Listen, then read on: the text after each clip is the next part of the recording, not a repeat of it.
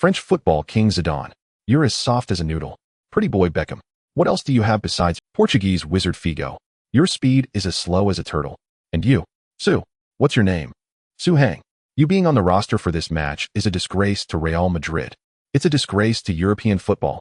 It's a desecration of the beautiful game by money. You lost us the only trophy we could win this season. In the locker room, Real Madrid head coach Carlos Queiroz ranted endlessly, berating the star players. This was the 2003-2004 season Copa del Rey final, Real Madrid vs. Zaragoza. No one could have imagined that the Galacticos of Real Madrid, boasting 3 Ballon d'Or winners and 6 superstars, would be pushed to the brink by the La Liga promoted side Zaragoza. Madrid led twice, but Zaragoza equalized both times, dragging the match into extra time. The disgraceful record of winning nothing this season had already frustrated fans, and the Copa del Rey was the only trophy Real Madrid could still win this season. In short, this match was one Madrid could not afford to lose. Faced with the manager's tirade, no one dared to speak, until the sound of a water bottle bursting rang out. From the corner, Sue Hang, head down, stood up and shook the water off his hands. How you scold others is none of my business, but I'm just a substitute who didn't even play. How can you blame the loss on me? In competitive sports, incompetence is the original sin. If you lose, you have to accept it. Sue Hang knew that because his father sponsored the team to get him on the roster, Queiroz had always been extremely dissatisfied with him. He accepted being criticized as a nepotism case, but he would not accept taking the blame for a loss when he hadn't even been given a chance to play. What did you say? After a brief shock, Queiroz gritted his teeth. Fine. You think I'm definitely getting sacked? You're finished, kid. No matter how much your father sponsors Real Madrid this time, he'll kick you out of the youth team. Get out. You don't deserve to be in this locker room. You're a garbage player. That sentence insults both player and garbage. Queiroz let loose with full vitriol. But the next moment, another bang rang out. Sue Hang rushed over and pinned Queiroz against the locker. Since he had already offended Queiroz and his playing career was uncertain, he decided to vent not only his own frustration, but also that of his teammates. When you lose, does someone always have to be the scapegoat in this locker room? When Makelele left at the last minute last summer, didn't you see this coming? Blame who? Blame Florentino for giving other stars 6 or 7 million euros, while refusing Makelele a mere 4 million. Do you dare to yell at Florentino? You don't dare? Sue Hang's barrage of questions stunned Queiroz. Zidane's pupils contracted. Sharp. Too sharp. Hisses filled the air. The locker room erupted in murmurs. These words had been bottled up in everyone's hearts for a long time, but no one had ever dared to say them out loud.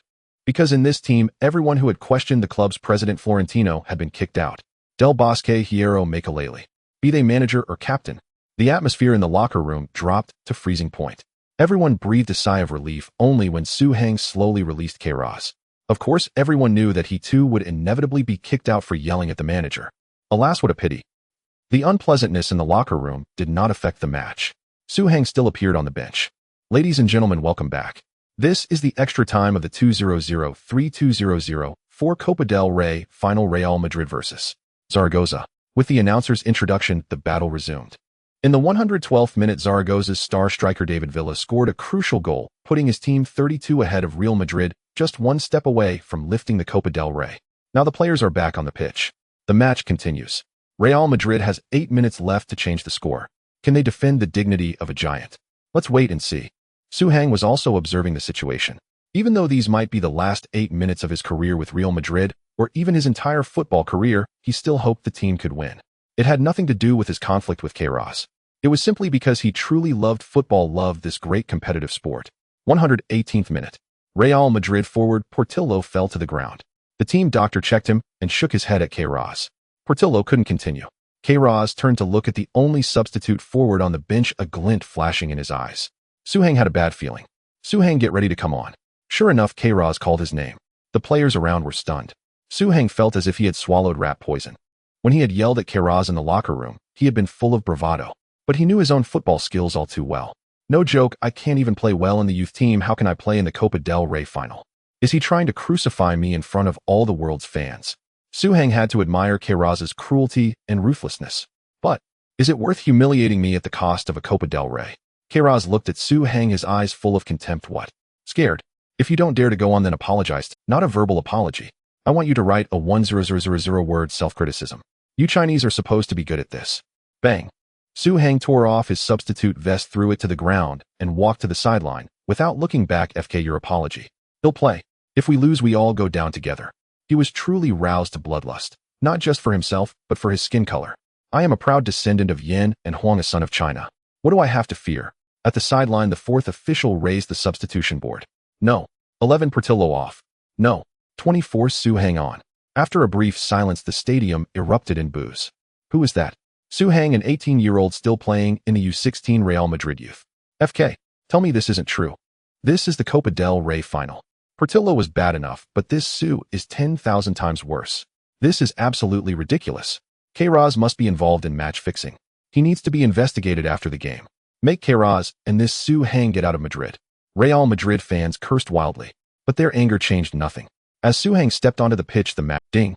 You have participated in an official match. The King system has been activated. You received a moment card, Cristiano Ronaldo 2016. What is this? A line of subtitles visible only to Su Hang appeared before his eyes, along with a card bearing the image of Cristiano Ronaldo.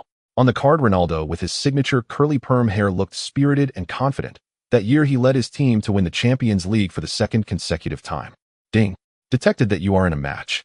Do you want to use a moment card? Ding. You have used the moment card, Cristiano Ronaldo 2016. The card shattered instantly, turning into countless streams of light that drilled into Su Hang's body. In almost an instant, Su Hang felt power surging through his entire being. His understanding of the match underwent an earth-shattering change. The opponent's impenetrable defensive formation began to show flaws in his eyes. This was the unique offensive sharpness of Cristiano Ronaldo. But in the eyes of outsiders, Su Hang, after stepping onto the field, stood frozen in place, as if stunned with fear. The fans of Zaragoza burst into jeers. The Real Madrid fans also cursed Su Hang's stupidity.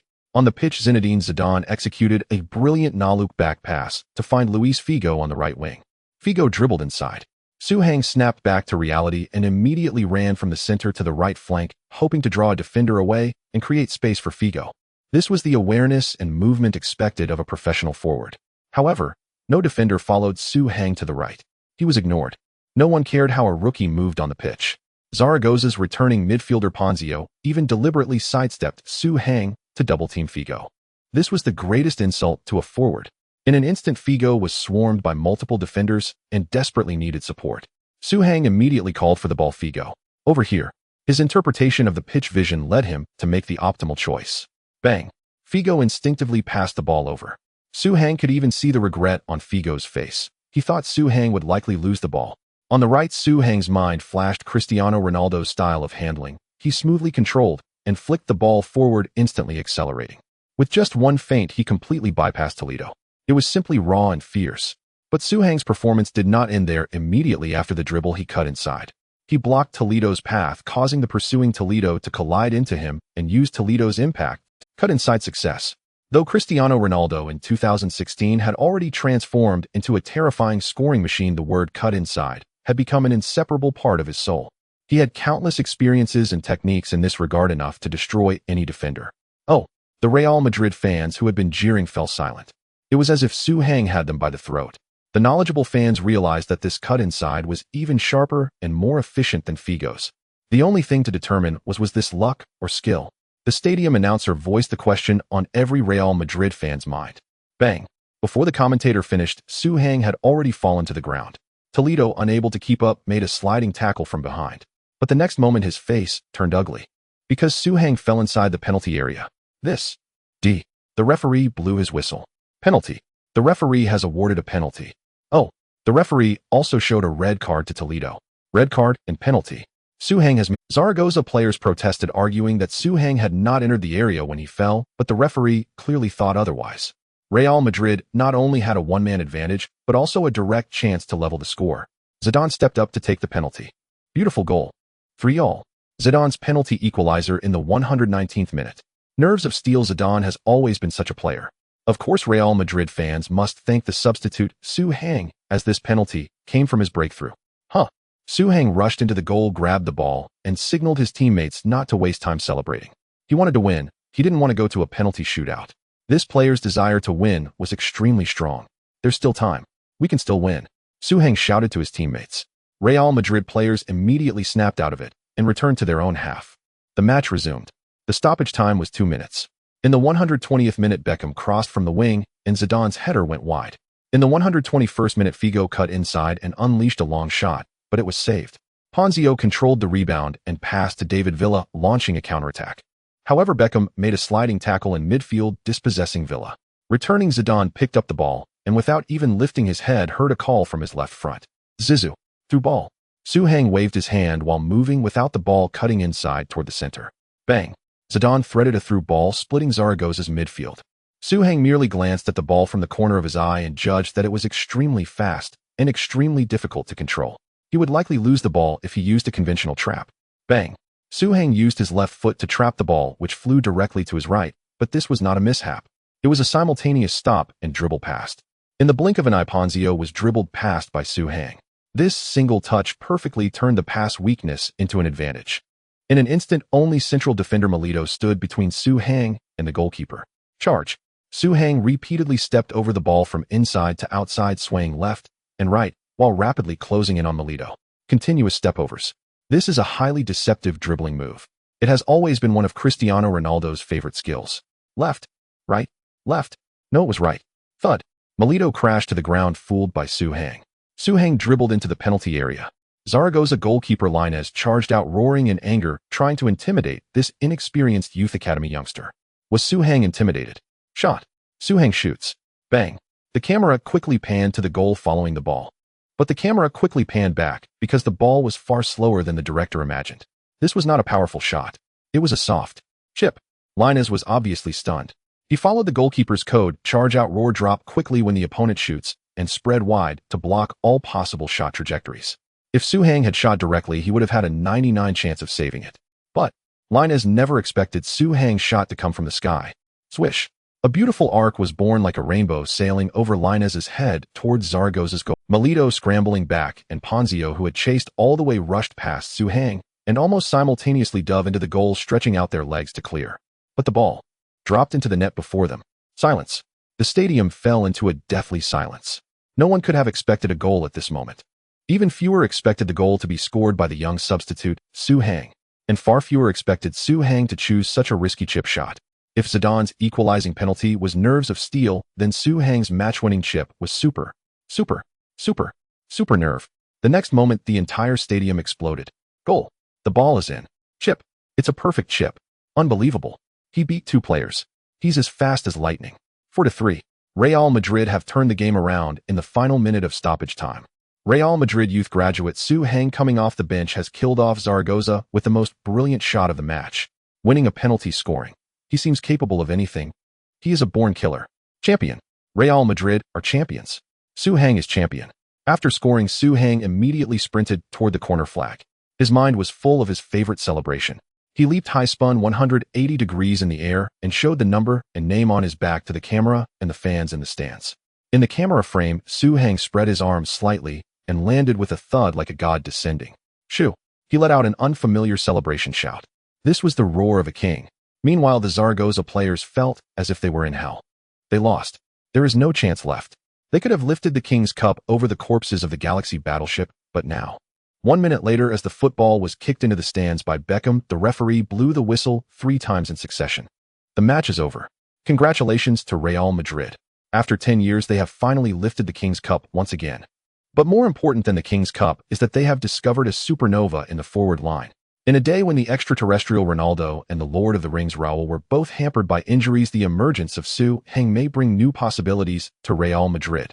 Fans watching the live broadcast of this match are fortunate, for we have witnessed the rise of a future superstar with a single goal. Remember this name, Souhang. His appearance seems to announce to the world of football. Attention! The Galaxy battleship officially sets sail. The bench killer's dramatic goal against Zaragoza helps Real Madrid lift the King's Cup after 10 years. Real Madrid's youth training program bursts onto the scene. 1 penalty, 1 goal, post-match ratings rivaling Zidane. Souhang's identity is revealed. Joining Real Madrid's La Fabrica youth training camp at the age of 9, his father has close business dealings with club president Florentino. Zidane Su is a super striker, impeccable in positioning, dribbling, and shooting. Figo: I have not seen an 18-year-old Pelé or Maradona, but I have seen an 18-year-old Souhang. Beckham: I see the shadow of young Ronaldo in Souhang, but Souhang is even more lethal. Villa: we were once winning the match, but Souhang's entry changed everything. He became a nightmare for all of us. After the match, major media outlets competed to report on the event. This match had everything fans were interested in. The Giants were trailing while the Dark Horse led. Superstars scored 3 red cards. Fans rioted. The match was interrupted. But none of this compared to the thrill of an unknown youth training player rising to fame with a single goal. Even some fabricated rumors received considerable clicks as a result. For example, one Yulia, a reporter from the Daily Sport, stated, "We found broken door panels and glass shards in Real Madrid's locker room. We have reason to believe that a conflict occurred within the locker room." Considering that Queiroz' decision to let Su-Heng play was quite strange, we believe Su-Heng confronted him. Out of revenge, Queiroz arranged for Su-Heng to take the blame, but no one expected Su-Heng to perform so brilliantly. Yulia was almost right about everything. However, everyone knows that the Daily Sports has always targeted Real Madrid, so no one believes him. Ding. The effect of the moment card ends. You have learned a lot from Cristiano Ronaldo, such as his hairstyle and height. You have acquired the star-level skill. See Ronaldo's instant noodle hairstyle. You have gained 2 centimeters. See Ronaldo's instant noodle hairstyle. See Ronaldo's career is divided into several periods. Some believe the strongest was the golden edge Ronaldo, while others believe the strongest was the instant noodle Ronaldo. During the instant noodle Ronaldo period, see Ronaldo's heading ability reached its peak. When you are within the opponent's penalty area, your jumping strength, heading, and attacking positioning abilities are enhanced. When you are within the opponent's small penalty area, there is a chance to gain the aerial dominance effect, which will help you win aerial duels. After receiving the system notification, Su-Heng opened the panel to check his personal data. Name: Su-Heng. Age 17 years and 159 days. Height 178 centimeters 2 centimeters. Weight 68 kilograms. Team: Real Madrid U16. Overall rating: amateur level player. Skills: see Ronaldo's instant noodle hairstyle. Shooting 70. Heading 75. Aside from the basic data, most of the data is locked and cannot be viewed. Only shooting and heading are accessible. The unlocked data can be continuously improved through training. The unlocking of these 2 attributes should not be a coincidence. It is likely derived from see Ronaldo's moment card. Ding. Zidane appreciates your competitive spirit displayed on the field, and he has gifted you the player-level skill back pass. Note: diligent training can make you stronger. Different levels of leagues and teams yield different training effects. Note: gaining recognition from stars can make you stronger. Back pass: use your back to block and confront opposing players while delivering a smooth back pass to teammates. Ding. Queiroz is very displeased with your rough behavior in the locker room. He will not include you in the squad for the next match. Su-Heng pondered over these messages. He had anticipated Queiroz's actions, and it was not necessarily with see Ronaldo's moment card. Su-Heng indeed carried the game. But without the moment card, his performance on the field could only lead to disaster. Football enthusiasts: amateur level, youth training level, professional level, lower league level, top 5 league level, star level, first rate, star level, top, star level, superstar level, legendary level. From low to high. As an amateur level player, Su-Heng could never be competent enough for Real Madrid's matches. Therefore, not participating in matches is a good thing. However, for the sake of training efficiency and gaining star recognition, he must enter Real Madrid's first team. Of course, he needs an opportunity. March 20th, 2004. 3 days have passed since Real Madrid lifted the King's Cup. Real Madrid is facing the 29th round of the league. They are away to challenge Athletic Bilbao. However, fans are puzzled as Su-Heng, who performed brilliantly in the King's Cup final, is not included in this match's squad. Queiroz's explanation for this is Su-Heng is still young and not ready to play in the league. Portillo is in good form. He will take on the scoring responsibilities during Ronaldo and Raúl's injury period. However, the result of this match was a disastrous 4-2 defeat for Real Madrid. Portillo had a dismal performance, nearly brought to tears by the athletes. After the match, Real Madrid fans criticized Queiroz's lineup decisions, while Su-Heng was coincidentally wandering the streets of Madrid, and coincidentally encountered Clara Cecilia, a reporter from Marca, who had received a tip-off from a well-meaning. Clara eagerly interviewed this newly famous Real Madrid star, during which she asked a sensitive question: why were you not included in Real Madrid's match squad? Is it really as Queiroz said that you weren't ready? Su-Heng smiled at the camera and said, "How could that be? I am always ready. I can't wait to play for Real Madrid. I suggest Queiroz at least call me up to the first team." Clara, aren't you afraid of offending Queiroz by saying that? Su-Heng shrugged and replied, "There's no choice. My situation is urgent, and I must enter Real Madrid's first team soon." Clara became interested. Why? Su-Heng's eyes revealed a hint of determination. "This is a promise I made with my father. If I cannot enter Real Madrid's first team, I will have to return to inherit a billion-dollar family business." This. Do I really have to go back and take over the family business? What nonsense are you talking about? Clara was shocked. Is this person out of their mind? Soon this report went viral. And not just in Spain, but all over Europe. At a time when financial power is impacting European football, people are in need of such a pure love story. Real Madrid's prodigy, Su-Heng, slaps Queiroz in the face, ready to serve Real Madrid at any moment. What is Queiroz's intention in suppressing Su-Heng? How could such a talent not be called up to the first team and instead be left to inherit the family business? Loving football is not easy. The genius of Real Madrid may be forced to leave the pitch to inherit billions. The countercurrent of the financial football era, Su Hang. In his eyes, football is above all, at least above 100 million euros. In no time, calls from all walks of life urged Real Madrid to include Su Hang in the first team. Eventually unable to resist the pressure, Real Madrid officially announced calling up U16 team player Su Hang to the first team. He will train with the first team players. To this, Su Hang expressed satisfaction. This is the power of humor and public opinion. The methods that have been overused in the era of social media can still pack a punch today. Any gimmick is enough to be revered as classic by the unscrupulous paparazzi of the Fleet Street. But it's a bit unethical how it should be used less in the future. March 21st. Real Madrid's training ground. The first team players were all sizing up the new member, Su Hang. Among them, Zidane was particularly puzzled. Is Su Hang not very smart? If he wants to play for Real Madrid, why does he have to offend Queiroz? Queiroz said he was not ready. You say you're always prepared. What are you trying to do? Really burn bridges? Now, even though Su Hang joined the Real Madrid first team through the pressure of public opinion, Queiroz, as the head coach, could easily keep Su Hang off the roster. Just a casual, Su Hang is not in good form, could keep him on the sidelines for at least 2 months. Let's see if Su Hang can handle it. Or perhaps did Su Hang do this on purpose? Does he want to join the first team, but not actually play? Zidane shook his head, thinking he must have been playing too much. How could there be a player who doesn't want to play? Absolutely impossible. Beep, beep, beep. Queiroz's phone rang. After answering it, he looked serious and frequently glanced at Su Hang. Queiroz's Motorola speaker wasn't very good, and the sound leakage was severe. Su Hang heard everything clearly. It was a call from Florentino. He said that the fans' demand for Su Hang to play is very high, and regardless of any conflict between Queiroz and Su Hang must play in the next match. Su Hang's face was as grim as Queiroz's. Damn, this backfired. The news that if he can't play, he will go home to inherit his family fortune has already become a phenomenon in Europe. Not to mention Queiroz wanting to put Su Hang on the bench. Even Florentino can no longer do that. Water can carry a boat, but it can also capsize it. This public opinion is good. Unfortunately, they don't understand Su Hang's feelings. Su Hang, prepare well. You will be on the roster for this weekend's match. Queiroz indignantly announced this news and then left in a huff. The teammates looked at Su Hang with envy and jealousy. Su Hang appeared calm, but inside he was crying. At least let him get a moment card before playing. If he goes straight to the field, won't he expose himself? Ding. Zidane has been observing you. He believes you are calm and composed, not showing off or being overly emotional, performing better than he did at your age. He has gifted you the moment card. Zinedine Zidane 1993. Of this, Zidane is indeed the best. Su Hang turned to look at Zidane. Truly, as the future Zidane, he knows how to treat people. I would like to call you Real Madrid's timely reign French song of fame. Feeling Su Hang's fiery gaze, Zidane felt a chill down his spine. This kid wouldn't. Ding. Zidane is worried about your sexual orientation and plans to secretly give you some adult literature to guide your healthy development. Su Hang smiled, even happier. I didn't expect you to be this kind of Zidane. Let's have a chat sometime. Is he really a player of our Real Madrid first team? Oh my God. His footwork is terrifyingly bad. I haven't seen such outrageous ball control in years. He looks like a headless fly. He completely doesn't understand positioning. It's hard to imagine that he played in the Copa del Rey final. He looks like he can't play football. He must be an amateur player, right? With this level, he isn't even comparable to a youth training player. On the training ground, both Real Madrid players and coaches were shocked by Su Hang's incredibly poor basic skills.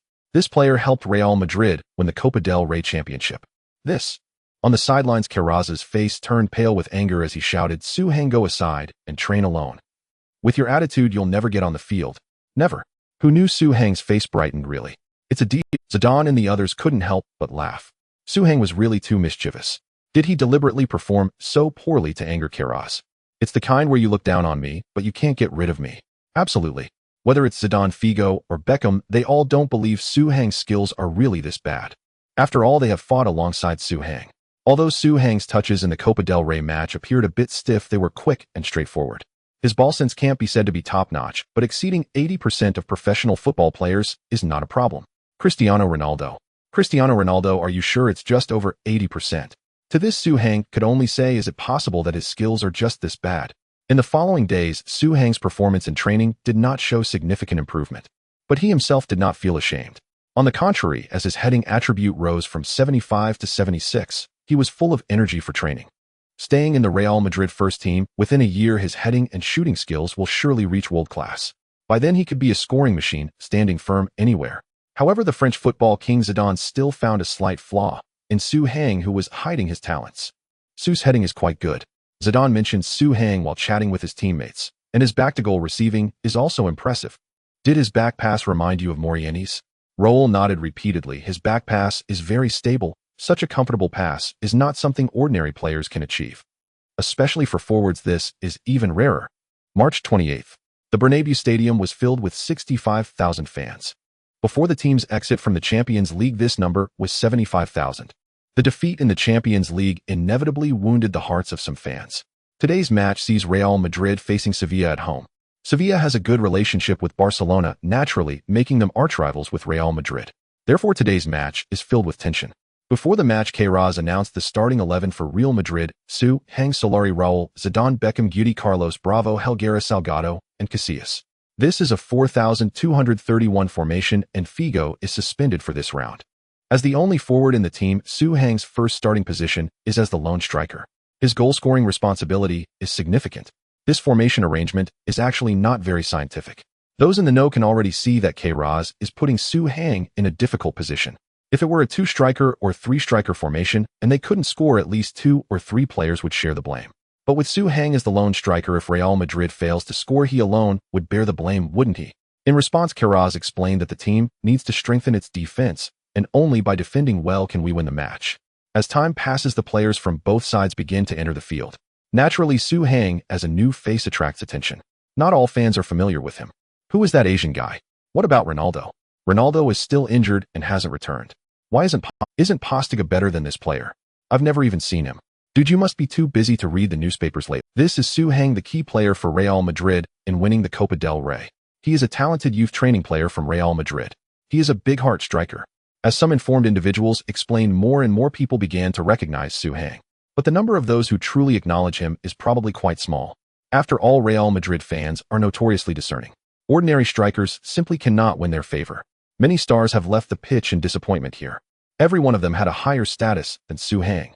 On the field before the match began, Zidane was explaining some key points to Su Heng. They are playing a 442 formation with the two forwards Silva and Baptista. Among them, Baptista poses a significant threat. Nicknamed the Beast, he has moved from the defensive midfield position to an attacking midfielder and even a forward. So if he comes up against you, don't be surprised. He is a player capable of covering the entire field. Their right back Alves is fast and has good passing, strong in attack, but weak in defense. If you want to pull wide for support, focus on his side and use your body to gain an advantage.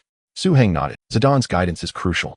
As the world's top midfielder, he can always identify the fatal flaws in the opponent's team. Beep.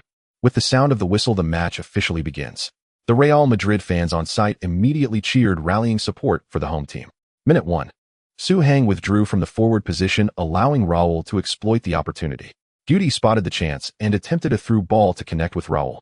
Unfortunately, it was intercepted by Sevilla's defensive midfielder Casquero. Minute 5. Su Heng withdrew again, pulling the opposing center-back out. Raúl again made a forward run, forcing the other center-back to cover. Sevilla's defensive formation was disrupted. Bang! Zidane passed to Su Heng. Su Heng sent a return pass to Beckham. Whether in terms of distance control, power, or spin, this pass was impeccable. Bang! Beckham received the ball and launched a long pass, lofting it into the left side of the penalty area. Solari made an off-ball cut, and after receiving the ball in the left side of the penalty area, took another step forward. A powerful shot. The ball drilled into the net. 1-0. Goal. Solari. Well done. Beckham directly connected with Solari. Our Real Madrid's attack was very layered, piercing through Sevilla's defense. Of course, Su Heng, Raúl, and Zidane also played crucial roles in this goal. Especially Su Heng, his pull and return pass were just right. The commentator understands the game. He recognized Su Heng's contribution to this goal. On the sidelines, however, Queiroz could not share in the joy. Su Heng's luck is truly remarkable. Although he didn't score or assist, he still managed to garner a bit of credit. Su Heng is in an offside position. What a pity. Zidane wanted to play a through ball, but Su Heng was offside, making it impossible to pass. Raúl has the ball. He looked at Su Heng, but Su Heng is offside. The next 10 minutes had Real Madrid fans anxious. Why does Su Heng keep being offside? On the field, Su Heng continuously wiped the sweat from his forehead. It wasn't exhaustion, but fear. Fear that his teammates would pass to him. Why is he always offside? Because he is doing it deliberately. Only by doing so can he avoid his teammates passing to him. Otherwise, if he receives too many passes, his poor ball control and stopping skills will be exposed. At that point, Queiroz would have a reason to expel him from the first team. In fact, this tactic is quite clever. Suhang both avoided his teammates passing to him and created the illusion of making a strong effort to breach the opponent's defense. No one would blame a hardworking player, right? But Zidane, on the other hand, had a different understanding of Suhang's movement. Can Suhang really not understand positioning? Absolutely impossible. So why does he frequently get offside? It's to deceive. He is deceiving Sevilla. By frequently being offside, he gradually desensitizes the opponent's nerves, and then during a particular run, he creates a real threat. Suhang is indeed not an ordinary player. This long-term operational thinking is something many less intelligent forwards lack. This cunning little fox. Minute 19. Sevilla forward Baptista broke through with the ball, causing Guti to foul. Guti received a yellow card. Minute 26. Suhang withdrew again, but this time Casquero didn't give him a chance to receive the ball, directly raising his foot from behind in an attempt to intercept. However, Suhang had a positional advantage, kicking the ball away first before being struck by Casquero. The referee immediately blew the whistle and showed Casquero a yellow card. The Real Madrid fans on site applauded. Good job, Suhang. Not bad, this player is at least very hardworking. He attacks the opponent's defense with draws to help organize the midfield. He is willing to do what other forwards are reluctant to do. Speaking of which, his playing style is somewhat similar to Morieni's. Don't mention him, I still don't know how to face Morieni's. I hope Suhang doesn't become a traitor like Morieni. Minute 43. After avoiding for so long, Suhang finally could not escape Zidane. Just because he was a bit slow and not in an offside position. Zidane made a diagonal pass, accurately placing the ball just in front of Suhang. Suhang could only grit his teeth and rush toward the ball. Damn it. Damn Zidane. Pass it already. Zinedine Zidane indeed. He is indeed deceiving his opponent. He is waiting for my through pass. However, Suhang started a bit earlier, getting closer to the ball. Suhang knew that if he rushed to receive the ball, it would surely fly away. Then the whole world would know he was bad at football. So he chose to shoot directly without stopping the ball. Missing the shot is better than failing to control the ball right. Bang. Watching the ball roll toward the front, right, Suhang was stunned. He had overestimated his ability. While moving at high speed, Suhang couldn't adjust his steps. This led to his left foot, which was supposed to shoot with his right, accidentally hitting the ball first and sending it away. His subsequent right leg swing missed the shot entirely, and he fell awkwardly to the ground. But at that moment, Raúl suddenly dashed past Suhang, catching up to the ball for a powerful shot. Bang. The ball hit the crossbar and bounced away. Raúl immediately covered his face, kneeling on the ground in pain. Oh, my God. Raúl was practically committing a crime. He wasted Suhang's brilliant assist. What? Suhang was taken aback. Did he hear that correctly? Suhang hurriedly looked up at the big screen. It turned out that his earlier touch not only fooled himself, but also tricked Alvaro and the opposing goalkeeper Esteban. It was very much like a fake shot turned into a real pass. However, Raúl, facing an open goal, ended up hitting the crossbar. From his regretful expression, it was clear how much it shouldn't have happened. Suhang instinctively went over to pull Raúl up. However, Raúl hugged him back, feeling extremely ashamed as he said, I'm sorry. Your pass was so perfect, I feel so terrible. Is it possible that I actually slipped? It's okay, Raúl, there will be plenty of opportunities like this, you're the best. Suhang patted Raúl's head, and the latter's eyes turned red with emotion. Zidane, Beckham, and Guti, the passing masters, also pulled away from the big screen. They were very impressed by Suhang's imaginative passing. In fact, imagination wasn't even the most important part. What mattered was Suhang's acting skill and faking a shot. His kick looked as if he was genuinely about to shoot. Suhang, I really was preparing to shoot. Zidane even gave Suhang a thumbs up. In the 45th minute, Zidane made a long shot that resulted in a corner kick. Beckham walked toward the corner flag, ready to take the corner. Suhang proactively moved to the back post, positioning himself to avoid receiving the ball. Because corners are generally taken to the middle. The player Castro, who had received a yellow card while challenging Suhang, was now determined to mark him closely. He stood next to Suhang, defending him tightly. Suhang smiled slightly, indicating that the opponent was overthinking it. He never intended to contest this corner, after all, he wasn't good at weight. Cristiano Ronaldo's noodle hairstyle. In the penalty area, jumping strength, heading, and attacking positioning skills all get a boost. In the small box, there is a chance to gain aerial domination effects. Bang! Beckham took the corner. It indeed found a teammate in the center. Suhang immediately rushed toward the middle of the penalty area. Castro initially blocked Suhang, but Suhang pushed him away with a force much greater than before. Castro lost control of Suhang. The next moment, Suhang charged from the back post towards the center, leaping high at the edge of the small box. Inside the penalty area, Baptista, known as the Beast, overpowered Zidane and looked set to head the ball away. But in the next moment, a shadow loomed above him. A shadow covered him. In the incredulous eyes of everyone, Suhang leapt into the air, his head towering a good half a head above Baptista. Bang! Suhang suddenly flicked his head. The ball flew straight toward the Sevilla goal, creating a splash of white. Zidane, Baptista, and Suhang all fell to the ground. However, Suhang almost immediately bounced back up. He saw it. The ball went in. He turned and dashed toward the corner flag, running wildly. The fans and commentators on site reacted as well. Goal! Oh my god! Suhang, it's Suhang. Suhang scored. He changed the score to 2-0. He really can score? Queiroz' decision to start him was undoubtedly correct. Oh, Suhang jumped so high. Baptista is 185 centimeters tall, 5 centimeters taller than Suhang, yet Suhang managed to jump higher than Baptista. This was a thunderous header. He crushed the beast. This super young talent officially took off at the Bernabeu. On the pitch, Suhang's strides suddenly lengthened as he jumped high, performing a 180-degree turn in midair, arms down, crashing to the ground like a descending deity. He let out a celebratory roar, shoo. Although most fans didn't know what it meant, they happily shouted along with shoo, shoo. The Bernabeu turned into a sea of white. Subsequently, Beckham, Zidane, Raúl, and others also joined in the celebration. At this moment, Real Madrid desperately needed a victory in the league to uplift their spirits, especially at home. Suhang delivered. Shortly after this goal, the referee blew the whistle. The first half ended. During the halftime break, Real Madrid's coach, Queiroz, approached substitute forward Portillo, indicating that he would replace Suhang in the second half to give Portillo playing time. He hoped Portillo could seize the opportunity. Portillo nodded repeatedly. As a forward, it was one thing not to compete with Ronaldo and Raúl. If he couldn't compete with Suhang either, Portillo might really have to consider leaving. The second half began. Sevilla made the first adjustment, substituting the underperforming Silva with substitute forward Queiroz. It was clear that Sevilla still wanted to snatch points at the Bernabeu. In the 56th minute, Suhang proactively moved to the left side, matching up against Alves. He was merely pretending for Zidane Sake to avoid raising any suspicions. After all, if the correct answer is given to you, and you don't copy it, you must have a problem. However, the young Alves lacked the timing for offside traps. He actively dropped back, causing Suhang, who was originally offside, to suddenly not be offside.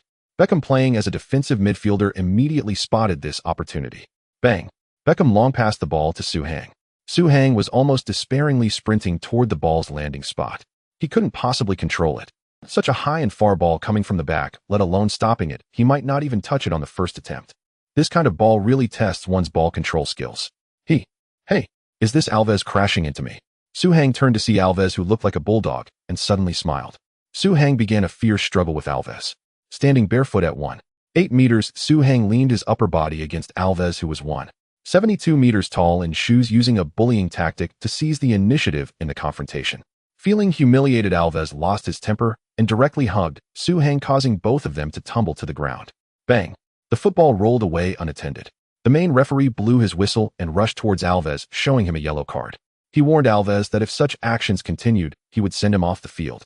Oh, Suhang's method was very clever. Creating a yellow card was clearly more advantageous than stopping play, especially since Alves was a defender. A defender who receives a card will greatly diminish their defensive capability, as they constantly worry about receiving a second yellow card for their actions. This was already the second yellow card that Suhang had drawn in this match. The first was for Casquero, and Suhang's header was scored after shaking off Casquero. Casquero's failure to contain Suhang was likely due to his fear of receiving a second yellow card. It's a closed loop. Suhang's actions were even interpreted as a closed loop. The key is that everyone believed this. Even Zidane, upon arriving, praised Suhang's damaging kicking style. Well done. Previously, only Ronaldo possessed such lethal capability in this team. While your method differs from Ronaldo's, the effect is at least commendable. Play well. I will find an opportunity to pass you the ball later. Suhang shook his head repeatedly, saying, No, you don't need to pass me the ball. Oh, I will just disrupt them. Just pass the ball to Raúl, Solari, or Guti. Zidane smiled. I understand. You are of Chinese descent. You value the virtue of humility. Rest assured, I am very interested in Chinese culture. What is that saying again? Those who gather firewood for others must not let them freeze to death in the wind and snow. I will give you more space to perform. Trust me. Suhang despairingly patted Zidane's shoulder. Serves you right for being bald. With your cleverness, if you don't go bald, who will? Soon after, Raúl took the free kick from this favorable position. He chose to shoot directly. However, Raúl's touch today was truly off. The football hit the wall. Sevilla immediately launched a counterattack. Baptista charged into the penalty area. Helguera, in a fierce confrontation with Baptista, Baptista fell to the ground. Beep. The referee rushed over to show Helguera a yellow card. Since this occurred in the penalty area, a penalty kick was awarded to Sevilla. Yellow card and penalty combo. 10 seconds later, the few Sevilla fans began to cheer. Baptista himself converted the penalty he created, pulling one back. The score was now 21. In the 60th minute, Portillo began warming up. Oh, is Portillo? It seems Queiroz is not very satisfied with Su Heng's performance during this period. Indeed, Su Heng has had very few touches today, mostly benefiting the team's operation. Although Su Heng's statistics are decent with a goal and a yellow card drawn, he still hasn't integrated into the team. It makes sense to bring on Portillo. Oh, the fans at the scene are booing. It seems the Real Madrid fans recognize Su Heng more. In the previous match against Athletic Bilbao, Portillo disappointed the Real Madrid fans too much, and they have not. Seeing the commotion on the sidelines, Su Heng actually welcomed it. On one hand, his stamina was running low. He wasn't fit enough to participate in such a high-intensity match for a full 90 minutes. On the other hand, Zidane was supposed to pass him the ball. He had to run quickly, but it seemed he was playing well this match. Oh, what if Queiroz continues to start him next time? He really didn't want to live this life of anxiety anymore. He just wanted to take advantage of the first team to brush up on system rewards. He really didn't want to play matches. What can he do to make Queiroz bench him? Suddenly, Su Heng had an idea. He immediately made a grim face. The camera quickly caught this moment. Oh, Su Heng looks unhappy. He seems to want to stay on the field and continue playing. Indeed, Su Heng has scored today. The team is leading, so it's somewhat unreasonable for Queiroz to substitute him.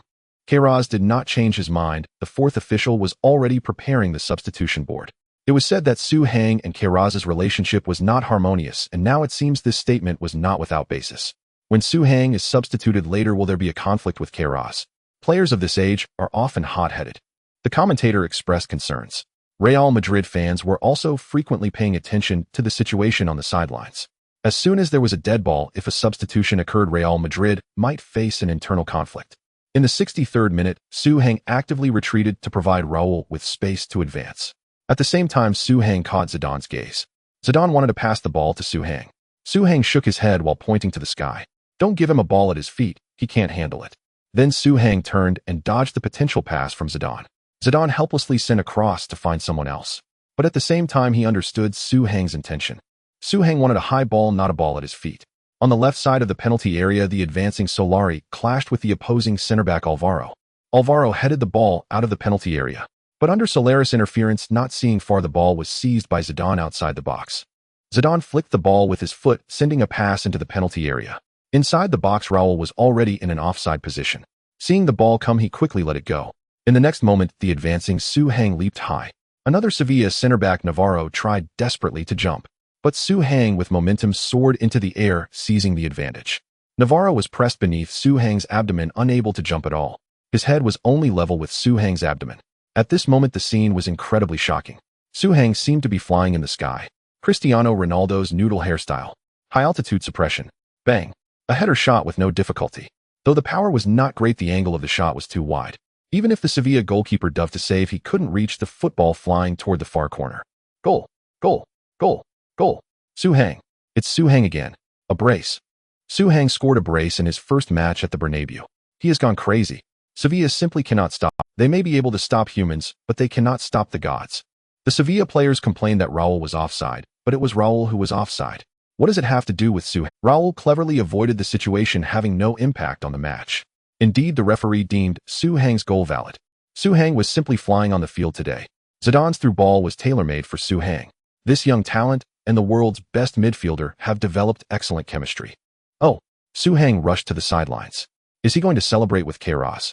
The camera captured Su Heng running towards Real Madrid's bench. Queiroz was puzzled. What does Su Heng mean? Is he yielding? Coming to celebrate after scoring, showing appreciation, then asking to stay on the field? Queiroz laughed. If this young man had understood things like this earlier, wouldn't everything have been fine?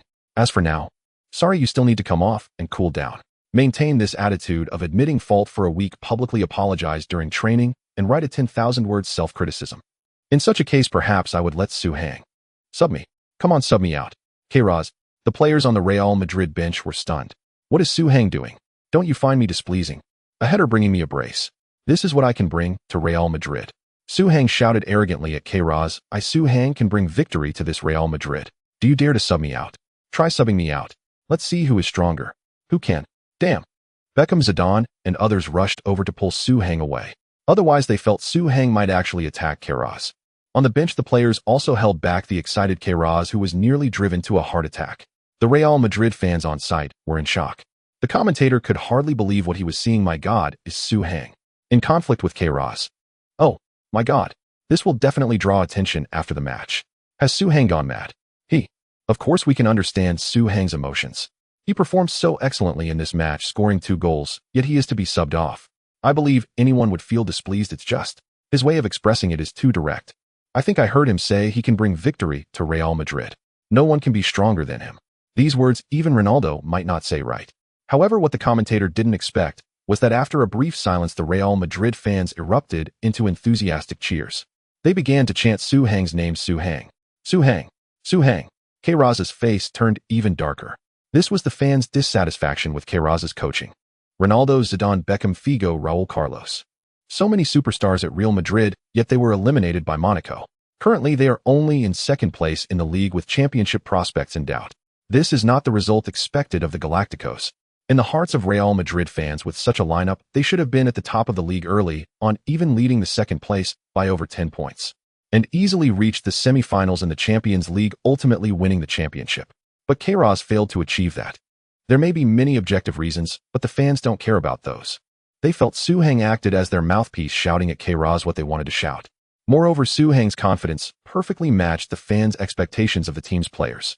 We at Real Madrid have bought the world's most expensive players one after another, and our players should boldly declare they are the strongest. This is what a Real Madrid player should be. The fans' cheers grew louder. The referee intervened. Although it was just a conflict within their own team, the referee still believed Su Hang's actions affected the match and issued a yellow card. Su Hang felt a tinge of regret. Why not a red card? Referee, you are being a bit too fair. Don't be lenient on me just because we are at the Bernabeu. Give me a red card. The referee noticed the pleading in Su Hang's eyes, but thought he was asking for the yellow card to be withdrawn, so he shook his head. Young man, you played well, but you need to calm down. Come on, I have faith in you. The referee comforted Su Hang. On the sidelines, the assistant coach asked Queiroz, are we still substituting? The fourth official is asking us. Queiroz, in a fit of anger, replied, how can we substitute? In this situation, tell me how to substitute. I see they should substitute me instead. This is simply outrageous. The assistant coach immediately sent Portillo back to the bench. Portillo looked utterly disappointed. He had never encountered such a situation. Someone dared to go against the head coach, and even won. Wow. The cheers of Real Madrid fans erupted from the stands. Their protest had succeeded. They kept the best player on the field. For that outstanding player, Su Hang's heart, no way. They aren't taking him off. Queiroz, you can't do this. Just get up. Su Hang, with a face full of disappointment, returned to the field, his spirit once again tense. He must continue to focus on his ball evasion efforts. In the 66th minute, Salgado took down Baptista on the sidelines and received a yellow card. Sevilla took a free kick, sending the ball into the Real Madrid penalty area. Helguera won the ball in the air, clearing it from the box. By coincidence, the ball flew towards Su Hang. At this moment, Su Hang felt despair. He engaged in an intense physical battle with Casquero, and in such a high-intensity confrontation, it was impossible for him to successfully control the ball. This was far beyond his capability. In fact, he couldn't even match Casquero's strength. The latter gradually gained the upper hand in the confrontation, making it more likely to gain possession.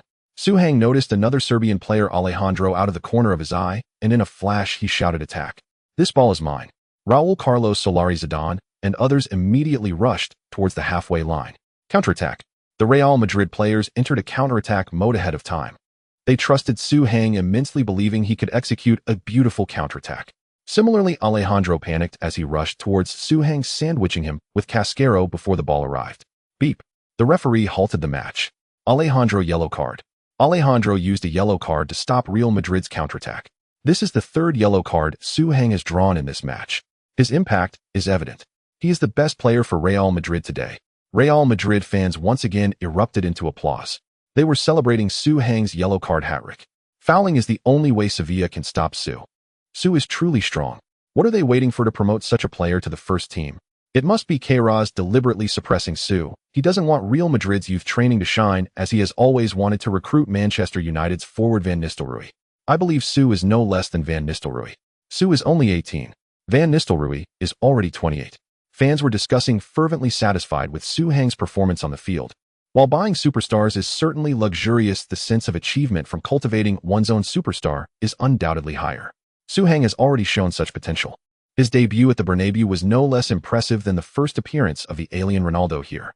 In the Real Madrid, leading 3-1, was not satisfied. They frequently launched attacks around Sevilla's penalty area. Su Hang repeatedly called for aerial balls in the small box. because there he had a chance to trigger the aerial suppression effect. However, the requirements for passing to teammates at this position were incredibly high. Even Zidane delivered 2 passes into the box, but couldn't succeed. In the 75th minute, Salgado and Guti rushed forward. Salgado directly charged towards the byline. However, the opposing player immediately followed him, preventing Zidane from helping him to the flank. Seeing the flank was unviable, Zidane once again switched to a through ball to the center. The ball was grazed by Castillo, flying towards the near post of the penalty area. It was yet another ball that was high but lacked distance. Suhang immediately rushed forward. Alfaro and Suhang jumped simultaneously. Suhang did not trigger the aerial suppression, but Alfaro already had a psychological shadow regarding Suhang's jumping and heading ability. He gave up competing for the ball and instead focused on limiting and affecting Suhang. He positioned himself between Suhang and the goal, preventing Suhang from making a direct shot. Bang! Suhang headed the ball back. Ronaldo's instant noodle hairstyle combined with the backheel pass worked simultaneously. Salgado, who had charged in along the byline, was originally offside, but Suhang's header back put him deeper, immediately freeing Salgado. As the ball landed and bounced, Salgado rushed in and executed a volley. Whoosh! The ball entered the Sevilla goal at an extremely tight angle. Salgado! What a beautiful shot from a tight angle. With such skill, are you sure Salgado is a right back and not a right winger? 4-1. Real Madrid has turned Sevilla into a sieve. Once again, it was Suhang stirring things up in the box. His head today is like it has been blessed. Every touch is successful. Not only scoring goals, but he can also assist. I can't speak for other aspects, but in terms of heading, I believe Suhang is completely world class. Real Madrid has finally welcomed a super header specialist. This completes the last piece of the puzzle for Real Madrid. Although the alien Ronaldo was omnipotent and the French king Zidane had many classic headers, neither was a proper header specialist. If Suhang continues to perform like this, I believe that even if Ronaldo comes back, Suhang will still have a place in. Of course, the premise is that the issue between Suhang and Queiroz is resolved. Given the current situation, Suhang may face serious punishment from Real Madrid after the match. In the 79th minute, Real Madrid made substitutions. Youngster Mejia replaced Carlos, which was a positional change. In the 83rd minute, Real Madrid continued to substitute, bringing on centre-back Pavon for Beckham. Real Madrid switched to a 5-defender formation, with Zidane retreating from winger to midfielder, signaling a strengthening of defense. Real Madrid sounded the retreat. In the 88th minute, Guti dribbled past a defender to attract attention, passing to Zidane. Zidane intended to thread a pass to Suhang, but Suhang shockingly stood still in an offside position with his hands on his hips. Not coming. Can't run anymore. Can't play. Do as you please. Bang! Zidane launched a long-range shot, opting to shoot himself. However, the glance Zidane cast towards Suhang deceived Sevilla's defenders. Everyone thought Zidane was going to pass to Suhang and reacted defensively. As a result, Zidane actually took the shot himself. After the ball was launched, Sevilla's defenders had no time. Whoosh! Zidane struck a world-class shot. 5-1. This is insane. This is one of Real Madrid's rare super victories this season. Zidane pierced through the heart, his footwork as formidable as ever. Sevilla players complained again, believing Suhang in an offside position benefited the team. The referee shook his head. Suhang did nothing, not even moving, and did not interfere with the goalkeeper's sight as he was far from the goal. Suhang's positioning in an offside position was more standard than Raúl's previously. If this goal was disallowed, then the referee would also need to disallow Suhang's header. In the 90th minute, Real Madrid substituted Borja for Zidane. The referee then blew the final whistle 3 times, ending the match. He did not give Sevilla any injury time, which was a mercy for Sevilla. Otherwise, Real Madrid might have scored again. After all, it was clear to everyone that in the last 10 minutes, Suhang didn't even want to play. He was clearly already struggling to keep going. The young man was ultimately too kind. But isn't that the brilliance of humanity? Even the Sevilla players, while leaving the field, cast a few grateful glances at Suhang, remembering this kindness. Surely Suhang wasn't incapable of jumping in the last 10 minutes. Just kidding. Suhang, well, forget it, do as you like. Soon Suhang was notified to step aside to receive the champagne, representing player of the match. At the same time, many media outlets rushed over for interviews. Each reporter posed a question, and Suhang could hardly hear clearly. However, he spotted a familiar face among the crowd. It was Clara Cecilia from Marca. Clara, you asked the question. Suhang, during the match you had a conflict with Coach Queiroz. Will you apologize for that? Other reporters fell silent instantly. Wow. We were just going to ask about Suhang's feelings on his goal, and you directly went for the big question. Suhang will probably refuse your interviews forever now. You really put him in a tough spot. However, Suhang smiled. Clara understands me. Suhang feigned anger as an excellent forward being substituted while in good physical condition is a I believe Queiroz does not respect me enough, so he will not earn my respect. I am not targeting Borotilio, who I am simply targeting Queiroz. Therefore, I will never apologize to Queiroz. Never. The crowd gasped. Su Hang is really going to completely fall out with Queiroz. Any team experiencing such a clear conflict between player and coach faces disaster. The outcome is often that the player gets abandoned by the team. Su Hang next season is probably unlikely to remain at Real Madrid. Even if Queiroz leaves, the new coach won't appreciate such a troublemaker. Who among Ronaldo, Zidane, Beckham, and Figo is not more formidable than Su Hang? But who would dare express discord with the head coach? Su Hang has broken the team's taboo. A player showing such a lack of unity, no matter how well they perform, might end up being benched. Did I ask the wrong question? Clara could tell from the reactions of those around her that she seemed to have caused trouble for Su Hang. No, it was excellent. You are an outstanding journalist. Su Hang even gave Clara a high five. Winning the Copa del Rey was no coincidence. Real Madrid's rising star helped the team slaughter Sevilla 5-1. Su Hang conquered the Bernabeu, earning the title of man of the match. The combination of Florentino's Zidane and Pavin policy may not succeed, but Zidane plus Su Hang is yielding great results. The beast Baptista, his dominance in the air is overwhelming. If I were a beast, he would definitely be the aerial beast. Sevilla's goalkeeper Su Hang bombarded our penalty area. He ruled the skies. Morientes, that traitor, can forget about returning to Real Madrid because Su Hang is essentially a high-spec version of Morientes. After the match, Su Hang completely dominated the entire La Liga football page. This is the influence of Real Madrid. The feelings of Madrid fans towards Morientes are complex. Su Hang's emergence helped Real Madrid solve a problem. Morientes was originally the main striker for Real Madrid, but after Ronaldo joined, Morientes was relegated to the bench. Last season, he had 28 appearances for Real Madrid, but only 2 were as a starter. As long as Ronaldo is there, Morientes will have no chance. For the harmony of the team, Real Madrid loaned Morientes to Monaco this season. This was an insult to such a well-known star. However, not long ago, the loan Morientes helped Monaco eliminate his true parent club Real Madrid in the Champions League quarterfinals. This was hard for Real Madrid fans to accept. Many called Morientes a traitor. This is one of the most classic acts of revenge in history. This also led to the emergence of the Morientes clause. From then on, when Real Madrid loaned players, they often required loaned players to refrain from playing against them to avoid similar situations.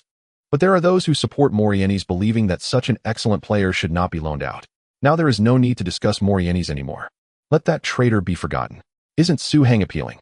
Clara, a reporter from Marca who was one of the first to interact with Su Hang, broke the news that if Su Hang can't play, he will go back to inherit a billion fortune. After Su Hang became popular again, Clara got the opportunity to start her own column at Marca. This is a privilege reserved for well-known journalists. In her column, Clara continuously promoted Su Hang, even stating as a high-spec version of Morientes, Su Hang can absolutely coexist with Ronaldo and Raúl. He can help Ronaldo share the pressure to the greatest extent, ensuring that the alien avoids injury. He is willing to do the tough work on the front line. In this match, he even caused 3 yellow cards. As long as he is on the field, Ronaldo will not face so many fouls. It is time for Real Madrid to consider a 3-forward formation. This is not for Su Hang, but for Ronaldo to achieve the ultimate in attack for Real Madrid. I even came up with a name for the front 3 composed of Su Hang, Ronaldo, and Raúl. HRR. H stands for Su Hang's Hang. RR stands for Ronaldo and Raúl. This is just like the abbreviation for House of Rolls-Royce. HRR, the most prestigious front 3 in Europe. House of Rolls-Royce, Rolls-Royce. I have to say, Clara has a bit of talent. Her first column article turned into a viral hit again. The name HRR resonated throughout Spain. Even media from other European leagues were interested in this. After all, Ronaldo is a 2-time Ballon d'Or winner and 3-time World Footballer of the Year. Raúl is also a superstar, with his highest Ballon d'Or ranking being 2nd. So what is this H all about? The platform of Real Madrid, the fame of Ronaldo and Raúl, helped Su Hang quickly rise to fame in Europe. However, with further understanding, at least the major clubs hold a rather negative view of this player, because Su Hang shows a significant lack of respect for the head coach as a manager. No club likes such a player. Many fans who empathize with the role of club managers do not like him either. Your outstanding performance in the match shocked Baptista. He believes you are an aerial beast. You have gained the superstar skill Baptista's beastly body. Baptista's beastly body. Baptista is a versatile player who can excel in multiple positions, and his physical advantages are common features in those positions. Your strength, jumping ability, foot power, stamina, and injury resistance will be enhanced. When you engage in physical confrontations with the opponent, there is a chance to trigger the physical domination effect. This will help you win confrontations better. When you encounter malicious personal attacks from the opponent, you will definitely trigger the stress response. Your melee ability will be greatly enhanced until the conflict ends. After the conflict ends, you will enter a period of weakness for double the time. Wow. I have decided to befriend you, Baptista. Su-heng did not expect Baptista to be so supportive. Forget about strength and physical domination. The key is that this stress response is quite powerful, because its effect is clearly not just for use on the field. Off the field, it is also a very good self-defense skill. You must know that the security situation in Europe is ding. Your performance on the field has been recognized by Zidane, but he believes your footwork needs improvement. He granted you the superstar skill Marseille turn. Skills named after players are often classic. If Zidane were not humble enough, this move might have been called the Zidane turn. You have initially grasped this technical move and can execute it in a relatively relaxed environment. When you use this move to complete a breakthrough, your speed, shooting, passing, and other abilities will receive a temporary "well done." Su-heng was very satisfied. After all, how could he not be the king of France? Look at this vision. What is missing will be supplemented. With the generous support of the 2 stars, Su-heng's strength and jumping data have also been unlocked. Strength 75, a jumping 70, heading 77, shooting 71, with the last 2 also receiving some improvement.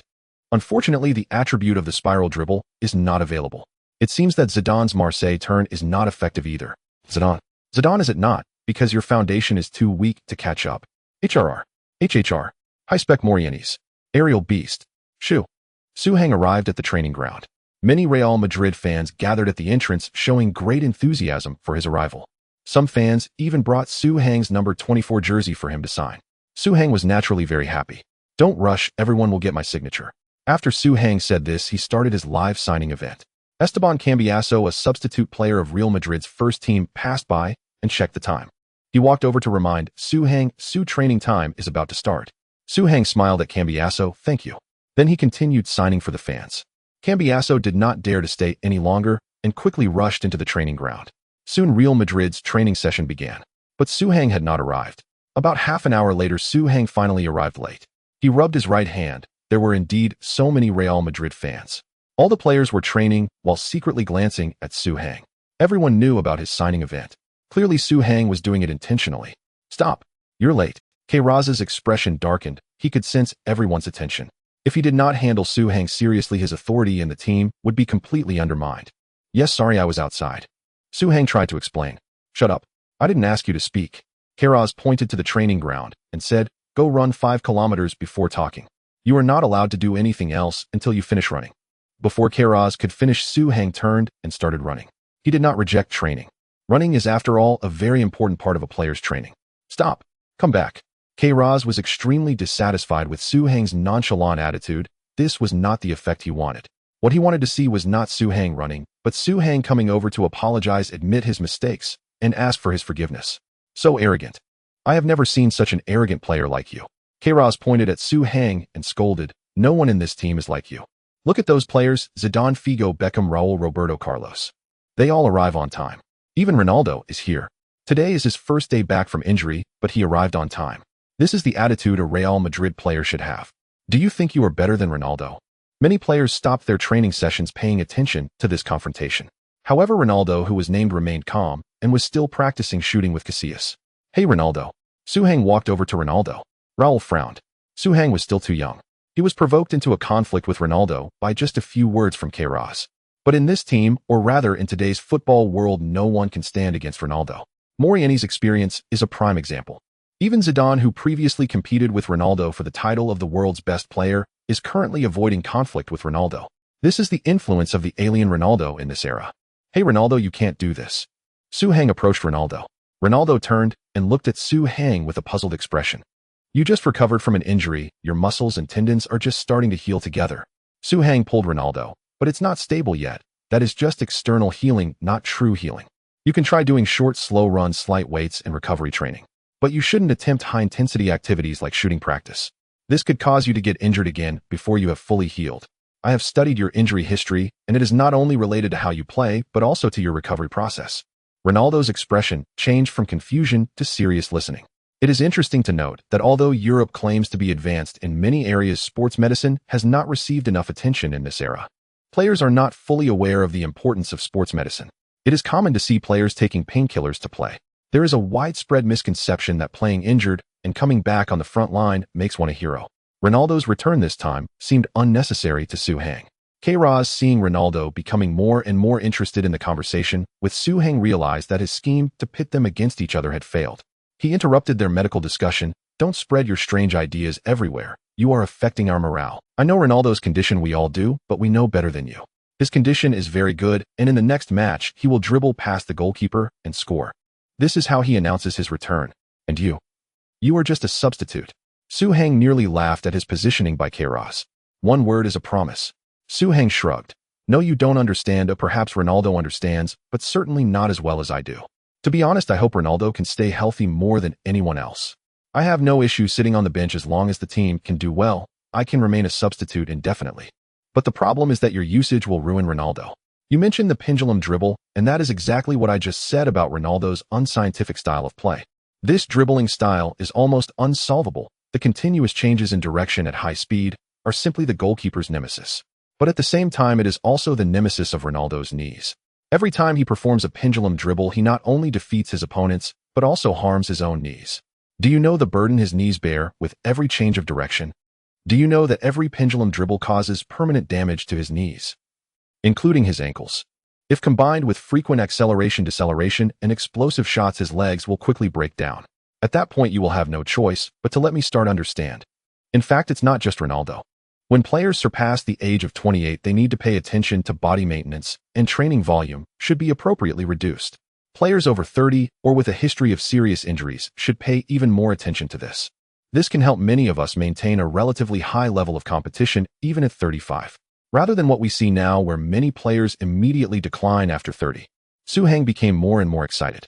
More and more teammates gathered around. This is the new theory that the Real Madrid players have heard.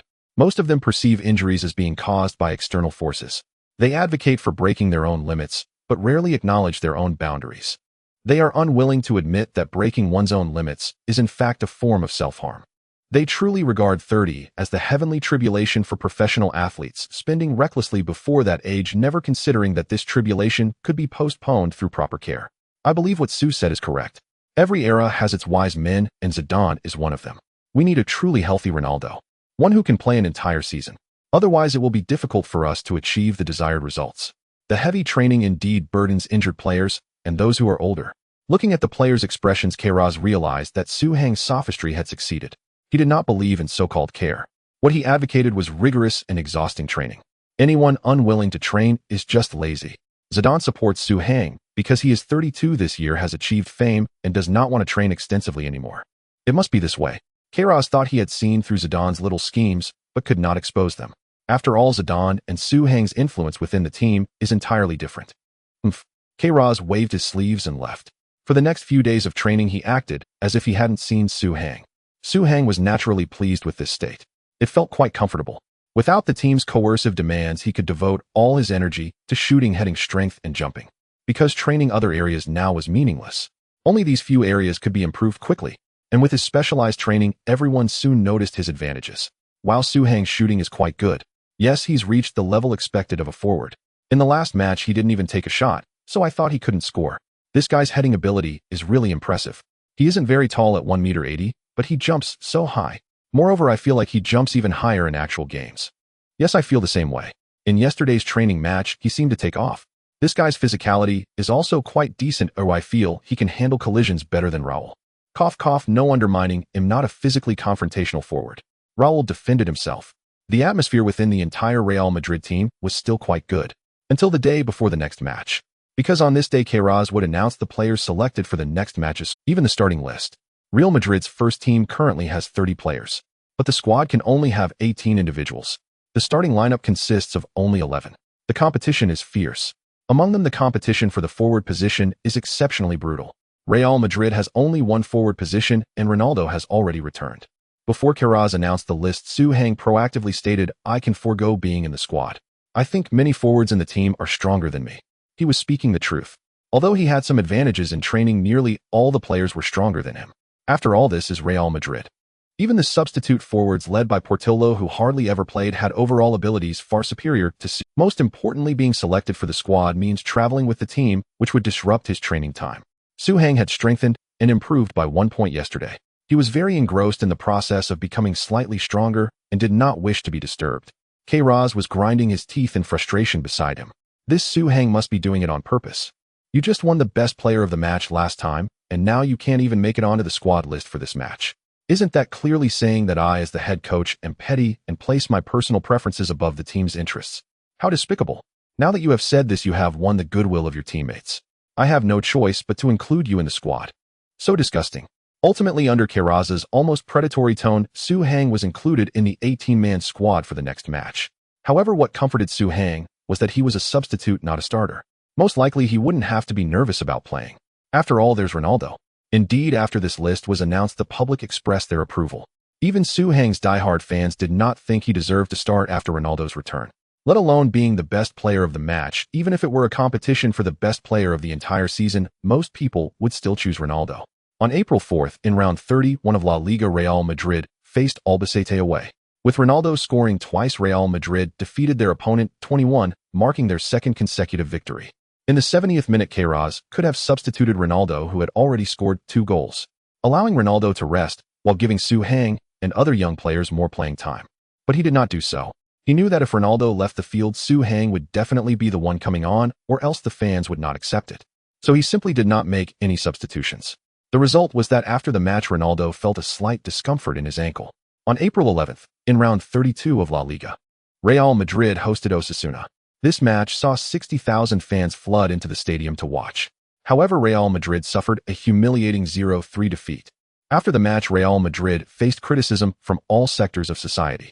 Among them, several media outlets pointed out the shortcomings in Queiroz's on-the-spot command. It's hard to imagine that Su Hang was not included in Queiroz's substitution choices. In light of Ronaldo's clear lack of form, wouldn't it have been sensible to let this Real Madrid rising star give it a try? Even if he didn't substitute Ronaldo, couldn't he have played Su Hang and switched to a 2-forward or 3-forward formation? I think the HRR Trident is definitely worth a shot. Real Madrid has brought in so many superstars, yet the debate is why not use the young Su Hang. This in itself is a highly ironic situation. If Ronaldo can't do it, neither can Su Hang.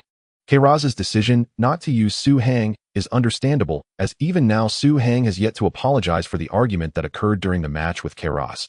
Marcus Clara column even published several training photos of Su Hang. Su Hang is almost the hardest working player in Real Madrid's training.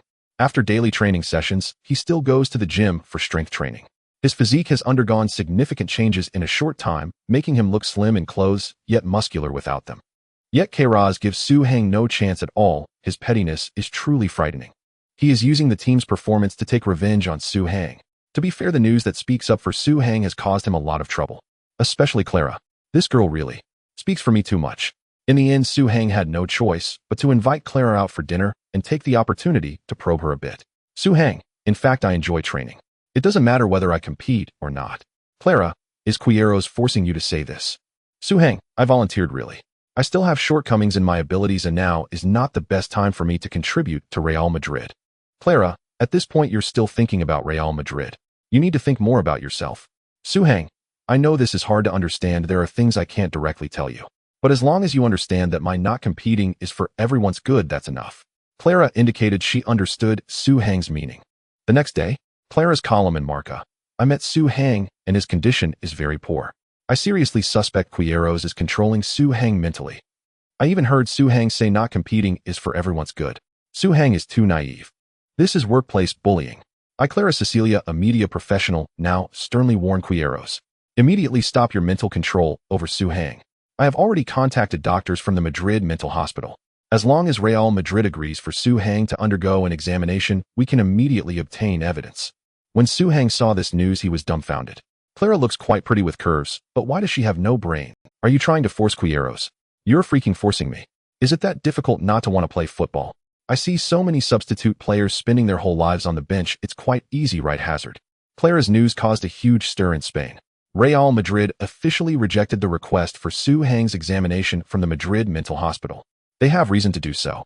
Players cannot even learn about their injuries from the hospital without the team's consent. However, Clara subsequently united with the Real Madrid Fan Association to once again call for Su Hang to undergo a mental evaluation. They believe Su Hang has been mentally controlled. This is extremely evil. Of course, later this phenomenon came to be known as workplace PUA, becoming more frequently present in everyone's lives. Europe places great importance on various human rights. This situation drew the attention of the European Human Rights Organization. They stated that if Su Heng does not undergo a mental examination by May or fails to publicly declare he is not under mental control in a public interview environment, they will take legal action. They will sue both Real Madrid and Queiroz. At that time, things would get serious. Real Madrid president Florentino was left both amused and bewildered upon hearing this news. Mental control? How is that possible? The last time Su Heng spoke within the team, he almost came to blows with Queiroz. How could he possibly be controlled? Since then, Queiroz had not spoken to Su Heng for a full half-month. What could he use to control Su Heng? It's absurd. However, Florentino did not rush to interfere in the team's affairs. This incident brought a lot of attention to Real Madrid. This is a good thing. After all, as long as this matter is clarified, Real Madrid would not suffer any reputational loss. Florentino is a very successful businessman. He understands the principle of letting the bullets fly for a while. At the same time, he is analyzing Su Heng's intentions in doing so. Yes, in Florentino's view, Clara is merely Su Heng's spokesperson. But why would Su Heng do this?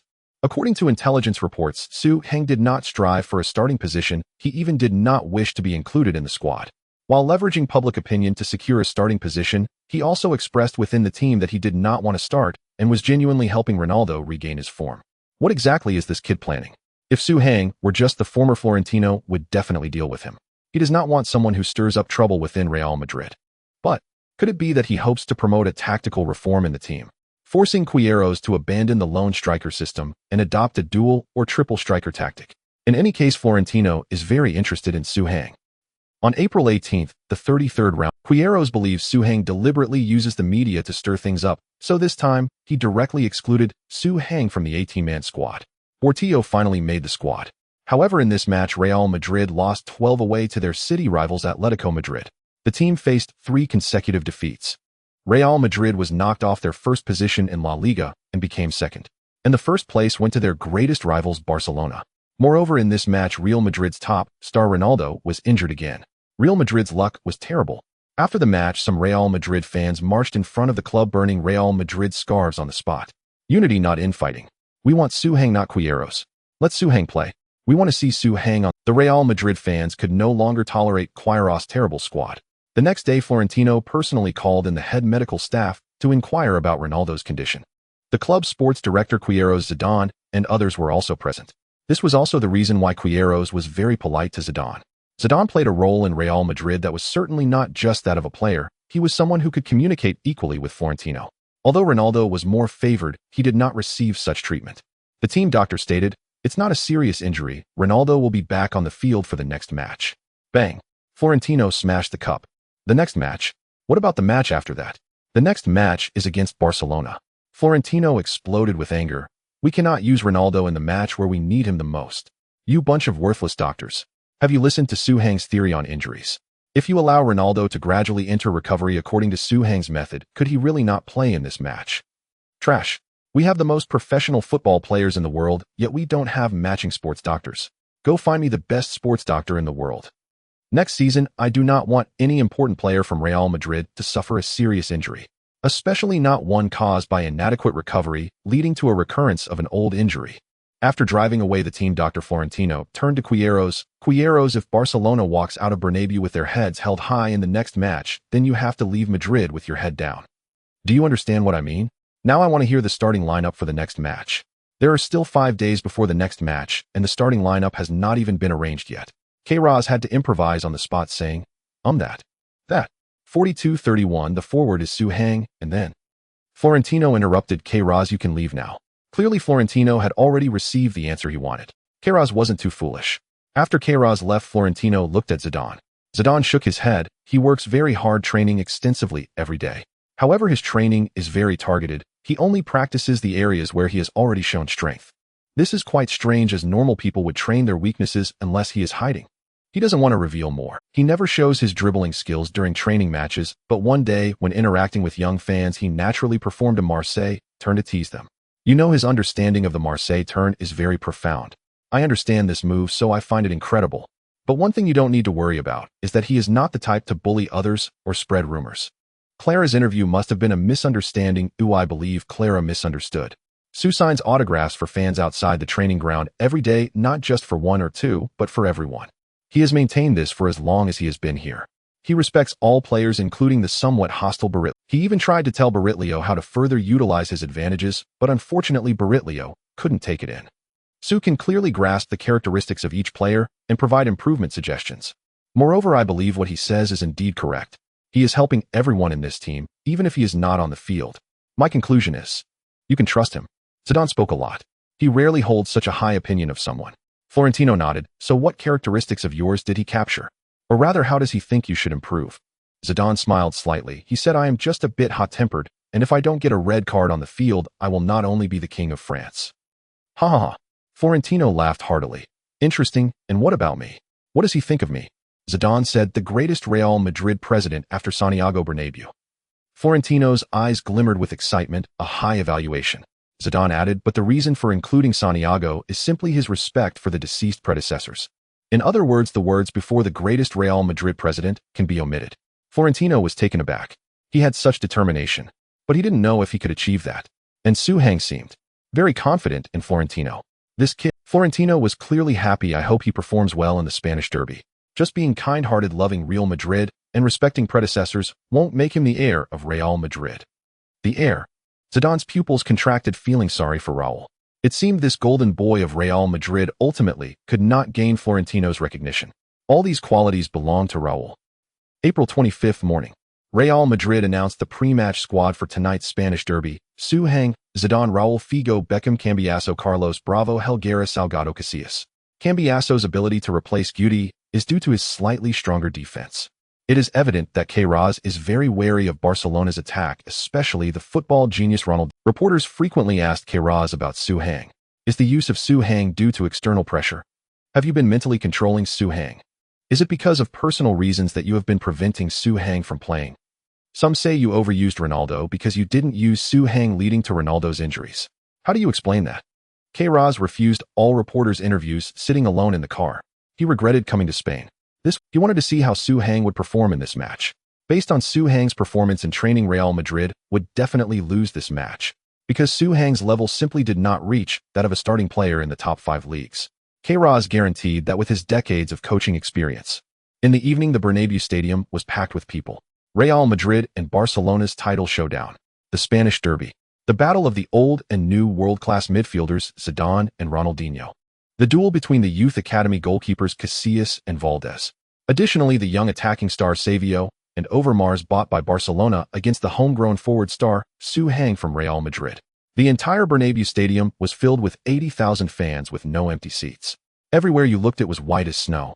This atmosphere couldn't even be compared to the final of the Copa del Rey. This was also Su Hang's first participation in such a grand match. Barcelona's starting lineup consisted of Ronaldinho, Savio, Overmars, Xavi, Coca Davis, Van Bronckhorst, Puyol, Olga, Riazadr, Valdés. In terms of glamour, Real Madrid undoubtedly outshone Barcelona. However, on the points table, Barcelona was the one leading. Just within the players' tunnel, the intensity in the players' eyes was already very palpable. This was a battle between two arch-rival teams. As soon as the match began, both sides engaged in a very brutal struggle. The competitiveness was extremely high. The referee also acknowledged this level of confrontation. He knew today's match could not be played according to the rules, and this degree of confrontation posed great difficulties for Su Hang's gameplay. His dribbling, ball control, and passing abilities were not sufficient to manage the football under such intense confrontation. In the 9th minute, Su Hang dropped back to receive Beckham's pass, but was knocked off the ball by Olga from behind. Barcelona immediately launched a counterattack. Ronaldinho took the first threatening shot of the match from 25 meters away from the goal. Fortunately, Casillas made a phenomenal save, deflecting the ball away. In the 12th minute, Su Hang made up for his earlier mistake. With Zidane's perfect through ball, he did not stop the ball, but performed a Marseille turn to directly get past Puyol. He then took a shot at goal. Unfortunately, he misfired, sending the ball soaring into the stands. His shooting attribute, slightly over 70, was excellent during shooting drills, but it was insufficient in high-level, highly competitive, fast-paced matches. In the 15th minute, Ronaldinho executed a single-point breakthrough against Cambiaso, using a nutmeg to get past him. Cambiaso was shown a yellow card for pulling down the little Brazilian. The defensive barrier that Real Madrid prepared specifically for Ronaldinho collapsed within the 15th minute. What difference does Cambiaso's yellow card defense make compared to Gudi's? Guti, you better be praising me. In the 18th minute, the liberated Ronaldinho began to pose a real threat, threading a through ball to Saviola. The latter had a clear chance on goal. The entire Bernabeu was engulfed in despair. Yet goalkeeper Casillas executed a perfect unknown save, successfully parrying Saviola's shot. He was in exceptional form today. In the 20th minute, Su-Hang also made a flashy play. Although he didn't yet possess genuine passing ability, it didn't mean he couldn't pass. Perhaps it was just that the effect wasn't that great. He shielded Puyol with his back, and after receiving a pass from Raúl, he flicked the ball behind him with the sole of his foot. Puyol, who stood only at 1.78 meters, was blocked by Su-Hang and saw nothing. The ball slipped through his legs. What a beautiful pass. Su-Hang's backheel assist through Puyol's legs. Raúl shoots. Oh. Valdez denied the ball at the goal. Both goalkeepers are currently performing at an exceptionally high level. However, this pass led to a misunderstanding among the Real Madrid players. They acknowledged Su-Hang's performance and began to frequently seek him out for combinations. Su-Hang frantically tried to evade offside positions, but he couldn't avoid receiving the ball forever. In the 25th minute, Zidane delivered a brilliantly crafted through ball. How brilliant was it? It was so brilliant that Su-Hang couldn't dodge it. Bang! Su-Hang was forced to stretch out his foot to control the ball. It went straight to Puyol on the opposite side. Puyol was momentarily stunned. Wait, are you serious? Does my red and blue jersey look that much like a white jersey to you? I only knew about red-green color blindness. Who knew there was also red-blue-white color blindness? Bang! Puyol passed the ball back to Xavi. Xavi looked up to assess the situation, preparing for a counterattack. Figo, in desperation, could only wrap his arms around Xavi. The referee blew the whistle and showed Figo a yellow card. He disrupted a very promising counterattacking opportunity. Su-Hang looked at Figo apologetically, who waved it off. Occasional errors in controlling the ball are perfectly normal. Even Ronaldinho is not without his mistakes. In the 31st minute, Figo made a series of breakthroughs down the right flank and delivered a perfect cross. All Su-Hang needed to do was run in and kick it. Hey, Su-Hang failed to make contact. Some balls may look simple, as if even a grandmother could score, but actually kicking it is quite challenging. Such crosses can easily be missed or mishit. You must be very clear about the ball's speed and trajectory, and you also need to adjust your own speed and footwork. Su-Hang was still shouldering Puyol, but he could only bear it. He couldn't execute a precise shot while doing so. The beastly physique granted him strength, but did not bestow elite shooting skills or shooting intelligence. Bang! Reiziger received the ball on the other side, tapping it to accelerate and initiate a counterattack. Zidane went in for a flying tackle, taking both the man and the ball out of bounds. The Barca players immediately surrounded him, and a minor conflict erupted between the two sides. The referee issued a yellow card to Zidane. Although Zidane did indeed touch the ball first, it was still a danger. Zidane did not argue with the referee, but instead seized the opportunity to say to Su-Hang, "Su, you need to adjust your state. Get excited and focused like you did against Sevilla." Su-Hang nodded. It was hard for him to tell Zidane that he was already very focused. Even a specialized student can hardly get into Peking University in a short time. Peking University, Qingyao, really? I don't believe it. In the 39th minute, Ronaldinho created another threat. After dribbling past two defenders on the left, he was brought down by Helguera just outside the penalty area. Helguera received a yellow card. Had Helguera been even a moment late, it would have been a red card. Helguera's defense can be considered successful. However, Barca was awarded a free kick in a prime location. Su, come back. Due to the dangerous position, Real Madrid needed as many players as possible to form a wall and mark the Barca players. Thus, Su-Hang had to participate in building the wall. Standing among the wall, Su-Hang attempted to close his eyes. But the fear brought by darkness and the unknown was too overwhelming, and he quickly opened them again. Being part of the wall is truly a painful experience. It tests a player's iron will, especially for forwards. It's not that forwards lack toughness. Many forwards charge forward bravely for a goal, unafraid of any danger. They aren't shy about contesting the ball with their heads against others' studded shoes. Some might even throw themselves against the goalpost. But that's for scoring. Asking a forward to take a hit from a ball for defense, most would be unwilling. What type of player chooses what type of position? Conversely, what type of position cultivates what type of player? Thus, forwards increasingly wish to avoid building the wall. Beep. The referee blew the whistle. Ronaldinho dashed towards the ball and took a free kick directly at the goal. The ball curved beautifully. Su-Hang jumped high, but since his eyes were open, he saw the ball coming towards him. Holy shit. Su-Hang quickly turned his head, trying to evade the ball. But Ronaldinho's kick was a curling shot. Su-Hang's motion of turning his head perfectly blocked the ball's trajectory. And only Su-Hang could block it, because he was the tallest jumper in the wall. Bang!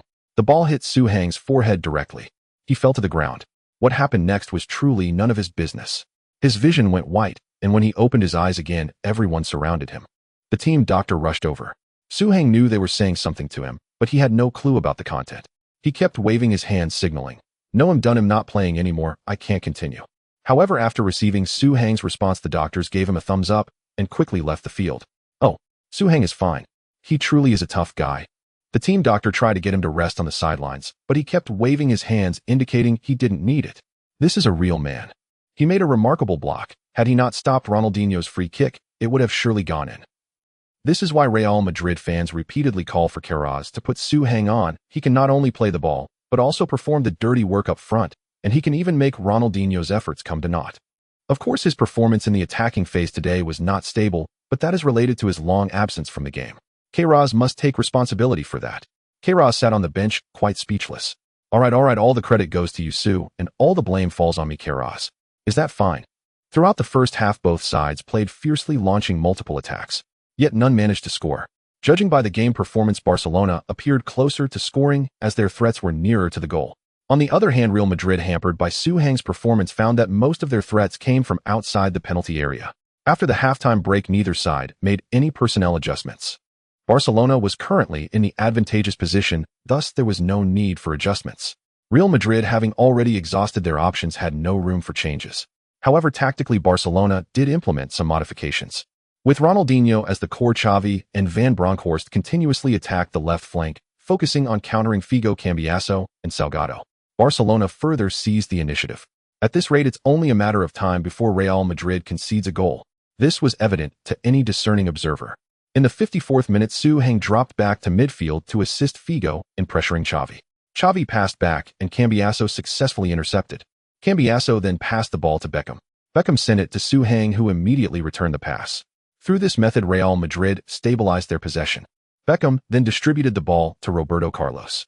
Carlos advanced with the ball, coordinating with Zidane to finally send the ball deep into Barcelona's territory. Zidane glanced at Su Heng, who was slowly moving from midfield towards the forward area, and signaled him. Su Heng instantly understood he was in for it. Sure enough, bang! Zidane's over-the-top pass aimed towards the central area, just a short distance from Su Heng. Su Heng quickly accelerated, sprinting towards the ball. Zidane was a clever player. This pass was certainly not a ground ball. Bang! Su Heng and Cocu engaged in a fierce battle for position. This was not their first encounter, and Su Heng would inevitably clash with Cocu when he dropped back. Previously, Cocu had always been the one in control. After all, Cocu was considered a world-class all-rounder, especially adept in the defensive midfield role. But this time, Cocu clearly sensed something was amiss. In response, Su Heng smiled faintly. This was, of course, due to him triggering the body suppression effect. Bang! Su Heng outmuscled Cocu to head the ball. Moreover, he chose to direct the ball forward. As it landed, Su Heng immediately exerted force to rush towards the ball. Cocu lost his balance during the challenge, stumbling and missing the opportunity to pull Su Heng back. The ball fell towards the top of the penalty area.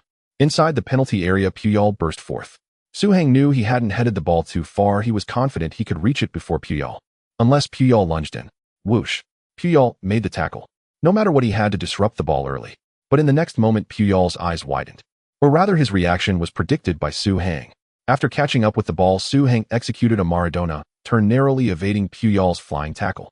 And there were no other obstacles between him and Barcelona's goalkeeper Valdés. Valdés charged decisively. But it was too late. After a slight adjustment, Su Heng unleashed a powerful shot, as if practicing shooting. A shot in the low 70s under motion was quite challenging. Yet in a shooting practice scenario, the performance was already very impressive. This shot had excellent contact power and speed. Whoosh! Valdés failed to save the ball. Barcelona's goal was breached. They had pressured Real Madrid for over 50 minutes. Yet it was Real Madrid who scored first. That's football. Goal. Su Heng. Once again, it's Su Heng. A perfect individual performance. First, he outmuscled Cocu to reach the first ball, then spun past Puyol before scoring with a clear shot. Su Heng defeated Cocu, Puyol, and Valdés in a single attack. Absolutely outstanding. This attack was a moment of brilliance from a genius. He is indeed a Real Madrid superstar. Yet such an outstanding player had previously been kept on the bench. Queiroz is truly excessive. If only Su Heng had teamed up with Ronaldo and Raúl to form the HRR trio, Real Madrid's past 3 consecutive losses could have easily turned into 3 consecutive victories. Su Heng dashed towards the corner flag, leaping high. This was his signature celebration. In the next moment, 8,000 fans at the Bernabeu chanted along with Su Heng's shoe. Su Heng descended like a deity, exuding dominance. Countless cameras focused on his number 24 jersey, showcasing the Pinyin Heng Su. In the Spanish National Derby, Su Heng single-handedly charged into the Dragon's den, achieving victory. Real Madrid's goal disrupted Barcelona's rhythm. In the 57th minute, Barcelona made two substitutions. The Dutch hound Kluivert replaced the underperforming Saviola. The latter, originally a winger, was forced to play as a center forward, naturally struggling to perform. Additionally, veteran Luis Enrique replaced Overmars. After acquiring a large group of young players, Barcelona concluded that the veterans still had their charm. And indeed, this was the case. Just a minute later, Van Bronckhorst received a pass from Ronaldinho on the left and subsequently delivered a cross. Kluivert leaped high, completing a simple yet powerful header to equalize the score. Rather than convoluted plays, this straightforward cross was far more efficient. After scoring, Kluivert celebrated wildly, clearly dissatisfied with being benched amidst the team's training. Souhang retreated to his half. This goal appeared to be well assisted by Van Bronckhorst. However, the key lay with Ronaldinho. Ronaldinho drew the attention of nearly everyone before making the pass, rendering Van Bronckhorst's and Kluivert's passes and headers as simple as a training drill. Real Madrid's Ronaldo also possessed this capability, but unfortunately, in the 69th minute, bad news arrived. Ronaldinho once again dribbled fiercely, pulling away a majority of defenders before threading a through ball to Xavi. Once Xavi received the ball, it was almost a rhythm for a long shot into an open goal.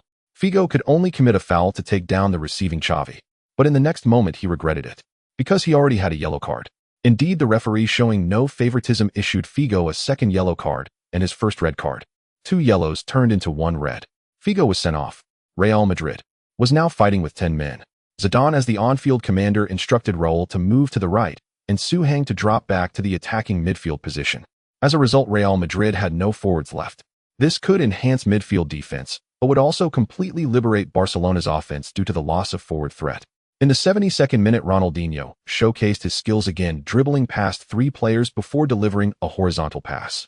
This time no one could stop Xavi. Xavi surged forward and unleashed a powerful shot. The ball hit the net. 2-1. Barcelona took the lead. Real Madrid is in trouble. The 10-man Real Madrid obviously cannot withstand the Barcelona team with Ronaldinho. The Bernabeu fell silent. Barcelona has conquered this stadium. Now not even Ronaldo's return could save Real Madrid. On the field, the Barcelona players celebrated frantically, especially Puyol. He kept glancing at Souhang as the goal he conceded to him left him feeling embarrassed. Therefore, he wanted to reclaim his honor. Souhang looked at Puyol, and suddenly an idea struck him. Right? Doesn't Puyol love to slide tackle? As long as he gets sufficiently angry. And I am unlucky enough I could be injured by him, right? Of course, Souhang wasn't foolish. He wouldn't actually get hurt. However, Real Madrid's head team doctor had already been dismissed by Florentino. Before a new renowned doctor arrives, as long as Souhang insists he feels unwell, those inept doctors would never dare to declare he had no issues. The incident of Ronaldo's rapid return followed by another injury was already common knowledge. Those team doctors now feared that players and the public would accuse them of neglecting player health and allowing them to play injured.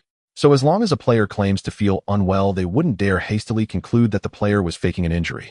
Wouldn't that allow for a perfect period of rest? What the hell are you looking at? Did you score the goal?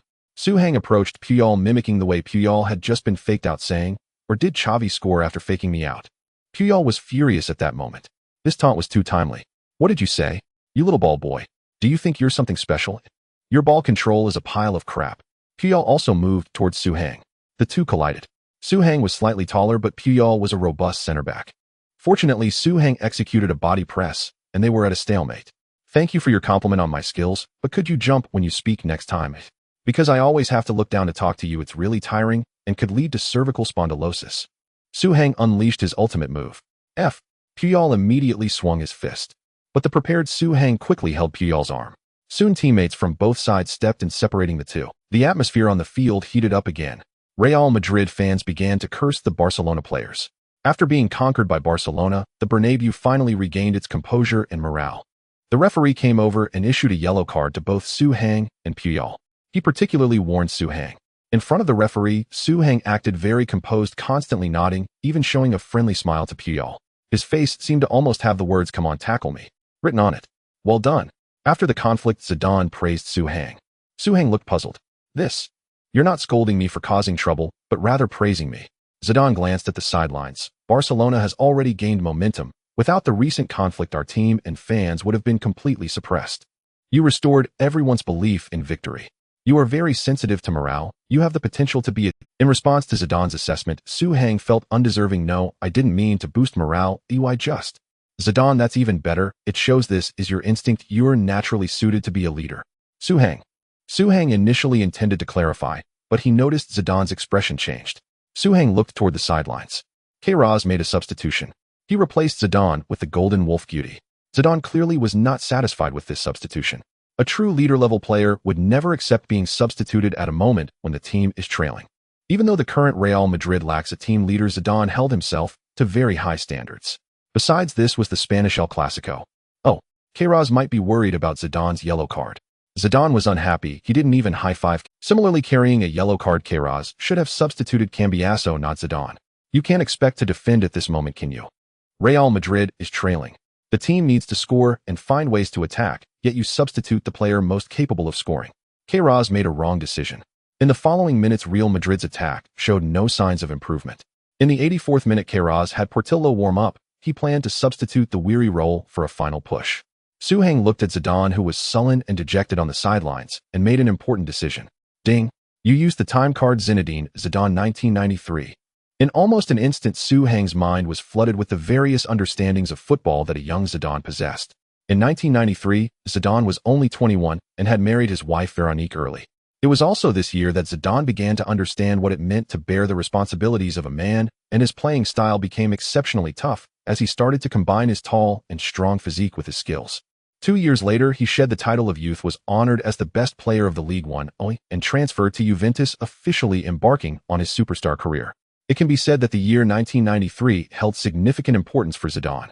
According to the thoughts of the youth version of Zidane regarding this match, he had objections to Queiroz's substitutions.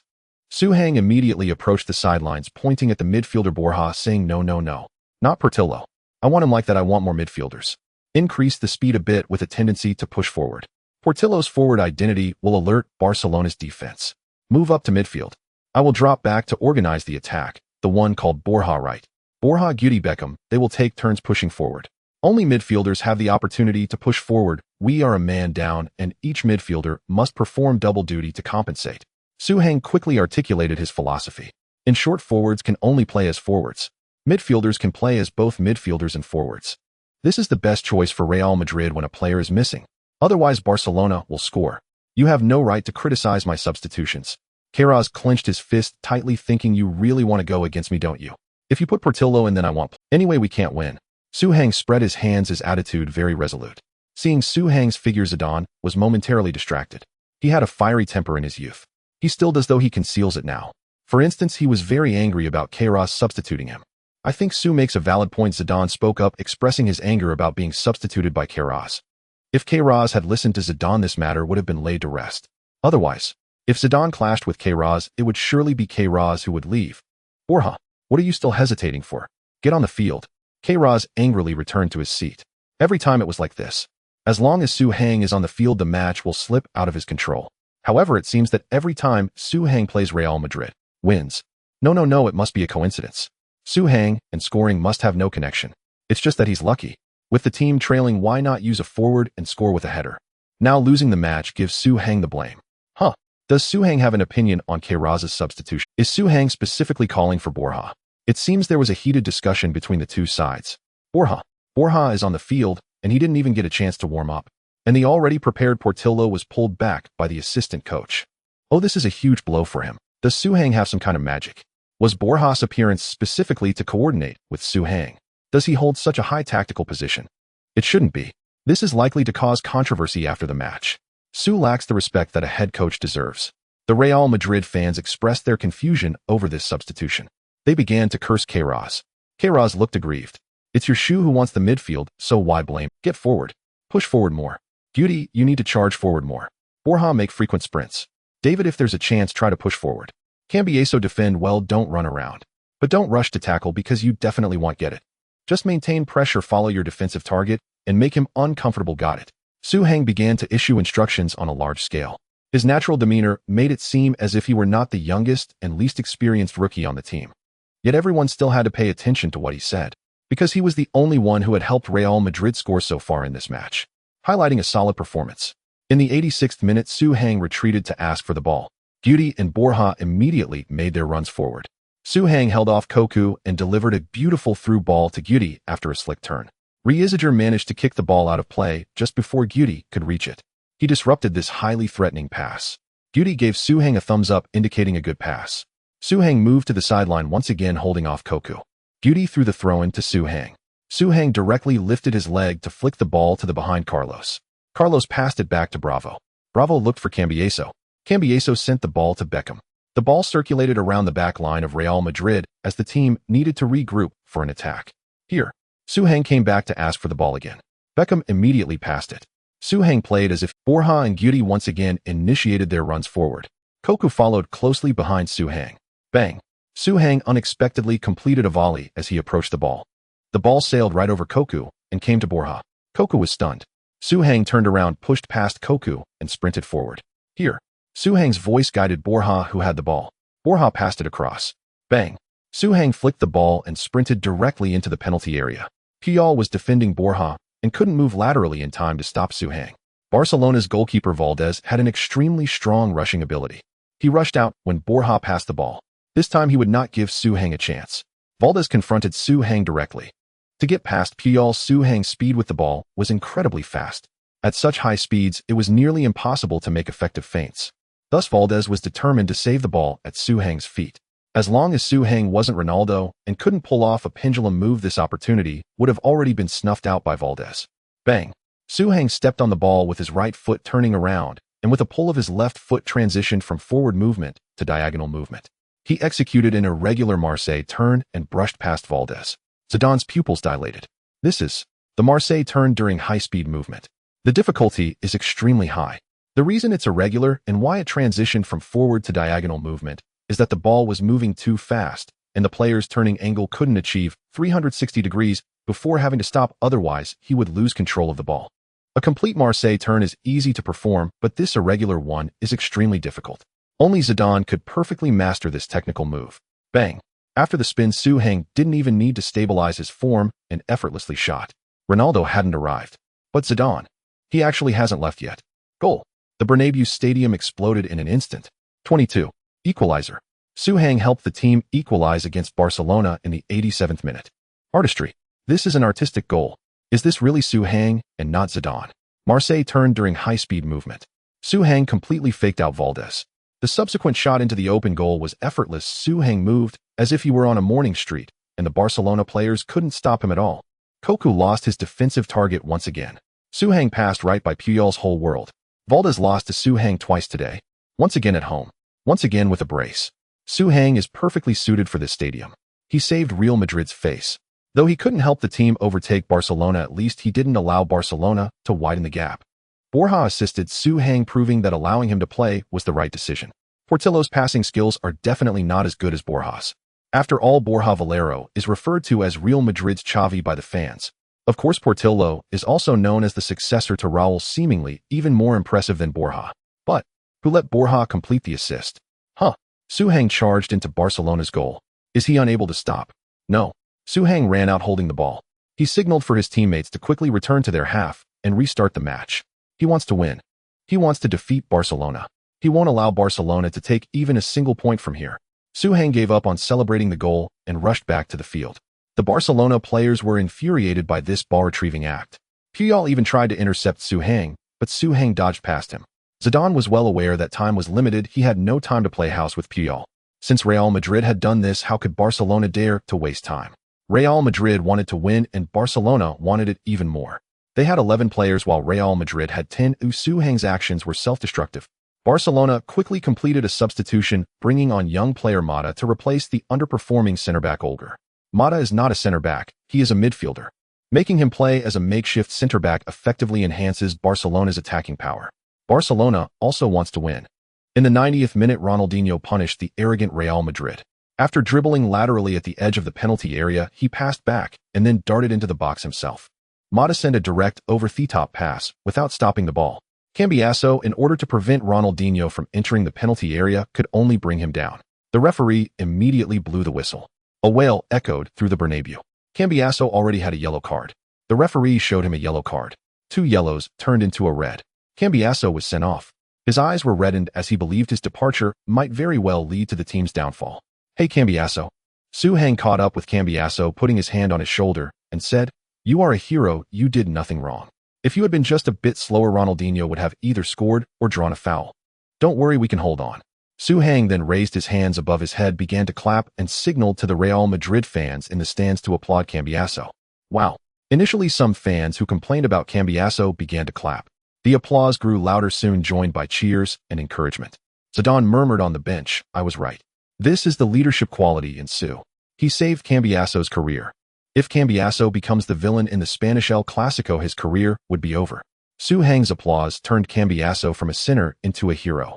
Many Real Madrid substitutes agreed with this. You cannot avoid making mistakes, so everyone hopes that after their mistakes a teammate like Su Hang can step up. Well done, Su Hang. Meanwhile, the neighboring Barcelona coach Rijkaard looked puzzled. Wasn't Su Hang just wasting time? Could it be interpreted this way? Under the complaints of the Barcelona players, the referee signaled for Cambiasso and Su Hang not to waste time. Cambiasso completed his exit. Only 9 players remained on the field for Real Madrid. The match was practically unplayable. Any crazed Real Madrid fan could only pray for the game to end quickly. Winning was unrealistic. A draw would be the best result. Next, Barcelona began to mercilessly attack Real Madrid. Everyone from Real Madrid fell back to defend, yet there were still many gaps. In the 92nd minute, Ronaldinho crossed from the wing. Under Su Hang's interference, Kluivert's header hit the... In the 94th minute, Van Bronckhorst, alone in a foreign land, sent in a low cross. Casillas rushed out and punched the ball out of the penalty area. Borja received the ball outside the box, turned, and prepared to launch a counterattack. Ronaldinho immediately grabbed Borja. The referee showed Ronaldinho a yellow card. With a bright smile showing his white teeth, Ronaldinho signaled to his teammates to quickly return to defense. Casillas also gestured for his teammates to go to the Barcelona half, as he personally came out to take this goal kick. Bang! Casillas kicked the ball long. Real Madrid defender Bravo got to the first touch and headed the ball towards Carlos. Roberto Carlos then directly controlled the ball and accelerated, outpacing Luis Enrique. Carlos then made a diagonal cross. Surrounded by Cocu and Mata, Su Hang could only nod the ball back. After landing, Su Hang wanted to push forward, but Cocu directly brought him down. The referee had the whistle in his mouth, but did not blow it because the ball was still with Real Madrid. The attack was favorable. Beckham received Su Hang's return pass and made a direct through ball to the left flank. Carlos attracted the attention of the left side players, allowing Guti to easily make a run. Guti was able to receive the ball and then sent in a cross.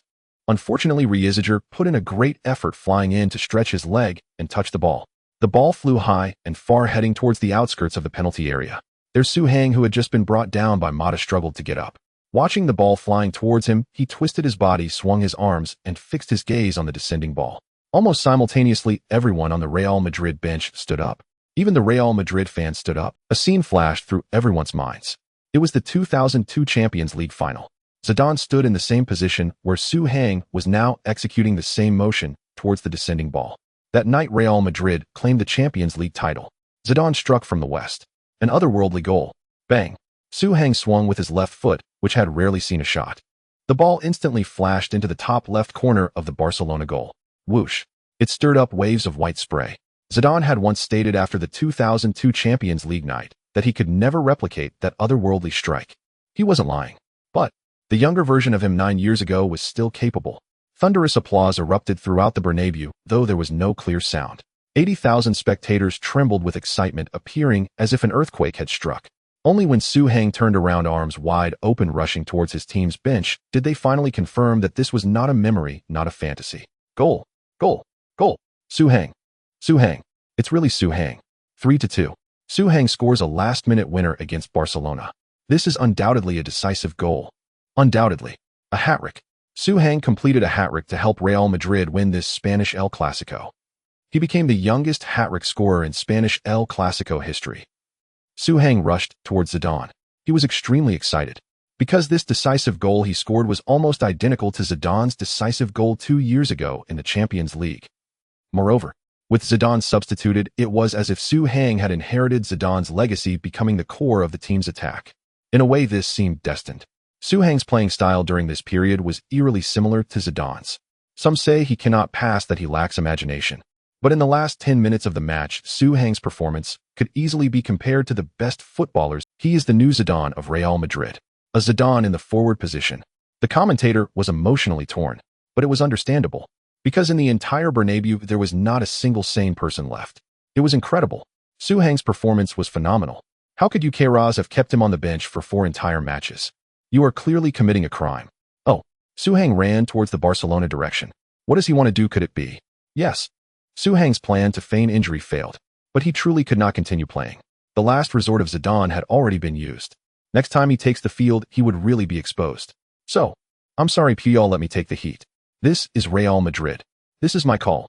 Su Heng shouted at Puyol. Barcelona people, get out of the Bernabeu. Otherwise, if you come a few more times, I will make you lose a few more times. Su Heng was as arrogant as a person gone mad. Su Heng was exactly like the villainous characters from various movies. However, this was unfortunately the stronghold of the villains. The fans at Bernabeu erupted in applause, chanting along with Su Heng, get out, get out, get out. The Bernabeu issued a highly insulting eviction order. The Barcelona players could no longer hold back. Having been scolded for an entire match, now they were hit with a last-minute goal. Their mindset truly shattered. Damn it. Puyol took the lead. Enrique Reiziger, Valdez, Mata, Van Bronckhorst, Cocu, and others all rushed towards Su Heng. A great battle suddenly erupted. Su Heng executed a shoulder throw, directly knocking out Puyol. However, he was soon overwhelmed by the sea of Barcelona players. Only then did the Real Madrid players awaken from their stupor and rush to the scene. Dare to bully our match-winning hero. Too arrogant. You must learn the might of Real Madrid. Huh. Just as the Real Madrid players hadn't reached the scene, the sea of Barcelona suddenly parted. Indeed, it was parted. Su Heng, with Valdez hanging off his left leg and Enrique on his right shoulder, directly pushed down Van Bronckhorst, Mata, and Cocu. Then he swung his left foot and tossed with his right hand. Turning around, he slapped Reiziger, sending him tumbling. The Barcelona Suicide Squad was completely wiped out. Su Heng single-handedly cleared the field in an instant. The Real Madrid players rushing in were momentarily stunned. Who was bullying whom here?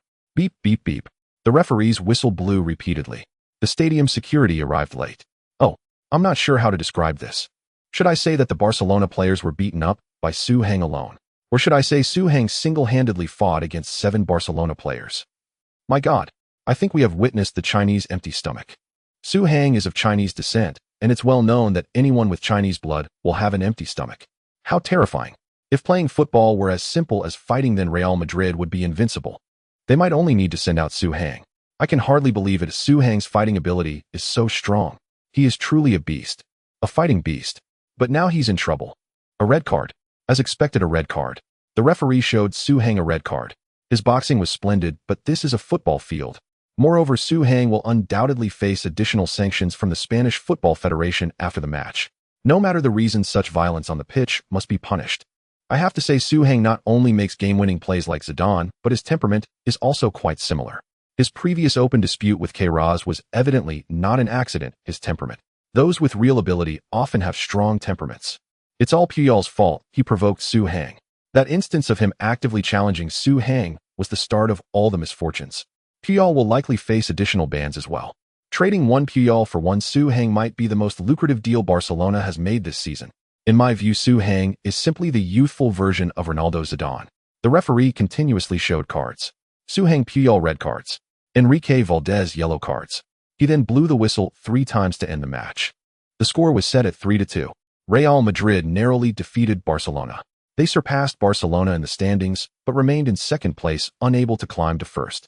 Because Valencia had taken all 6 points in the last 2 rounds, they rose to the top. Now that's what we call a fisherman gaining the benefit. Due to the overwhelming support of Real Madrid fans at Bernabeu, the Barcelona players fled in embarrassment under the escort of security, and reporters on site couldn't interview any Barcelona players about the match. However, the Real Madrid players didn't need to worry about these issues. They received ample interviews.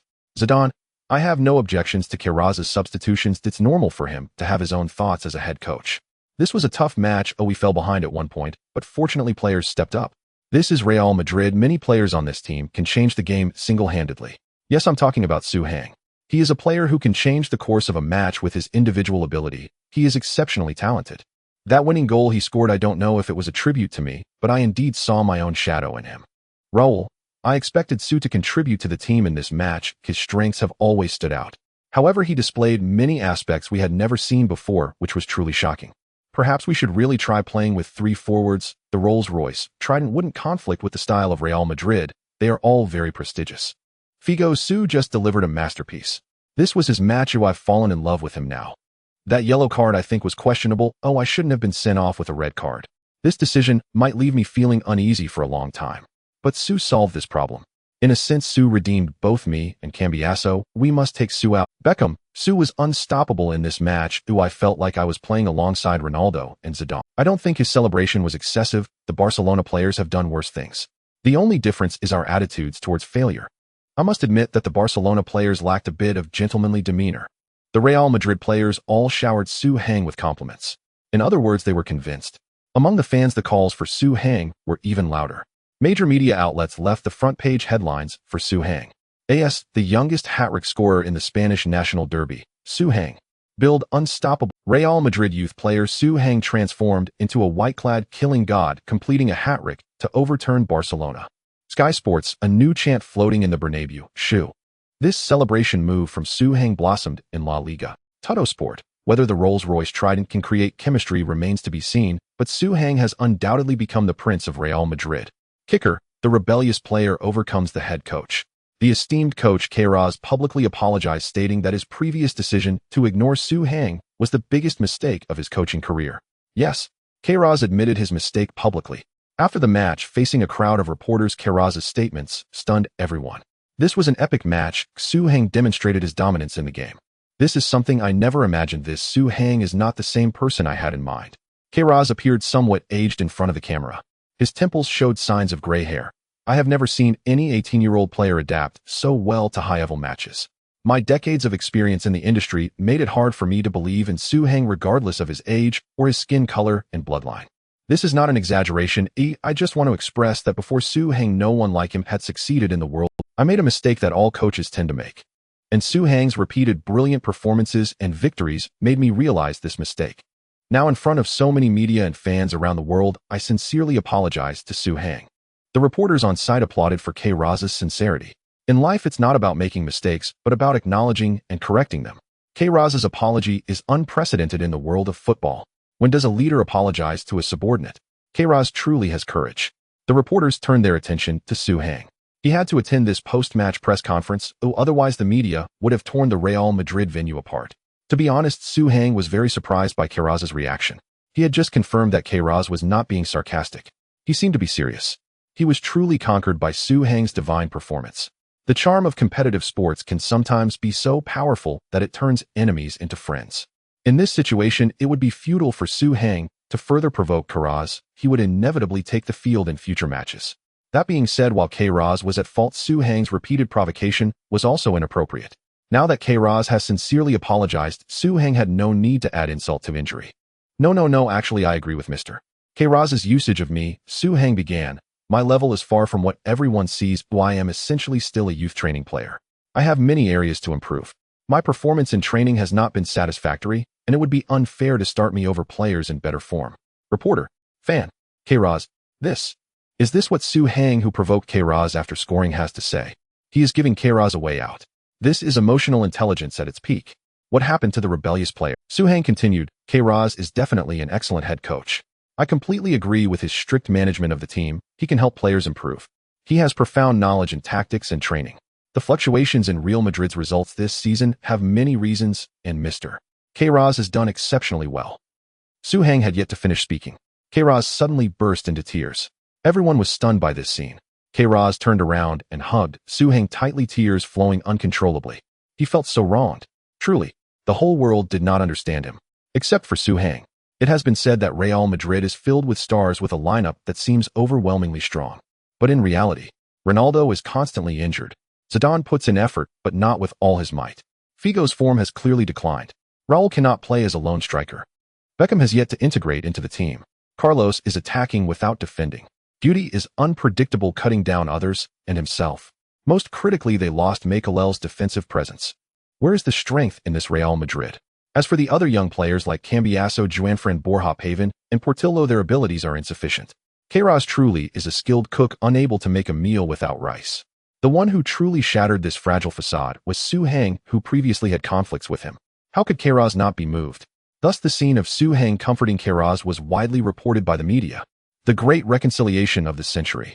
The Prince of Real Madrid, Su Hang, shows chivalry, embracing coach Queiroz and resolving their misunderstandings. A touching moment after the Spanish Clásico. The rebellious Su Hang comforts the coach, Queiroz, highlighting his character. High profile on the pitch, low-key in life. Observing Su Hang's philosophy through the reconciliation of Real Madrid's players and coaches. This prince is not simple. For a fee, unlock the wise life of Su Heng, the Prince of Real Madrid. If the term emotional intelligence might make some feel it is overly smooth and not entirely a compliment, then terms like sincere, magnanimous, responsible, and manly are indeed what the media and the public use to describe Su Heng. This grand reconciliation of Real Madrid is deeply moving. For a moment, even people began to speak well of Queiroz, which was almost unimaginable before. However, the warm public sentiment ended when the Barcelona people returned to Catalonia. The Barcelona media lashed out at Su Heng, targeting Real Madrid. Marca, is this playing football or committing murder? Su Heng's actions have reached a shocking level in the history of European football. World sports strongly protest. Players like Su Heng should be permanently banned from La Liga. Catalan Post: Barcelona has lodged a complaint with the Spanish Football Federation demanding severe punishment for the instigator of the Spanish Clásico conflict, Su Heng. We hope for a 3-year ban for Su Heng. Barcelona fired back at Madrid. The world of football was instantly captivated. If the match between Real Madrid and Barcelona couldn't garner the attention of football fans across Europe, then their brawl certainly could. According to videos and images released by Barcelona-related media, Su Heng appeared truly vicious. Many neutral fans expressed that Su Heng had gone too far. He beat Puyol so badly. Is this the quality of Real Madrid players? If it weren't for the fight, Barcelona would have definitely won. He even assaulted Enrique. Enrique is his senior right. He even hit a kid like Mata. The Barcelona players didn't intend to hurt him, they just wanted him to stop, yet he took the opportunity to overturn the Barcelona players. It's truly despicable. This Su Heng has drastically lowered my impression of Real Madrid. But soon as more comprehensive videos were released, the tide of public opinion gradually turned. This. Did so many Barcelona people charge at Su Heng? Damn. I feel like Barcelona came not to play football, but to kill. Isn't it absurd? Barcelona started the trouble and ended up getting hit back by Su Heng. So fierce. No wonder the Spanish media calls him the white-clad killer. He took on 7 all by himself. Su Heng is awesome. That was such a thrilling fight. Not to blow or blacken, but this time Barcelona really embarrassed themselves. They couldn't win even with the numbers. After losing on the pitch, they also failed to in a fight. What else can Barcelona do? Barcelona did not receive the justice they sought. Because sometimes the truth cannot be hidden. Regardless of whether Su Heng provoked them first, did you not all go to attack one person? Marca even published a picture of Su Heng carrying Barcelona players while taking on 7 with the caption, "You can play matches at the Bernabeu, or you can fight here. But we advise you to better focus on playing matches." In the next 2 days, Barcelona's high management frequently criticized Su Heng through the media, attempting to pressure the Spanish Football Association. Their minimum expectation for a punishment for Su Heng is a 1-year ban. On the side of Real Madrid, Florentino personally accepted an interview stating, "Su Heng is a warrior of Real Madrid who upholds the dignity of the Bernabeu." What did the players of Barcelona have done at Camp Nou? But why did we not create such a huge conflict in news? I believe all of this is because Su Heng won. Barcelona cannot accept the conflict on the field, they just cannot accept their own ineptitude. I respect the Spanish Football Association's reasonable handling of Real Madrid and Su Heng, but I also remind everyone that Su Heng is a very important member of Real Madrid. We will defend Su Heng and the dignity of Real Madrid to the end. The two sides were at an impasse. Ultimately, the Spanish Football Association officially announced the relevant handling decision regarding the Spanish National Derby Stadium conflict incident. On Barcelona's side, Puyol received a 5-match suspension. Enrique and Valdez received a 3-match suspension. Barcelona was fined €30,000. As for Real Madrid, due to the failure to restrain the emotions and actions of their home fans, the next home match at the Bernabeu will be played without spectators. Additionally, they were fined €30,000. In the end, Su Heng received a 4-match suspension. Considering that only 4 matches are left in La Liga, Su Heng and Puyol effectively ended their season early. Barcelona fans were very dissatisfied with this decision, because as it stands, the one penalized the most is Puyol. This also indirectly indicates that in this conflict, Puyol is the main party responsible. He was the first to rush towards Su Heng and take action. Regardless of how hard Su Heng fought back later, the one who struck first is hard to avoid severe punishment. This determination essentially tells everyone that this time it was Barcelona's fault. Can Barcelona accept such punishment? They immediately filed an appeal. On the other hand, Real Madrid fans also demanded that the club file an appeal. They are currently second in La Liga, but could be caught up by Barcelona in third and La Coruña in fourth at any moment. At the same time, they are not far behind Valencia, who are ranked first. If Su Heng and Ronaldo are present in the last 4 matches, Real Madrid still has a chance at the league championship. However, if there is no Su Heng, their worst-case scenario might be finishing 4th in the league. Therefore, Real Madrid must appeal. This was also the decision made in the internal discussions of Real Madrid. But Queiroz' phone rang, and under Florentino's nod Queiroz put the phone on speaker. Suhang, I suggest the team not to appeal. Real Madrid. Suhang, the authority of the Football Association should not be insulted outright or wrong. The judgment has been made. If there are constant changes in orders, any future decisions from the association will be questioned. Because every punishment from the association inevitably offends at least one party. Putting pressure on the association at this time will mostly result in additional penalties from them. Moreover, offending the association, they could easily make things difficult for us in the scheduling of the next season, which will be very uncomfortable for us. The key is that it is not worth it. I personally believe that this Real Madrid can do without anyone in the front line. Our luxurious lineup should win when it must, and if we cannot win, it is pointless to have anyone on the field. So there is no need to appeal because of me. Having Ronaldo is enough. Suhang's analysis provided a lesson to the management of Real Madrid from multiple angles. In short, one sentence. It's good that I don't have to take the field. Please don't create trouble for me. After a long while, Florentino said into the phone, Su, your broad-mindedness and open-mindedness are truly astonishing. If every player in Real Madrid could think like you, we would definitely become the greatest team in the world. Suhang retorted, aren't we already? Florentino laughed heartily. Yes, you are right. Then in the coming period, you should rest and train well. I hope our fourth captain can bring more surprises to everyone next season. Hiss. Many executives in the conference room were dumbfounded. Fourth captain. Florentino wants to make Suhang the fourth captain of the team. The title of the Prince of Real Madrid is about to emerge. Is it just because Suhang can score, can win matches, can speak well, can take losses, can unite teammates, respects the management, is handsome, or is he a second-generation rich? Thinking about it this way, the title of fourth captain might somewhat undervalue Suhang. It's just that his experience is still too shallow. If only he could play for the team for another 3 or 4 years, the title of first captain would be a sure thing. He is truly the successor to Raúl. As for that Portillo, whether on the pitch or in the locker room, he can't compare to Suhang at all. Ultimately, Real Madrid officially released a statement respecting and accepting the relevant punishment decision from the Spanish Football Association regarding Real Madrid. Now let's take a look at Barcelona, who are appealing and causing trouble. The difference is obvious. The Spanish Football Association quickly made a new ruling on Barcelona's appeal. The fine amount increased threefold. Puyol's suspension changed from 5 matches to 6. Barcelona received a super double penalty. Ding! The Zidane moment card has brought you an extraordinary experience. The world as seen through the eyes of the world's top midfielders is truly spectacular. You have gained Zidane's early field vision. Zidane's early field vision superstar level skill forcefully raises vision to level 8. The effect full concentration can be activated after meeting the passing and receiving criteria in a single match. Within 10 minutes, your vision will be raised to level 10, the highest. Borja has received the long-awaited opportunity to play due to your request. He sincerely thanks you and offers his signature skills of short pass and forward insertion. Short pass player level skill. Enhances short distance passing ability. Forward insertion player level skill. Better at spotting open spaces ahead. That's why the moment card is considered eternal. Zidane's early field vision is so powerful. It directly raised Suhang's field vision from level 2 to level 8, and under certain conditions, even to level 10. What level is this? Level 8 vision. It would be a waste not to play as a playmaker. Many speed-based wingers often only have level 4 or 5 vision. Additionally, Suhang's attributes of offensive awareness, short pass, and vision have also been unlocked.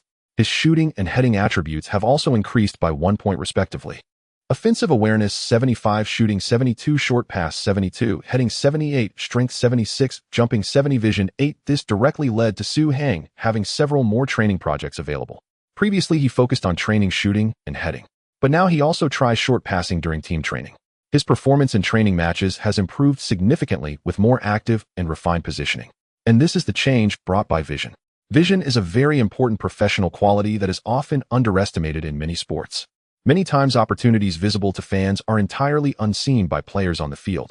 Most individuals who have experienced basketball games, soccer matches, or stage performances initially feel as if the world has become blurred or that they cannot see the people around them. That state of blankness in the mind is what players need to adapt to and resolve. It is their on-field. After becoming familiar with this state, most people find their vision improves, returning to their normal level of sight, which could roughly be classified as level 4, 5, or 6 vision. However, some individuals cannot recover their vision. As long as they are on the field, it is as if they are blind. It is not that they cannot pass the ball or do not want to, they genuinely cannot see their teammates. These players, no matter how exceptional their skills, cannot develop this ability. Not to mention becoming the core player. Even playing a supporting role is challenging, requiring extremely rigid specialized tactics to be effective. Moreover, if there are unexpected changes in tactical positioning, they often become paralyzed. There are also some individuals whose vision is inherently different from others. Not only can they see exceptionally far and clearly, but they also possess a wide-angle vision and a strong dynamic vision. Their peripheral vision can encompass a broader scope. They can accurately judge how far different players are from them along the same line. They can assess the speed of teammates or defenders' movements, and so on. If such players also have a strong memory and spatial imagination, they can almost visualize a panoramic map in their minds, and it is three-dimensional. This is what one would call godlike vision. Su Heng's vision originally belonged to the category that could not be developed, or at best, after extensive practice, could reach level 5. But now, he has suddenly become a superpowered visionary. Within the Real Madrid team, individuals possessing this level of vision include Zidane, Beckham, Figo, Ronaldo, and Raúl. The world's #1 left-back Roberto Carlos probably does not reach level 8. When he played for Inter Milan, his coach Hodgson wanted Carlos to play in midfield, but Carlos struggled to adapt and eventually left Inter for Real Madrid. Additionally, it is hard to say about Guti. He often delivered brilliant through balls, yet he also frequently gifted opportunities to the opposition. Either his passing ability was insufficient or his vision was inadequate. There were certainly some flaws. This is still Real Madrid, the Galacticos, the most luxurious team in the world. Here only a few possess level 8 vision, let alone other teams. Some teams may not even have a single level 8 visionary. Regarding Su Heng's improved vision and his enhanced ability to find space, Real Madrid's defenders Bravo Pavón and Helguera deeply feel this. It has become noticeably difficult to defend against him. On May 2nd, in the 35th round of La Liga, Real Madrid faced Deportivo La Coruña, who at that time ranked 4th in La Liga. With a score of 2-0, Deportivo La Coruña defended their home dignity. They had once topped La Liga in the 11th round and did not fear Real Madrid. On May 8th, in the 36th round of La Liga, Ronaldo made his comeback. Real Madrid lost to Real Mallorca at home with a score of 2-3, once again being chased by Barcelona. On May 16th, in the 37th round of La Liga, Real Madrid suffered a surprising loss of 1-2 against Real Murcia. This was considered a surprise because Real Murcia was at the bottom of La Liga this season. They had already been confirmed for relegation. For Real Madrid to lose even this match was truly a curse. Their league ranking consequently dropped to 3rd. On May 23rd, in the final round of La Liga, Real Madrid faced their 4th consecutive defeat. At home, they were thoroughly dominated by Real Sociedad, losing 1-4. They ended this disastrous season ranked 4th in the league. The entire world was in uproar. It is worth noting that Real Madrid had spent the longest time at the top of La Liga this season. They had held the #1 position for a total of 17 rounds. However, as a result, they lost continuously at the end of the season, sliding from 1st to 4th. How could Real Madrid fans accept this situation? Queiroz, get out of Bernabeu. The trash Queiroz does not deserve to coach Real Madrid. To lose such a fine opportunity is simply disgraceful. Pavón is nothing but a pile of garbage. In the last 4 rounds, we conceded 10 goals. Even a wooden post would be better than inexperienced defenders like Pavón and Bravo. Before Su Heng's suspension, he had given you a situation where you could look down from 2nd to 1st. Yet you have led the team to the 4th position. How can you face Su Heng? How can you face all the Real Madrid fans in the world? Florentino, step down. You do not deserve to be the president of Real Madrid. The fans' anger needed someone to take the blame. Seeing that someone wanted to direct the fire toward Florentino, this old master decisively fired Real Madrid's coach Queiroz. In response, Queiroz could only accept it. He had arrived in Madrid with great enthusiasm, greeted by a crowd. Now he left in disgrace with no one to see him off. No, there was one. Boss. Su Heng waved at Queiroz at the airport entrance. Queiroz did not know what Su Heng was up to and was somewhat surprised. Su, I thought you thought I hated you. Su Heng helped Queiroz carry his luggage. I am not the kind of two-faced person. When I am unhappy with you, I truly am unhappy. But when I said I would reconcile, I meant it. You are an excellent coach, you just came to the wrong team. I hope you can quickly overcome this unfortunate situation. In fact, there is no one who can save the current Real Madrid. Zidane, Ronaldo, Beckham cannot, and neither can you. This is not shameful. Queiroz was deeply moved as he did not expect the person who understood him the most in this team was Su Heng. I apologize for all my past criticisms. You are the most talented player in the world. You have excellent character. Queiroz embraced Su Heng. I will always follow your growth. If anyone can save Real Madrid, I believe it must be you. Good luck. Queiroz said goodbye to Su Heng. Queiroz fired from Real Madrid. The Galacticos could flip and Queiroz's coaching career may be interrupted. Experts analyze Real Madrid's unbalanced roster. Strong offense and weak defense will certainly fail. Queiroz is just a scapegoat. Manchester United's coach Ferguson invites Queiroz to join Manchester United's coaching staff. Queiroz lands in Manchester, becomes Manchester United's chief assistant coach, teaming up with Ferguson to dominate the Premier League and challenge for the Champions League. English media rushed to interview Queiroz. However, Queiroz is quite professional. Although he has commented on the imbalance in Real Madrid's lineup, he always praises Su Heng during interviews. Su Heng may not be the most talented player in the world, but he is definitely the best at playing the game. Su Heng has an unparalleled instinct for scoring.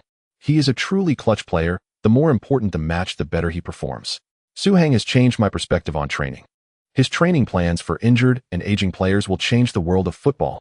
Su Heng possesses a maturity beyond his years. He is a player with leadership abilities. Everyone knows the history between Su Heng and Queiroz. But now Queiroz seems to be enchanted praising Su Heng. Aside from the statement that Su Heng is truly outstanding, people can find no other reasonable explanation. In fact, Queiroz has repeatedly suggested to Ferguson to buy Su Heng. Ferguson finds himself in a bit of a dilemma. Queiroz was invited by Ferguson. Now that he wants a player, isn't it a bit inconsiderate not to buy him? But last year Real Madrid had just poached Beckham from Manchester United. Isn't it a bit self-deprecating for Manchester United to buy a player from another team's youth training? They poach your superstar, you should also have the ability to poach theirs. What is one Su Heng? In the end, however, Queiroz's repeated requests were hard to resist. Ferguson still made an offer to Real Madrid. In no time, Su Heng's name made headlines again. Manchester United inquired about Real Madrid's Prince, Su Heng. With Morienti's return imminent, selling Su Heng is a good choice for Real Madrid. 10 million euros. Manchester United officially made an offer for Su Heng. 18 years old. 3 matches. 10 million euros. Su Heng sets the record for the fastest player valuation to exceed 10 million. Transfermarkt assessed Manchester United's offer as high risk, stating that Su Heng's true value should not exceed 2 million euros. The whole world is eager to see how Real Madrid will respond.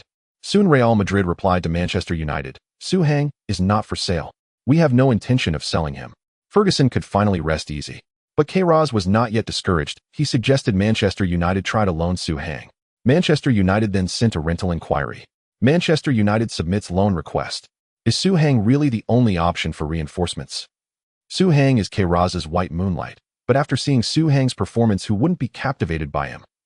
Soon Florentino called Su Heng. He handed the initiative for the loan to Su Heng, demonstrating respect for it. Su Heng considered it. Manchester United is also a team full of stars. They even have Cristiano Ronaldo. But the lineup at Real Madrid is evidently more luxurious. Moreover, Su Heng has already built connections at Real Madrid, allowing him to reap the benefits in the coming years. Going to Manchester United, everything would be uncertain. He had no reason to take a new risk.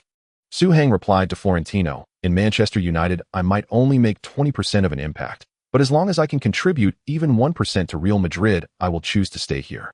Florentino was shocked by Su Heng's response, but at Real Madrid you can only be a substitute for a short time, and you might even be sitting on the bench for a long time. Aside from the returning Morienti's, Real Madrid is also about to bring in a star striker, which is news unknown to the outside world, but Florentino does not want to mislead Su Heng. Similarly, how could Su Heng not know what Real Madrid is planning? The wind chaser, the golden boy of England, the only current player in the UK to have won the Ballon d'Or, Michael Owen. This is amazing.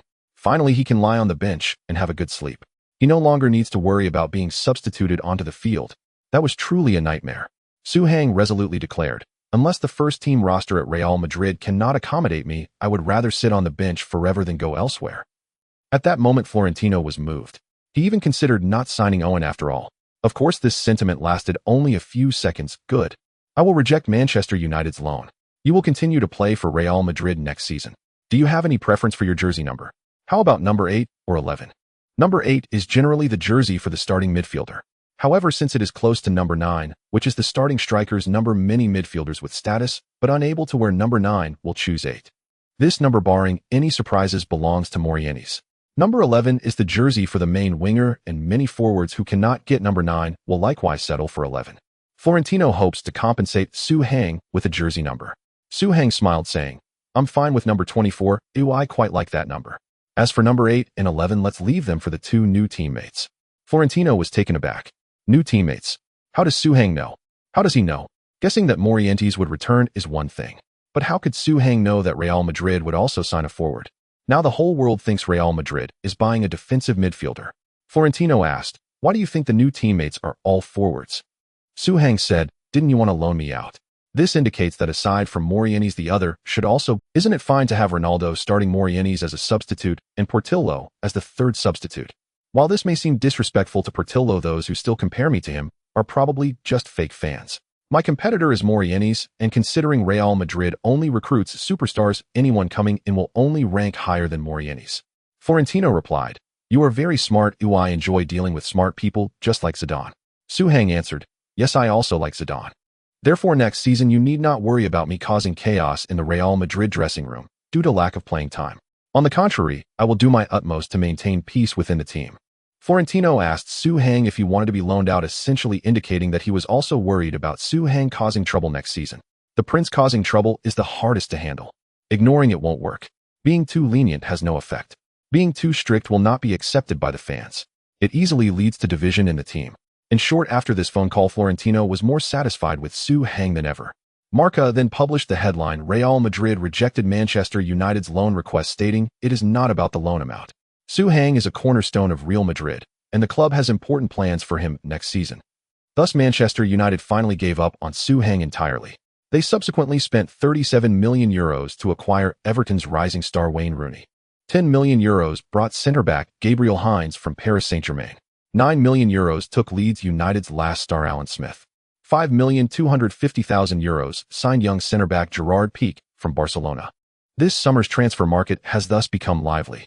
Last summer, Chelsea, acquired by the Russian oligarch Abramovich, was the absolute king of the transfer market, with their transfer fees surpassing the total of the other 19 Premier League teams. This year they remained big spenders. They signed striker Didier Drogba from Ligue 1's Marseille for €38.5 million. This is the most expensive signing of the summer. They also brought in Carvalho from Porto for €30 million, marking the third priciest transaction of the season.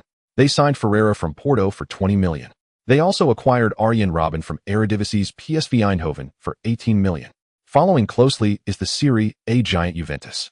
They signed Emerson from Roma for €28 million, the fourth most expensive transfer of the summer. They also brought in Zlatan Ibrahimovic from Ajax for €16 million. They acquired Cannavaro from Inter Milan for €10 million. After a season with no trophies, Barcelona had to take action to satisfy their fans. They spent €27 million to sign Samuel Eto'o from Mallorca. Prior to joining Mallorca, Eto'o was a Real Madrid player. He was a castaway child of Real Madrid, yet he became a tormentor for them in subsequent matches. In the last 4 games of the previous season, where Real Madrid suffered defeats, the match where Mallorca defeated them was one of Eto'o's proudest moments. In addition to Eto'o, Barcelona also spent €21 million to sign the newly crowned Portuguese midfield core Deco from Porto. Finally, they also spent €8 million to acquire Juli from Monaco. Yes, it's Juli from Monaco who eliminated Real Madrid in the Champions League alongside Morientes last season. Barcelona's signings are very targeted. If Real Madrid's signings reflect their goal to become the best in the world, then Barcelona's aim is to defeat Real Madrid. Lastly, Liverpool is also among the teams investing heavily this summer. They signed Cisse from Auxerre for €20 million and brought in midfield core Xabi Alonso from Real Sociedad for €16 million. They signed Luis Garcia from Barcelona for €9 million. In the last match of the previous season, Real Madrid was thoroughly defeated by Real Sociedad, with Xabi Alonso as the mastermind behind the scene. In the world of football, matches are the visible line and transfers are the hidden line. Many outcomes were already determined this summer before the season began. Last season's Real Madrid can be described as disastrous. Although they won the Copa del Rey with Su Hang's help, their simultaneous failures in the Champions League and League left fans furious. This also marked the failure of Florentino's Zidane Paven policy. Therefore, acquiring reliable, expensive, and famous defensive players became urgent. However, to maintain Florentino's dignity, Real Madrid must continue to sign superstars in the forward positions, fulfilling Florentino's commitment of 1 superstar per year. Otherwise, Florentino's rivals would use this to attack him. Ultimately, Real Madrid pried the speedy young talent Owen away for €12 million plus the low-cost Núñez, whose contract with Liverpool was down to the last year. This left countless Liverpool fans shivering with anger. At the same time, Real Madrid welcomed back Morientes from Monaco. They signed world-class centre-back Walter Samuel, known as the Rock, from Roma for €25 million and brought in Woodgate, one of the New England 4 great centre-backs from Newcastle United for €18.3 million. Real Madrid's roster has nearly reached a theoretically perfect state. It is deemed perfect because they have strengthened their defense. It is considered nearly perfect because strengthening the defense involves both signing good centre-backs and solid defensive midfielders. However, Real Madrid did not reinforce the defensive midfield position. They merely recalled defensive midfielder Albert Salades, who had been loaned to Bordeaux. But anyone with discerning eyes knows that Salades cannot fill the void left by Mikel's departure. Thus, Real Madrid's roster for the new season has basically taken shape. Forwards Ronaldo, Raúl, Owen Morientes, Hang Portillo Soldado. Midfield Zidane, Figo, Beckham, Solari, Guti, Salades, Borja. Defenders Carlos, Samuel, Woodgate, Salgado, Helguera, Pavin, Bravo, Juanfran. Goalkeepers Casillas, Sanchez, Diego Lopez. The rankings are in order. Based on such a strong roster, Real Madrid's fans have every reason to hold great expectations for the new season. Champions of the Champions League. Champions of La Liga. Copa del Rey champions. Fans want it all. But soon news emerged that Real Madrid's new head coach Camacho was dissatisfied with the roster. Camacho is an iconic figure from Real Madrid in the 70s and 80s.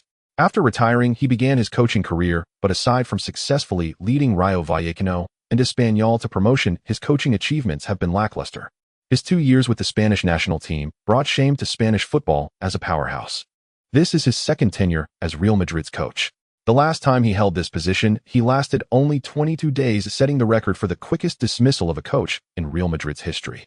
Marca reported that Camacho is not satisfied with Real Madrid's transfer activities. He needs a top defensive midfielder, but Florentino has brought him Owen. Additionally, the media published some dining photos shared by Hang on social media this summer, making comments. Hang likes Chinese food, especially spicy Sichuan cuisine. This is very detrimental to an athlete's body. His physical condition is concerning. He should eat healthy salads every day. Camacho would definitely not like such an undisciplined player. From the weight disclosed by Hang, it seems he has gained 15 pounds this summer. This news garnered even more attention than Camacho's criticism of Real Madrid's transfers. Rising to fame and falling like a meteor are the two most captivating stories in the world of football. Is Hang about to fall so soon? In an instant, various opinions emerged. Alas, Hang's family is so wealthy, playing football is just for fun, being undisciplined is normal. This summer, he probably traveled around the world, right? I saw on his social media that he went to at least 5 different countries. Once you become famous, you lose that fighting spirit. I heard some people think he is the Prince of Real Madrid, but I don't agree. Only Portillo, who emerged from long-term hard work, is qualified to be the Prince. Don't overhype Portillo, he's indeed good, but compared to Su is meant to form the HRR Trident with Ronaldo and Raúl. Morientes is not even as good as Su. Is Morientes not as good as Su? Your statement makes you a fake fan. Moreover, with Irving's arrival, both Su and Morientes will have to step aside. Irving has many injuries and Ronaldo is also troubled by injuries. With Su's poor eating habits, he might also become a glass man. As long as the three of them don't form a glass trident, that would be good. Amidst the commotion, Real Madrid's new season training officially began. All players had to undergo team physical examinations. Most players gained weight this summer, it's a natural law. However, when Su's physical test data came out, the entire team was shocked. Ronaldo, Su, didn't you say you were only eating junk food? Beckham, an 8 body fat rate and my best condition in the past few years is only like this. Haven't you gained weight? Zidane, Hangzi, you didn't gain those 15 pounds in muscle, did you? Figo, weren't you supposed to be traveling everywhere? You, Raúl, you didn't train the entire summer, did you? These gossipers were pretty close to the truth. Su nodded, you can't trust the news out there. I indeed eat Chinese food, as anyone who has had it finds it hard to refuse such cuisine. But Chinese cuisine is diverse with various cuisines, and its nutritional balance is not inferior to wine, salad, or steak. I have indeed gained weight, but it's not fat. The increase is indeed muscle. 15 pounds is the limit. After all, I'm still in my growth phase and can't suddenly gain too much weight to avoid additional burden. A body fat rate of 8 has not yet fully met my requirements. As my fitness plan progresses, I intend to maintain my body fat around 6. In the end, I did train the entire summer, because I know that even so I am still far from everyone else. I have visited several countries, but that was to invite some top trainers, including specialists in sports medicine training, design, football training, physical training, visual training, and so on, a total of more than 10 people. Afterward, if anyone needs it, I can let my training team provide services. A personal team is a standard for future stars, but it hasn't become popular at this stage. Many stars feel this is a complete waste. But time will tell them that spending money is for making money better. In terms of personal teams, it really can't be saved. Under scientific training this summer, Su's strength surged from 76 to 82 and his jump from 70 to 74. Su spoke confidently, chatting and laughing with these stars. Not far away, Bravo, Pavin, Borja, friend Soldado, Lopez, and other players looked on enviously. They were even a few years older than Su, but facing those stars they felt particularly awkward. If it was like this privately, how could they possibly play naturally? How could their performance be good? Not long after Camacho arrived, the team officially entered the first day of training. Although it was quite basic, the physical data could still be clearly seen. Fitness tests, 30-meter speed tests, explosive power tests, agility tests, strength tests, etc. All provided data to show who was strong and who was weak. Those superstar-level players didn't have poor data. For example, Beckham's fitness is exceptionally excellent, and Ronaldo, Irving, Carlos, and others have amazing speed. Zidane, Figo, and Irving exhibited outstanding agility. Samuel, Woodgate, and Morenese were incredibly strong. Su could barely keep up with the strength of the first group, while his other aspects lagged very far behind. Even after a month of special training, his foundation was still too weak. Such data would completely fail to impress Camacho, who was known for his strict standards. The next day, the team conducted ball training. The difference between the stars and regular players widened further. Among the stars, Ronaldo and Zidane were uniquely outstanding, even more dazzling. As for Su, he was even worse. His ball skills could not be described as anything but a pile of dog crap. He was firmly seated at the bottom of the team. Camacho was shocked. He asked his coaching staff, was Su this bad last season? Real Madrid's goalkeeping coach Simon shook his head. No, he is performing much better now than he did during training last season. His progress is very rapid. Camacho nearly spat out a mouthful of old blood. This is his performance after improvement. Do Real Madrid fans know that their prince can't control the ball 10 meters away? It's outrageous. How did this bum get into Real Madrid? The worst first-team player in the team Camacho coached in the second division is much stronger than Su. Camacho began to sympathize with his predecessor Queiroz. Having such a player who is almost incapable of playing in the team, while external pressure still forces this player to play, how uncomfortable must the head coach feel? Camacho began brainstorming. Because the issues Queiroz had to face, he also had to face. The preseason training quickly reached its end, and Real Madrid also played a couple of friendly matches. But the results were not good. Camacho had an important task, which was to change Real Madrid's single striker formation to a double striker formation. Otherwise, it would be a waste of this luxurious midfield and forward line. This was a firm order from Florentino. But soon Camacho encountered trouble. He did not use Su in both friendly matches, which caused great dissatisfaction among Real Madrid fans. Why not use Su? If Camacho has this attitude, he can directly step down. If Su is not used, is he going to sit on the bench again this season?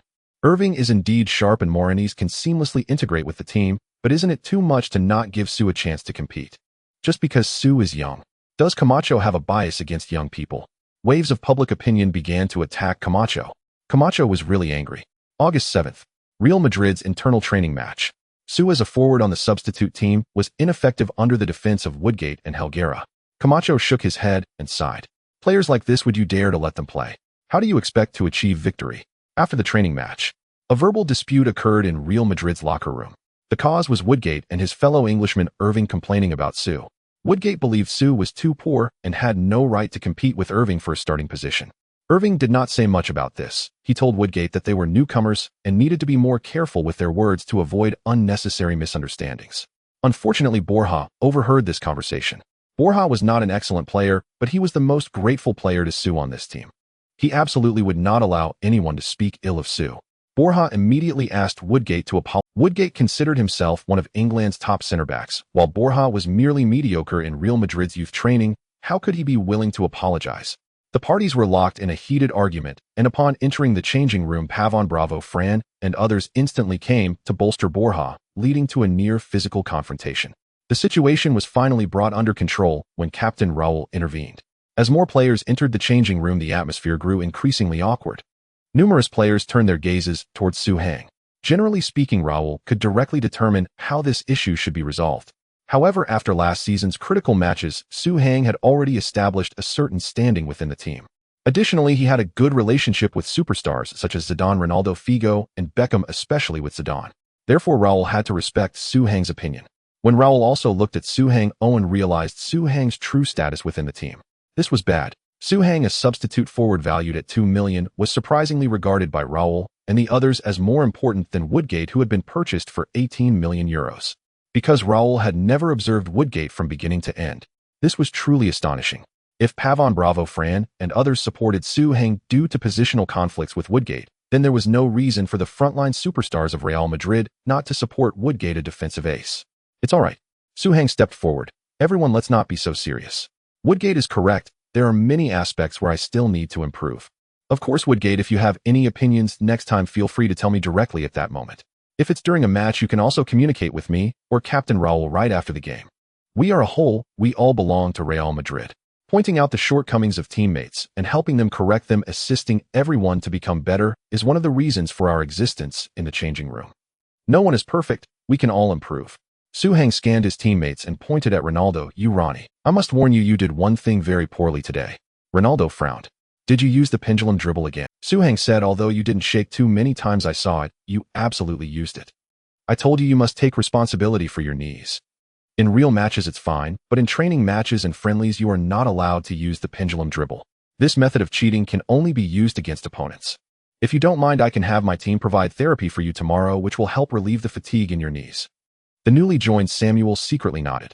This kid has a high emotional intelligence. He not only criticized Ronaldo, but also strengthened their relationship while diverting everyone's attention from Woodgate's situation. What is this? This is leadership. This kid is a born leader. He knows how to get along amicably with superiors, peers, and subordinates. This is quite rare.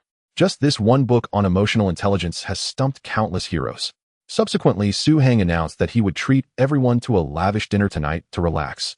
Zidane was the first to nod in agreement, which was a way of supporting Zidane through action. The others naturally had no reason to refuse. During dinner, Zidane specifically toasted Borja and others who stood up for him, expressing that he remembered this friendship and would never forget the brothers in the future.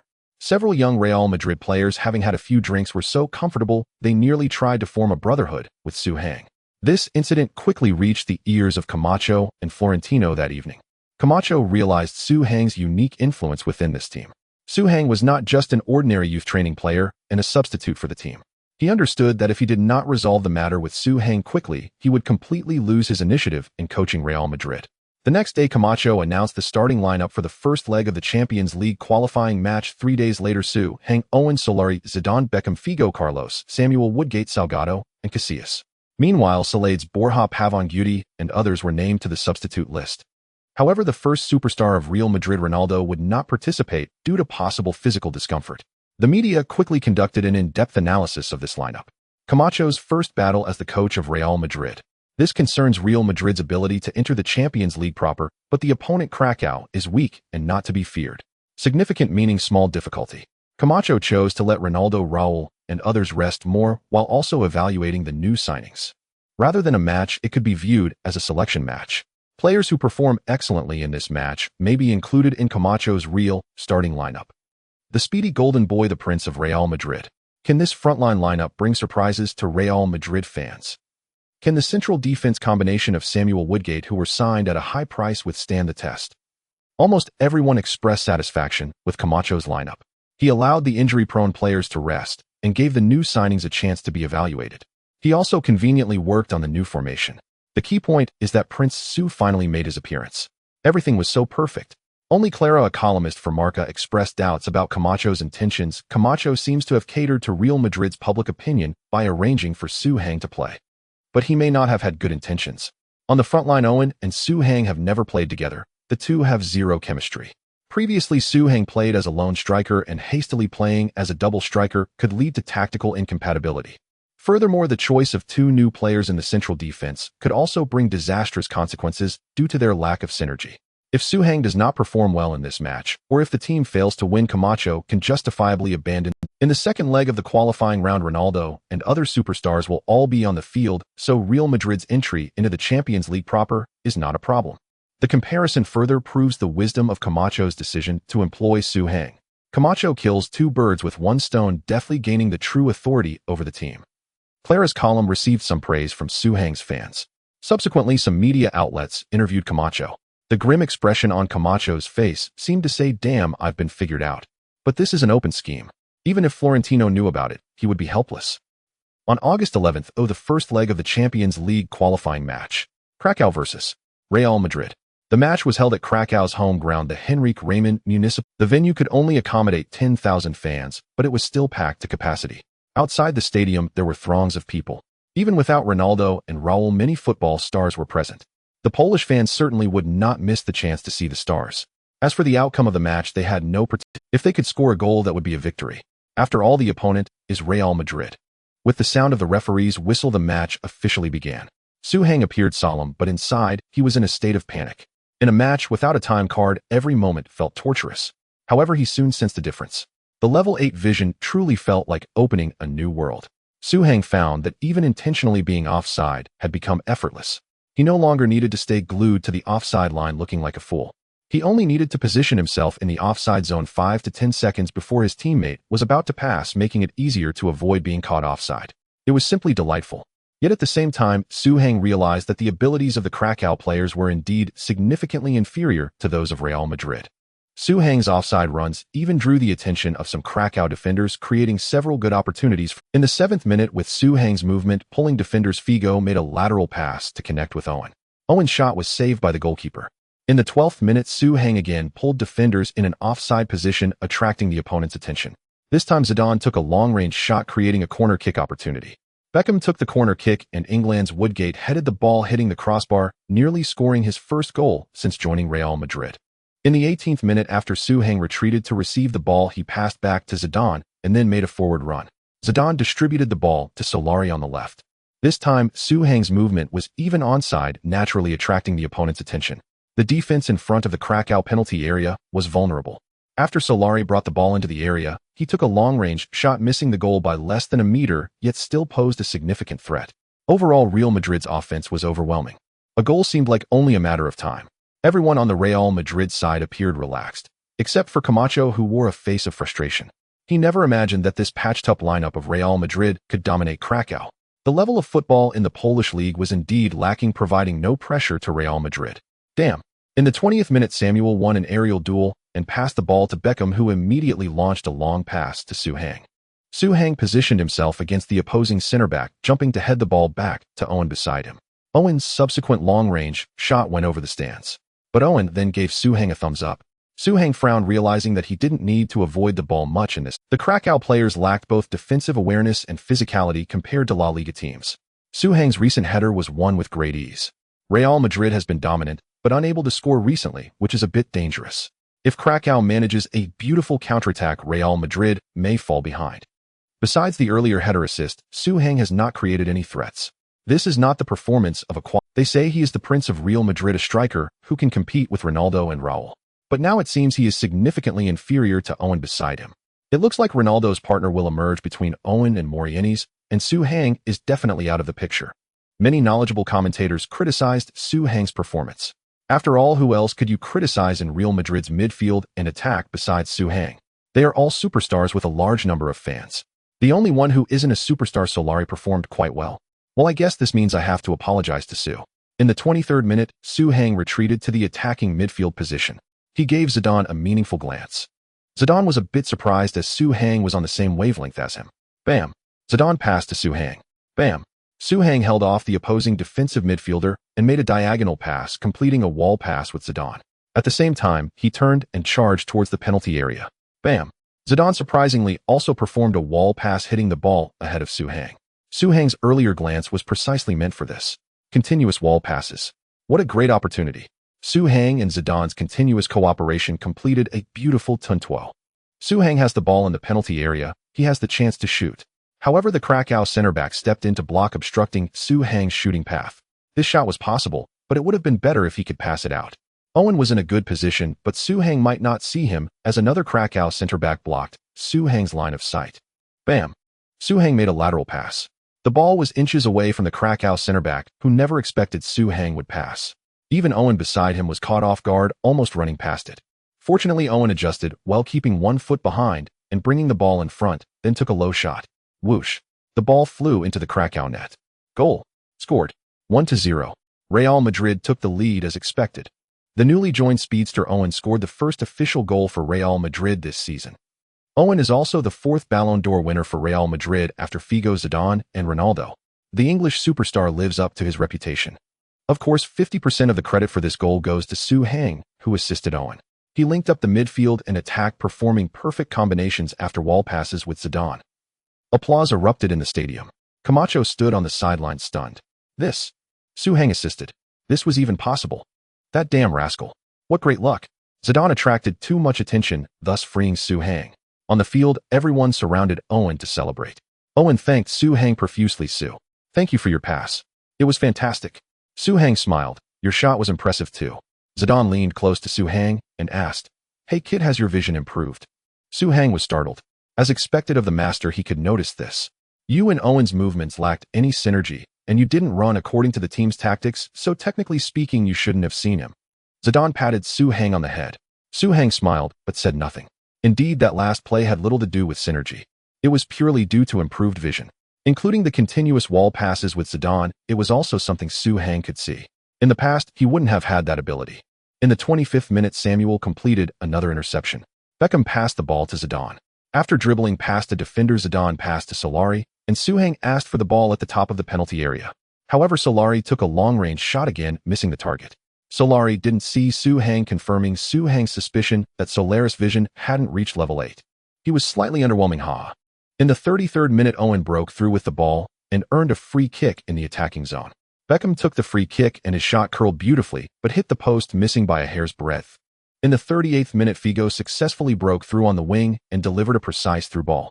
Owen, making a run to the near post, received the ball and scored a spectacular goal from a tight angle.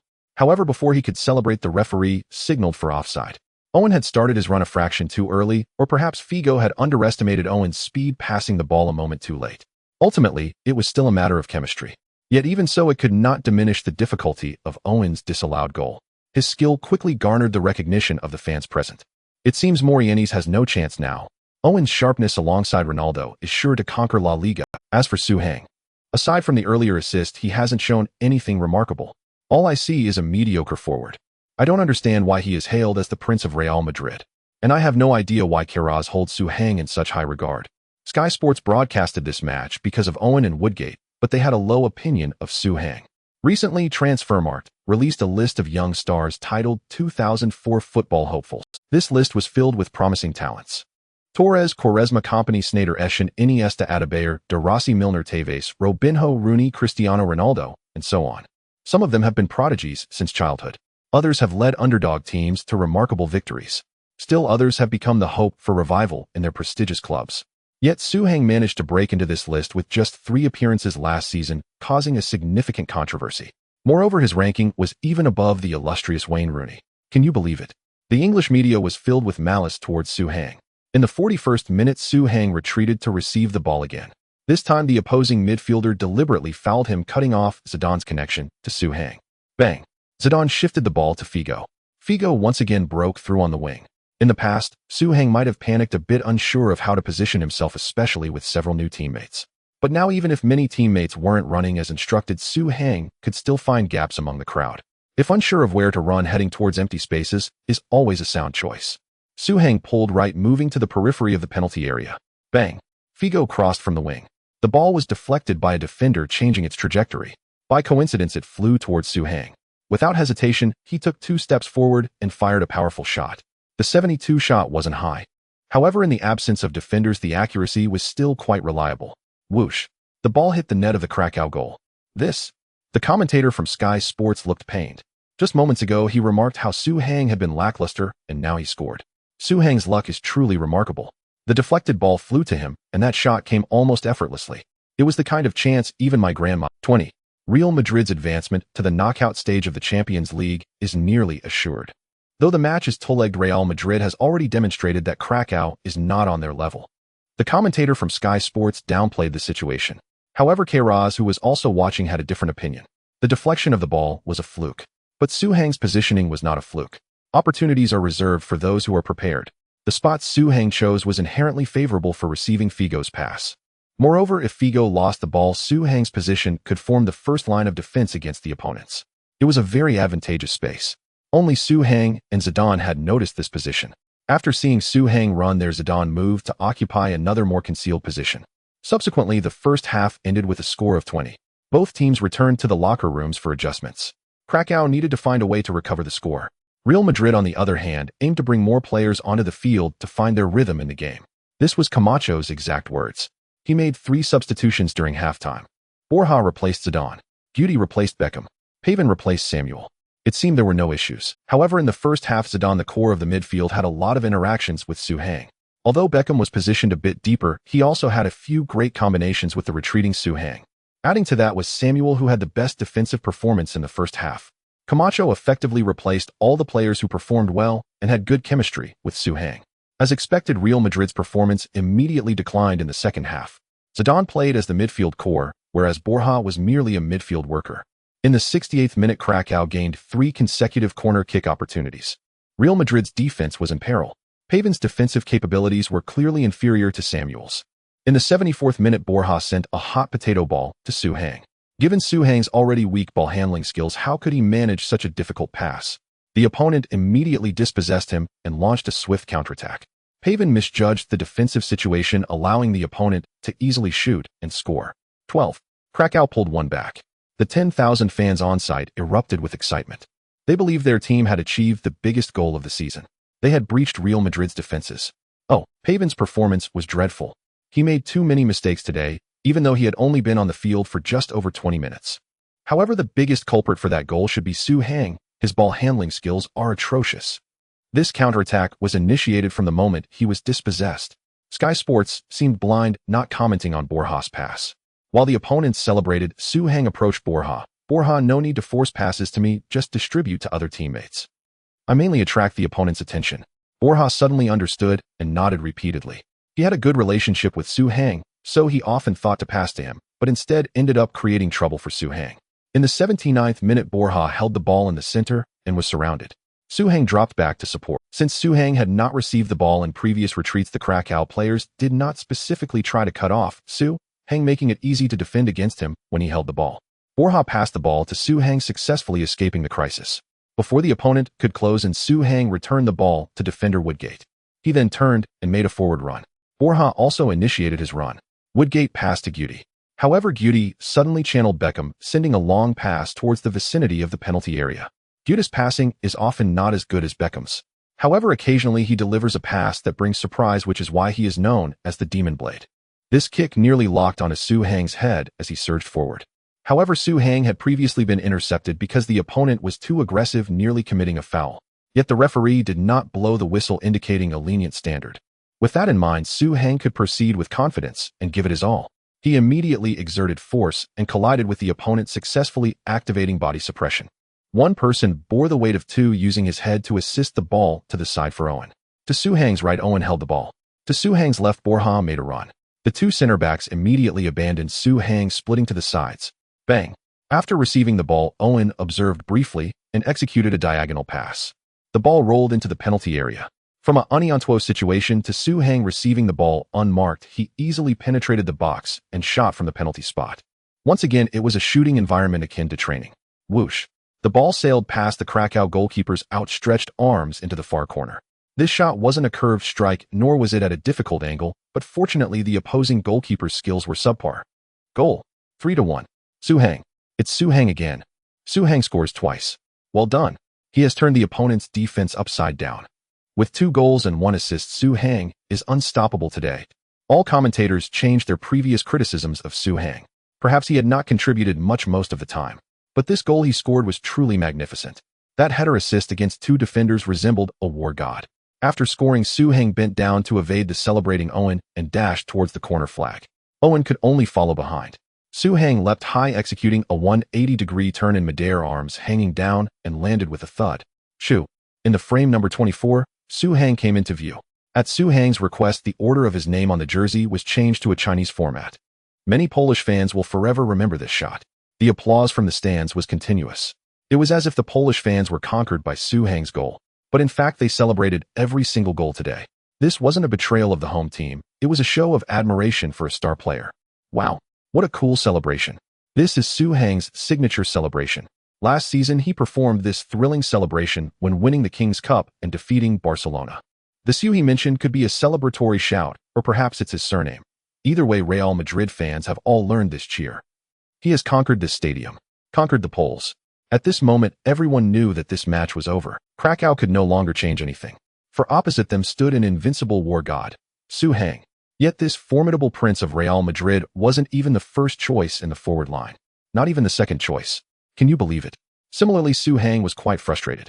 He hadn't intended to shine so brightly. But unfortunately, Camacho's malice was too great, attempting to drive him out of Real Madrid. Could he tolerate that? In the 85th minute, Guti again delivered a through pass, which also indicated that Krakow's defensive quality was indeed lacking.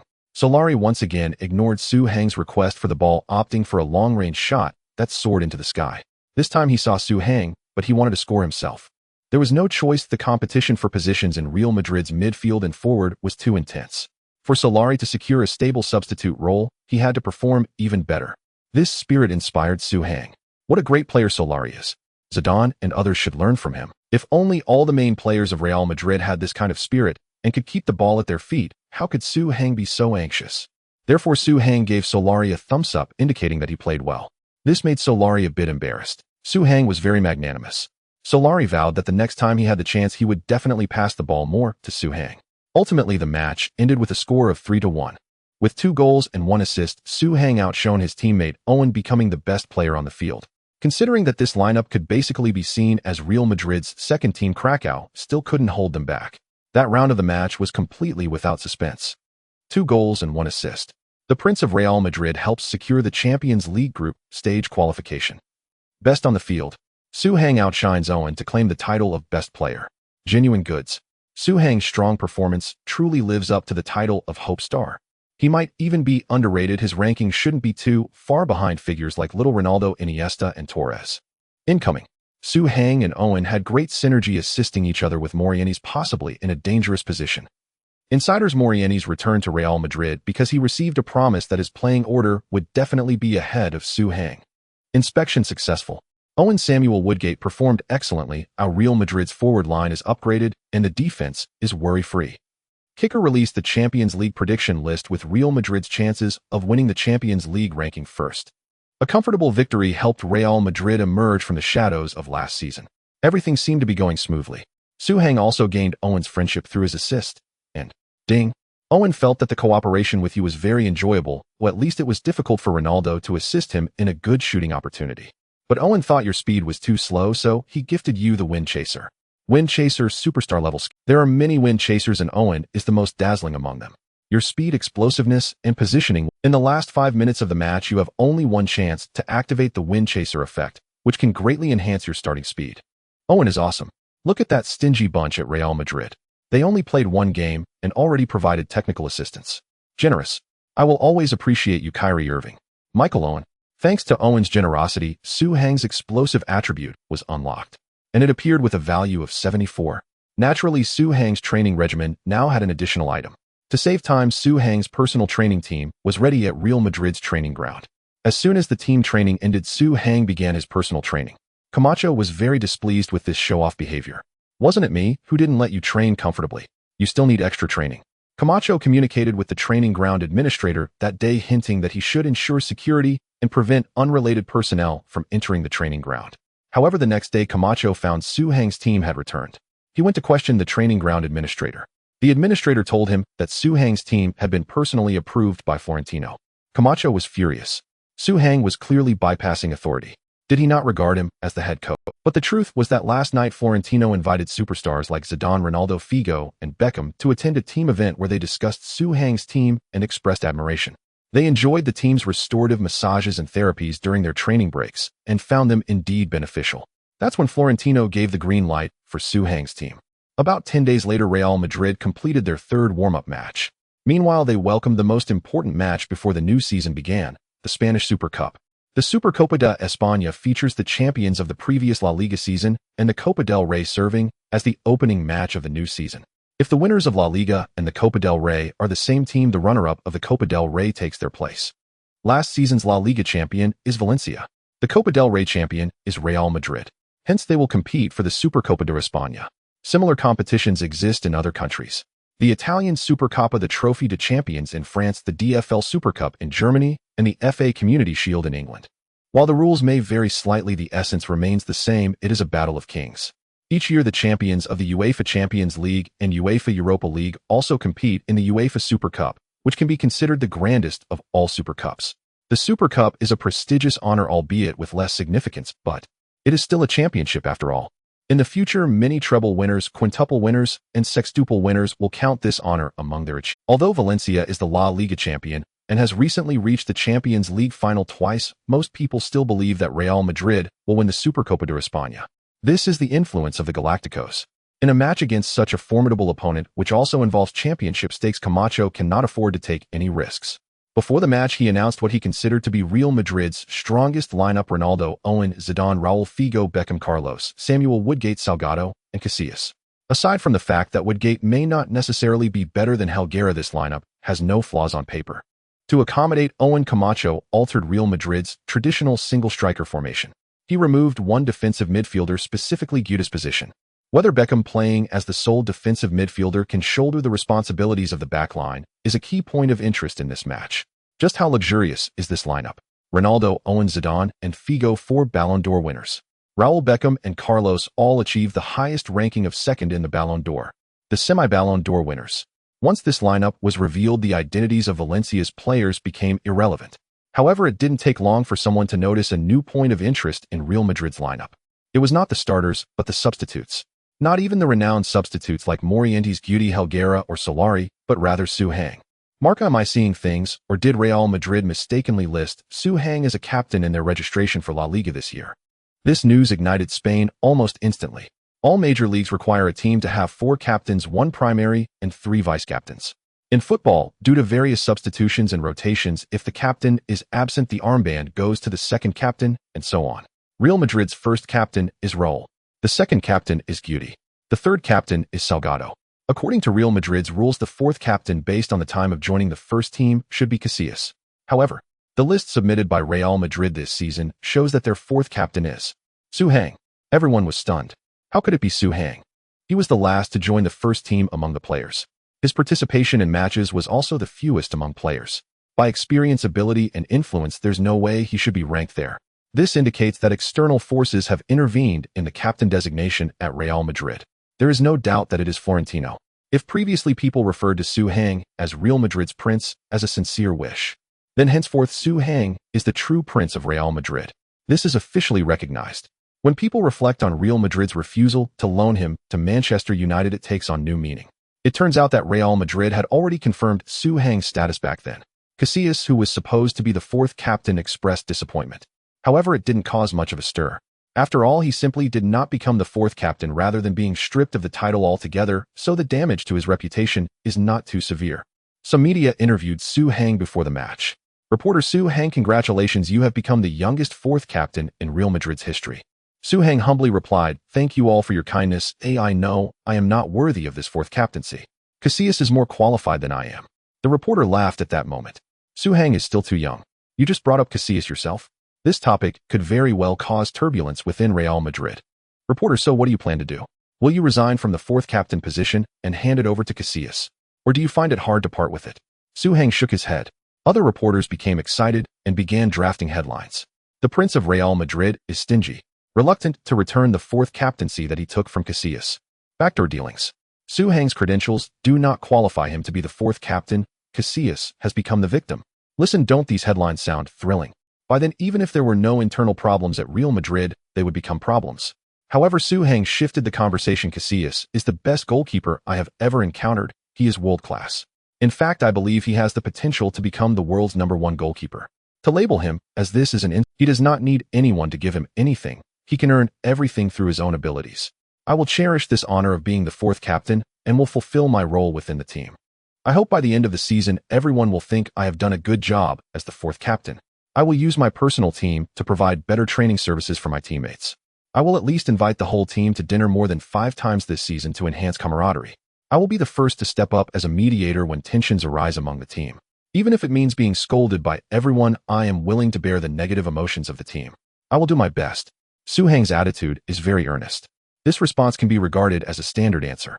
At first glance, Su Hang seems quite humble. But upon closer inspection, the entire response is filled with I want, and I also want. I want the fourth captaincy, but I also want friendship with Casillas. I will participate in team management.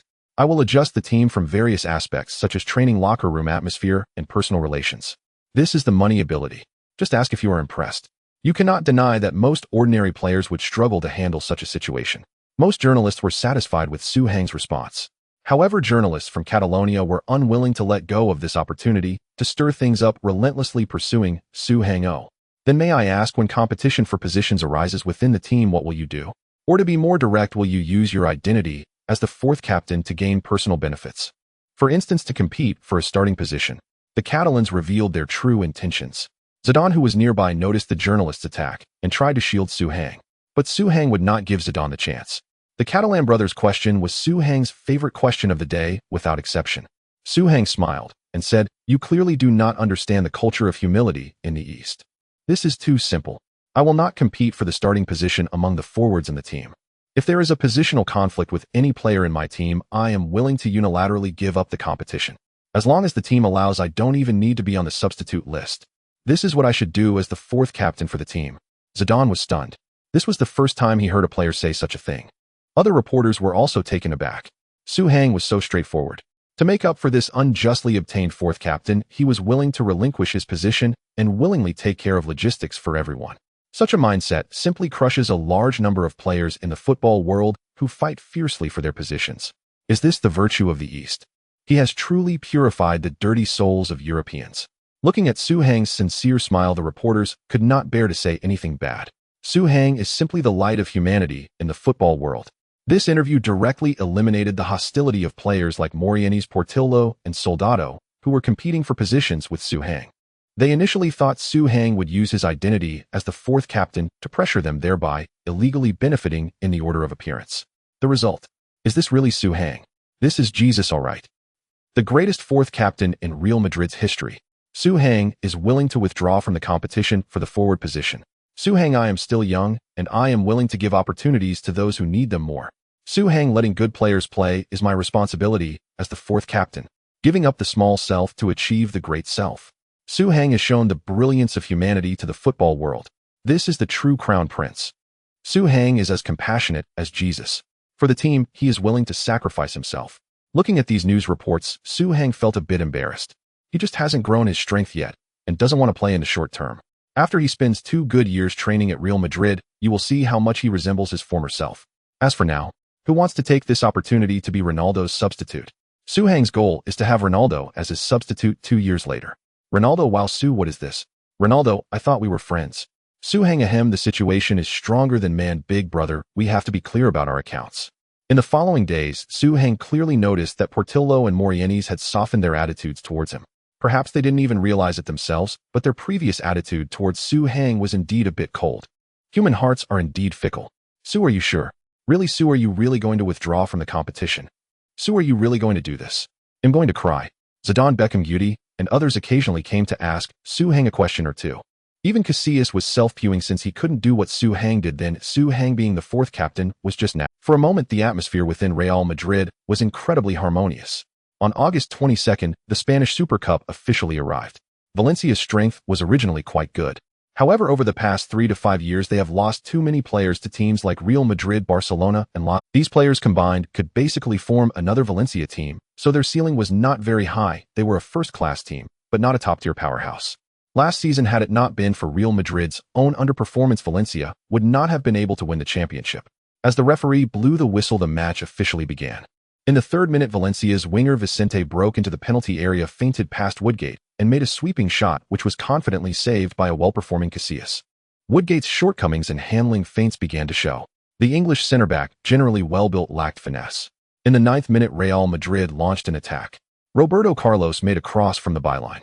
However, Ronaldo and Owen both missed, and the ball eventually flew out the back post. Ronaldo is undoubtedly one of the most perfect strikers, but his physical template is not perfect enough. He stands at 1.8 meters, which is a bit short.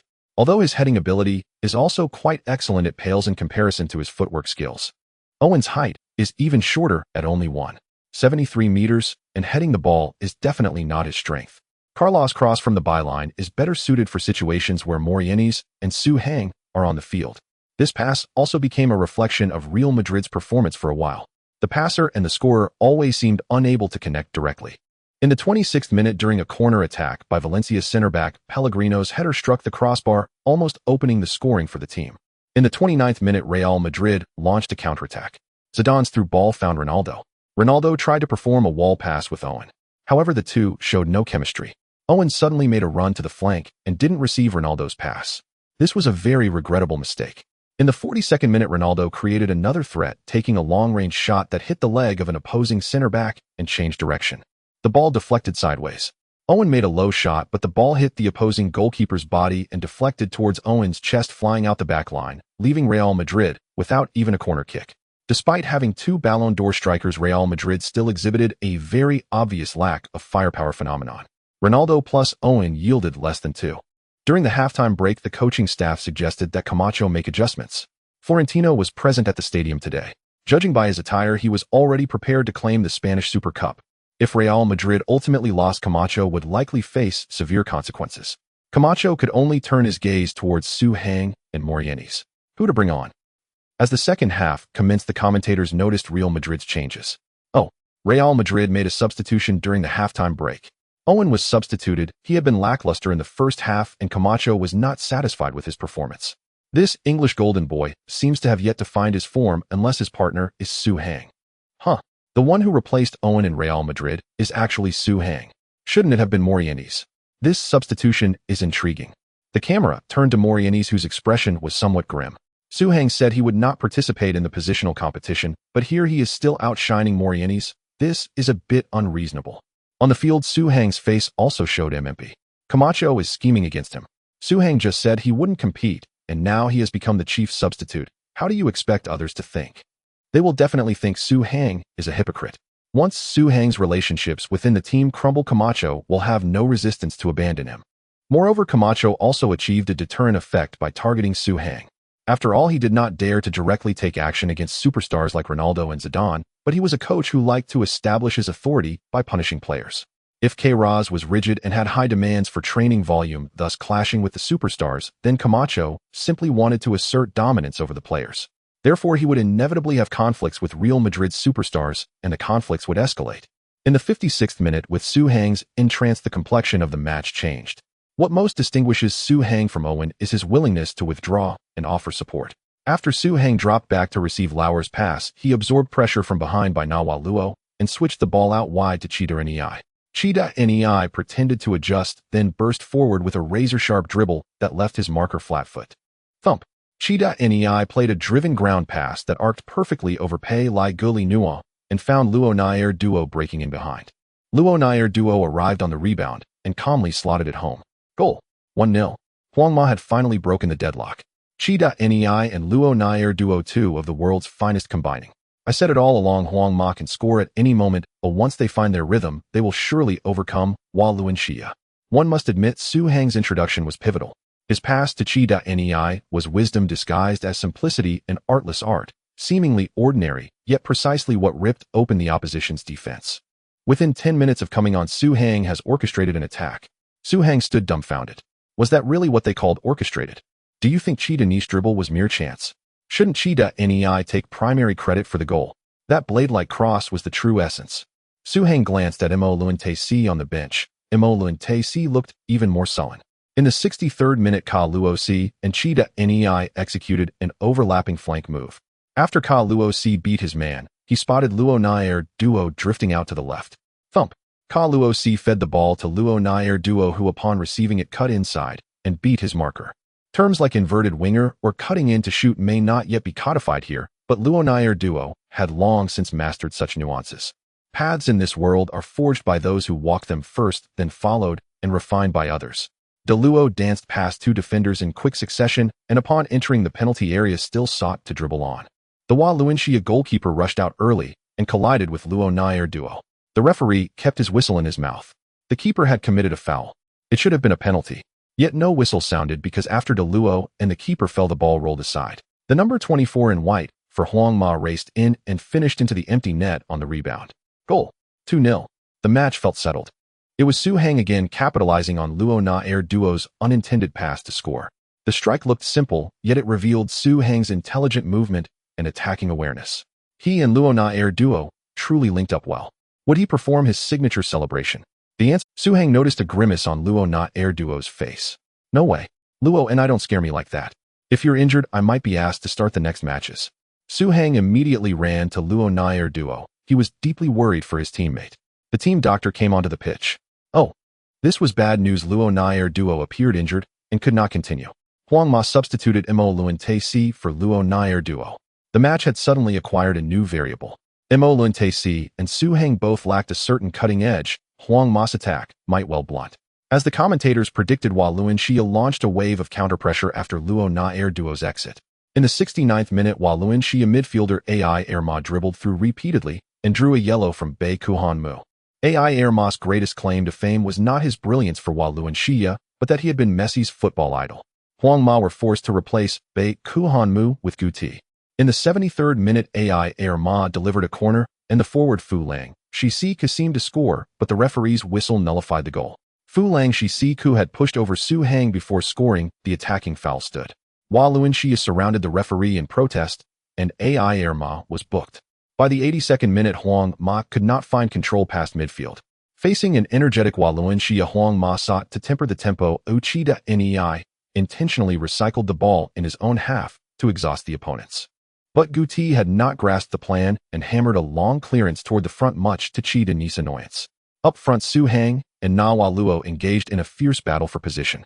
As the ball arrived, Su Hang leapt early and won the first touch, flicking it aside.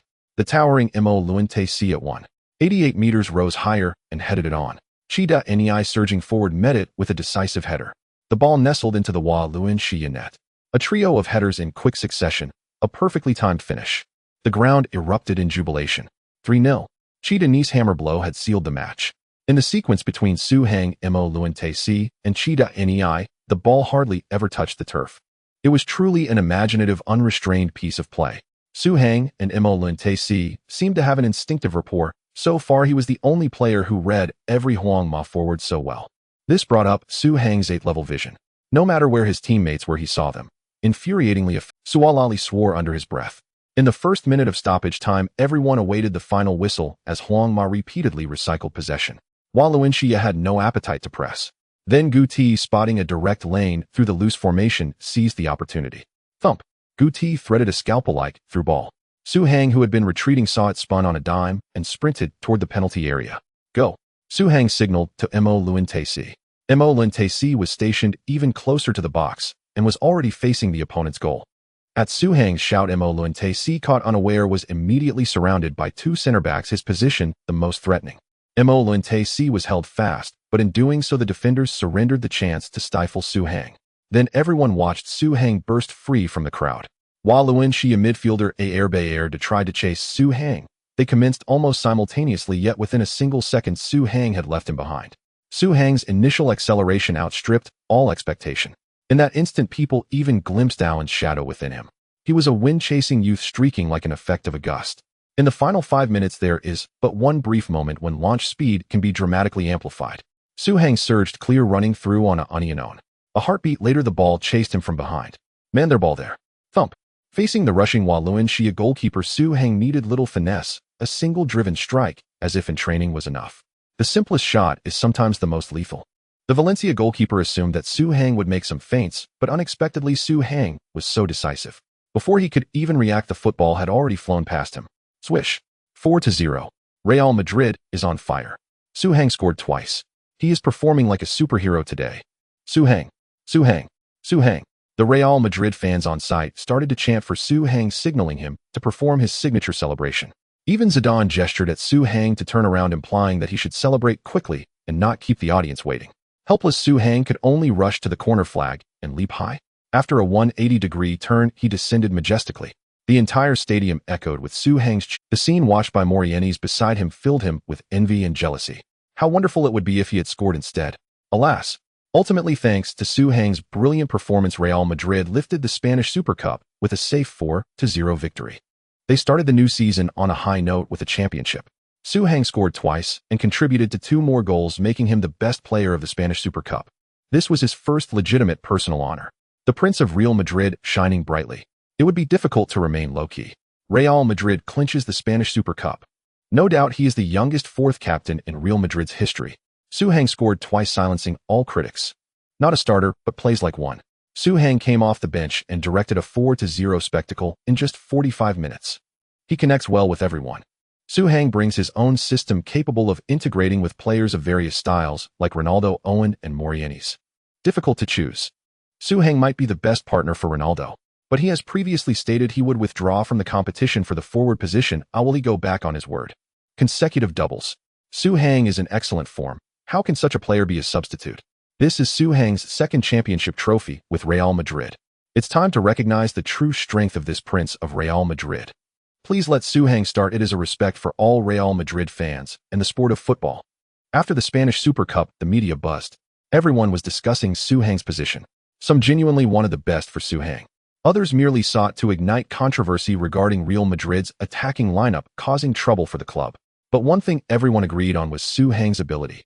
Even his competitor Morientes expressed acknowledgement of Su Hang. Ding.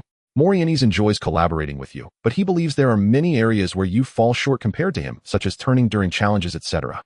As a result, you learn mastery of turning during challenges. Mastery of turning during challenges, player-level skill. Turning during challenges while holding the ball is a must-learn course for pivot strikers and is crucial in assessing their quality. Your turning success rate has improved and your turning speed has increased. This. If Morientes' disdain can make Su Hang stronger, can we have a whole basket of such disdain? Su Hang simply adored Morientes. As a result, Su Hang's offensive awareness, explosiveness, strength, and jumping all increased by 1. Though this is just a player-level skill, its effect is truly significant. It perfectly illustrates what it means to say fried rice is the simplest, yet most difficult. Facing media pressure, Camacho had to let Su Hang start again on August 25th in the second leg of the Champions League qualifiers. And in this match, Krakow was simply too weak. Despite Su Hang coasting through the entire game, he still managed to get an assist, helping the team to a 5-0 thrashing of the visiting Krakow. Hazard, are they really that careless? Thus, Real Madrid returned to the Champions League group stage, officially kicking off the new season. Some overly enthusiastic fans believe that Real Madrid's return to the Champions League meant that this year's Champions League championship was a foregone conclusion. The Champions League definitely belongs to Real Madrid. Many professional media outlets shared the same opinion, highly recognizing the success of Real Madrid's transition from a single forward to a double forward setup. This left Camacho a bit sleepless. He had his own set of tactics for a double forward, but not the current type.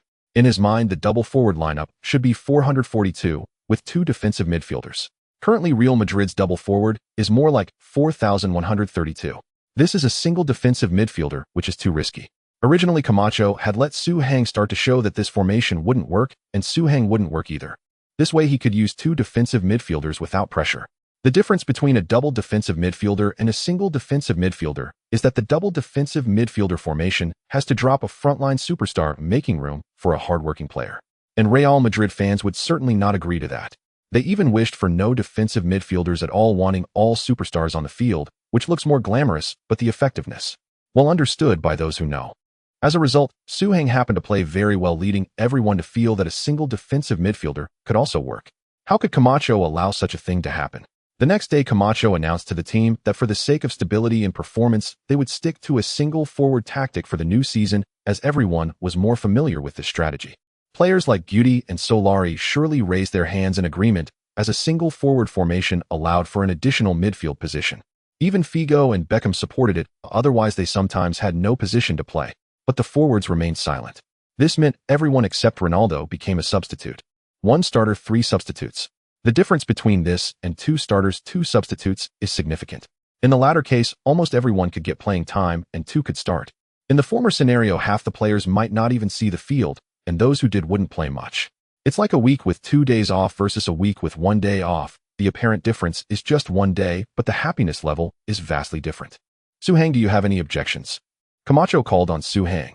If Su Hang opposed the single forward tactic, Camacho would bring up Su Hang's previous statement about not competing for positions, exposing his inconsistency to the whole team. Thus, he would discipline Su Hang and establish his authority. I feel that the single forward lineup is indeed more secure, and I support this decision. Su Hang nearly burst out laughing. He was troubled that if the team played with 2 forwards, his chances of playing would increase. Yet Camacho insisted on a single forward. Wasn't this akin to a pillow meeting a sleepy head? With a single forward, if Ronaldo started, Owen would start, then Morientes would start, and Su Hang would no longer have to be on edge. Delighted, Camacho nearly spat out a mouthful of old blood.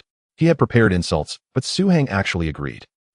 But if we play with a single forward, your placement in the order will be quite low, and you might not even make the 18-man roster. Camacho signaled Su Hang to resist quickly. Who would have thought that Su Hang not only did not resist, but instead enjoyed it, nodding repeatedly and saying, I have no problem as long as I can train with everyone, it doesn't matter whether I play or not. Su Hang's performance left Camacho with no room to criticize. On the contrary, Morientes stepped forward. I don't think a lone striker is a good choice.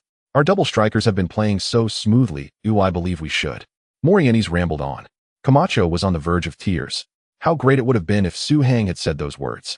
But it was Morientes establishing authority and sidelining Su Hang were Camacho's two goals, but essentially both aimed at gaining control of the team. With Morientes stepping up, these two aims could no longer coexist. Even if Morientes was dealt with, Su Hang's position in the lineup would increase, leading to a conflict between the two matters. Camacho gritted his teeth, cursing Morientes, implying, "Do you even have the right to criticize my tactics?" Then Morientes was punished to run 3 kilometers. Authority established. Yet it also meant losing the chance to reprimand Su Hang. On August 29th, the 2004-2005 season officially began. In the first round of La Liga, Real Madrid faced Mallorca away. In this match, Real Madrid deployed a bewildering lone striker formation. Ronaldo, who had sustained a minor injury in the Spanish Super Cup, made a comeback. In the 56th minute, Ronaldo scored, helping the team lead 1-0. Camacho then substituted Owen for Ronaldo to prevent another injury to Ronaldo. In the 73rd minute, Su Hang replaced Raúl and appeared in the attacking midfielder position. In the 75th minute, Morientes replaced Figo and moved to the center-forward position, while Owen went to the right winger. This adjustment was utterly fragmented. Real Madrid failed to score any goals afterward. They were even close to being equalized by Mallorca. In the end, Real Madrid narrowly won 1-0 away against Mallorca. However, after the match, the media criticized Camacho's substitutions as horrendous.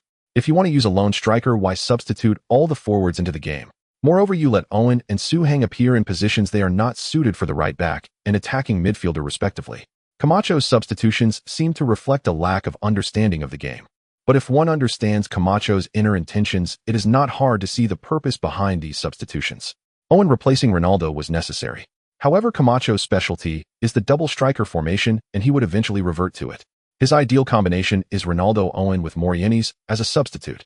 Raúl can occasionally shift to the forward position, which is completely sufficient. But at this stage, Su Hang's calls for inclusion are high. If there is a double striker, he might even become a starter. Camacho finds it hard to tolerate Su Hang, whose foundational skills are lacking, being a starter. A lack of foundational skills means it is difficult to execute the various tactical tasks assigned by Camacho. To the untrained, scoring goals is all that matters. To those in the know, it's about tactical execution. Su Hang is favored by fans for his ability to score. The fact that he is not favored by the head coach indicates that this coach has a certain level of skill. The sole focus on scoring will only harm the team. Therefore, Camacho must allow Su Hang to struggle before the team shifts to a double striker formation. So Su Hang must play, and he must perform poorly for that to happen. But if Su Hang plays, Morientes must also play out, otherwise people will always think Su Hang is better than Morientes, and in the end, won't Camacho have to use Su Hang as a substitute? Thus, such a twisted substitution occurred. On September 11th, in the second round of La Liga, Real Madrid hosted the promoted team Minutia. However, against this weak team, the powerful Real Madrid only scored from Beckham's direct free kick in the 17th minute and did not score again.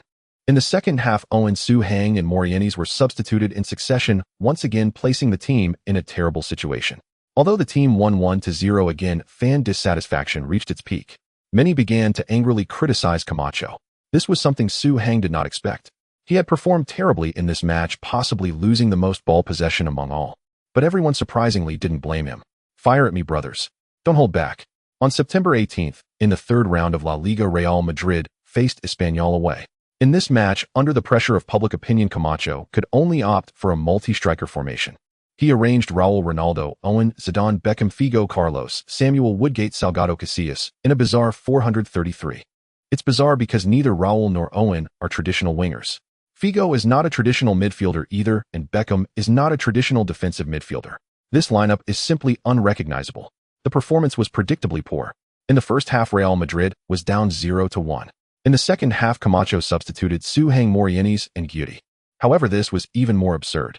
If Owen and Raúl could play as shadow strikers in a 3-forward setup, then Morientes and Su Hang plus Ronaldo would be a genuine 3 center forwards. It would have been better not to substitute. 0-1, Real Madrid lost the match. A tsunami of criticism surged towards Camacho. Su Hang was interviewed by reporters about his views on Camacho's tactics. Su Hang had mixed feelings about Camacho. He loved that he used a lone striker. He hated that even with a lone striker, he had to put himself on the field. Is there no attacking midfielder or winger in the team? Would using Borja or Solari be a death sentence? Borja, I have reason to suspect you're being sarcastic. Solari, is this even human language? Therefore, Su Hang expressed to the media, Camacho is a capable head coach, but I believe he should consider players' positions appropriately. A player cannot excel in all positions. He should allow players to appear in their rightful places. In short, let midfielders play midfield and don't make me go on the field again. However, the media misunderstood Su Heng's meaning.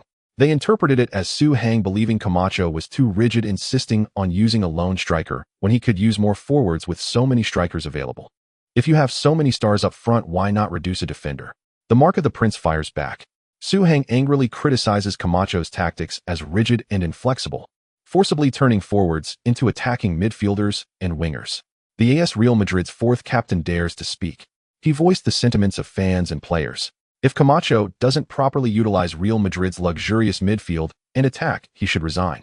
The Daily Sport's disrespecting authority. Real Madrid's prince, Su Heng, bullies the coach into using a multi-striker formation, simply wanting to play. The World Sports Camacho is furious. He declares he will forever keep Su Heng on the bench. As long as he coaches Real Madrid, Su Heng should not expect to enter the matchday squad. I must say, when Su Heng saw these news articles, he finally felt a sense of relief. Although everyone misunderstood the outcome was good. He finally no longer had to fear being substituted in. In the previous two matches, people thought it was because Su Heng was uncomfortable in the attacking midfielder position that he performed poorly. Little did they know that was actually Su Heng's true level. Losing the offside privilege and unable to exist outside of the team's system, most of the time, Su Heng's performance was that of a scapegoat level. Thus, Camacho's decision to bench him appears to be oppression from the outside. But for Su Heng, it is definitely a model of self-sacrifice for the greater good. Now Su Heng has just one wish. He hopes that in the coming period Real Madrid performs a bit better. He hopes Camacho can use a series of matches to prove that this Real Madrid does not need Su Heng at all. That way Su Heng can remain comfortably on the bench for a long time. Ami Tofu. On September 21st, in the fourth round of La Liga, Real Madrid hosted Osasuna. Camacho removed Su Heng and forcefully promoted his 442 double defensive midfield formation. Ronaldo, Owen, Zidane, Guti, Beckham, Figo, Carlos, Samuel, Woodgate, Salgado, Casillas. Among them, Guti and Beckham played as double defensive midfielders. Although neither of them is a traditional defensive midfielder, together they possessed some defensive ability. In the second half, Camacho made 3 substitutions. Morientes replaced Ronaldo, Raúl replaced Owen, and defensive midfielder Salades replaced Guti. Theoretically, this was a perfect formation and a perfect substitution. But the result? Real Madrid still narrowly won 10 against a not very strong opponent. The performance was also unimpressive. This was related to everyone's unaccustomedness to the tactics, but it was also related to the players' emotions. Firstly, Raúl went from being a starter to a substitute. He is the ring king of Real Madrid, the captain of Real Madrid. He is the nominal ruler of Real Madrid. How could Raúl maintain his dignity in such a situation? Moreover, the year Raúl came second in the Ballon d'Or was the same year Owen won it. Raúl could be a substitute for anyone, but being a substitute for Owen was unacceptable. Furthermore, regarding Ronaldo as a forward, he does not want to be substituted unless injury is considered. He wanted to play the full 90 minutes, but Camacho only gave him 70 minutes. Could he be happy about that? When Ronaldo was substituted, he didn't even high-five Camacho. Then there's Zidane. He prefers to play as an attacking midfielder, but can also drop back to be the core of the midfield. In short, he needs freedom. But the left winger position limited Zidane's performance, making it difficult for him to play. So a seemingly perfect formation did not yield good results. This situation had already been encountered by Camacho's predecessor Queiroz last year. This is the side effect of having so many superstars. Yet Camacho was still stubbornly insistent. On September 25th, in the 5th round of La Liga, Real Madrid lost 12 away to Athletic Bilbao. On October 3rd, in the 6th round of La Liga, Real Madrid lost 0-1 at home to Deportivo La Coruña. On October 16th, in the 7th round of La Liga, Real Madrid drew 11 away against Real Betis. Subsequently, they suffered a 0-3 defeat to Serie A giants Napoli in the Champions League group stage.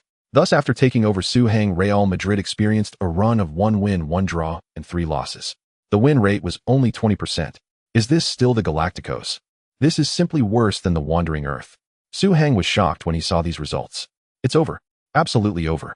Camacho, if you had invited a few superstars to sing karaoke, the results wouldn't have been this bad. Did you not notice that Ronaldo wasn't even shooting? Was Zidane not making forward passes? Was Raúl not making runs? The only two who were willing to give their all and prove themselves, Morientes and Owen, were constantly alternating. They could not play together. How could there be good results under such circumstances?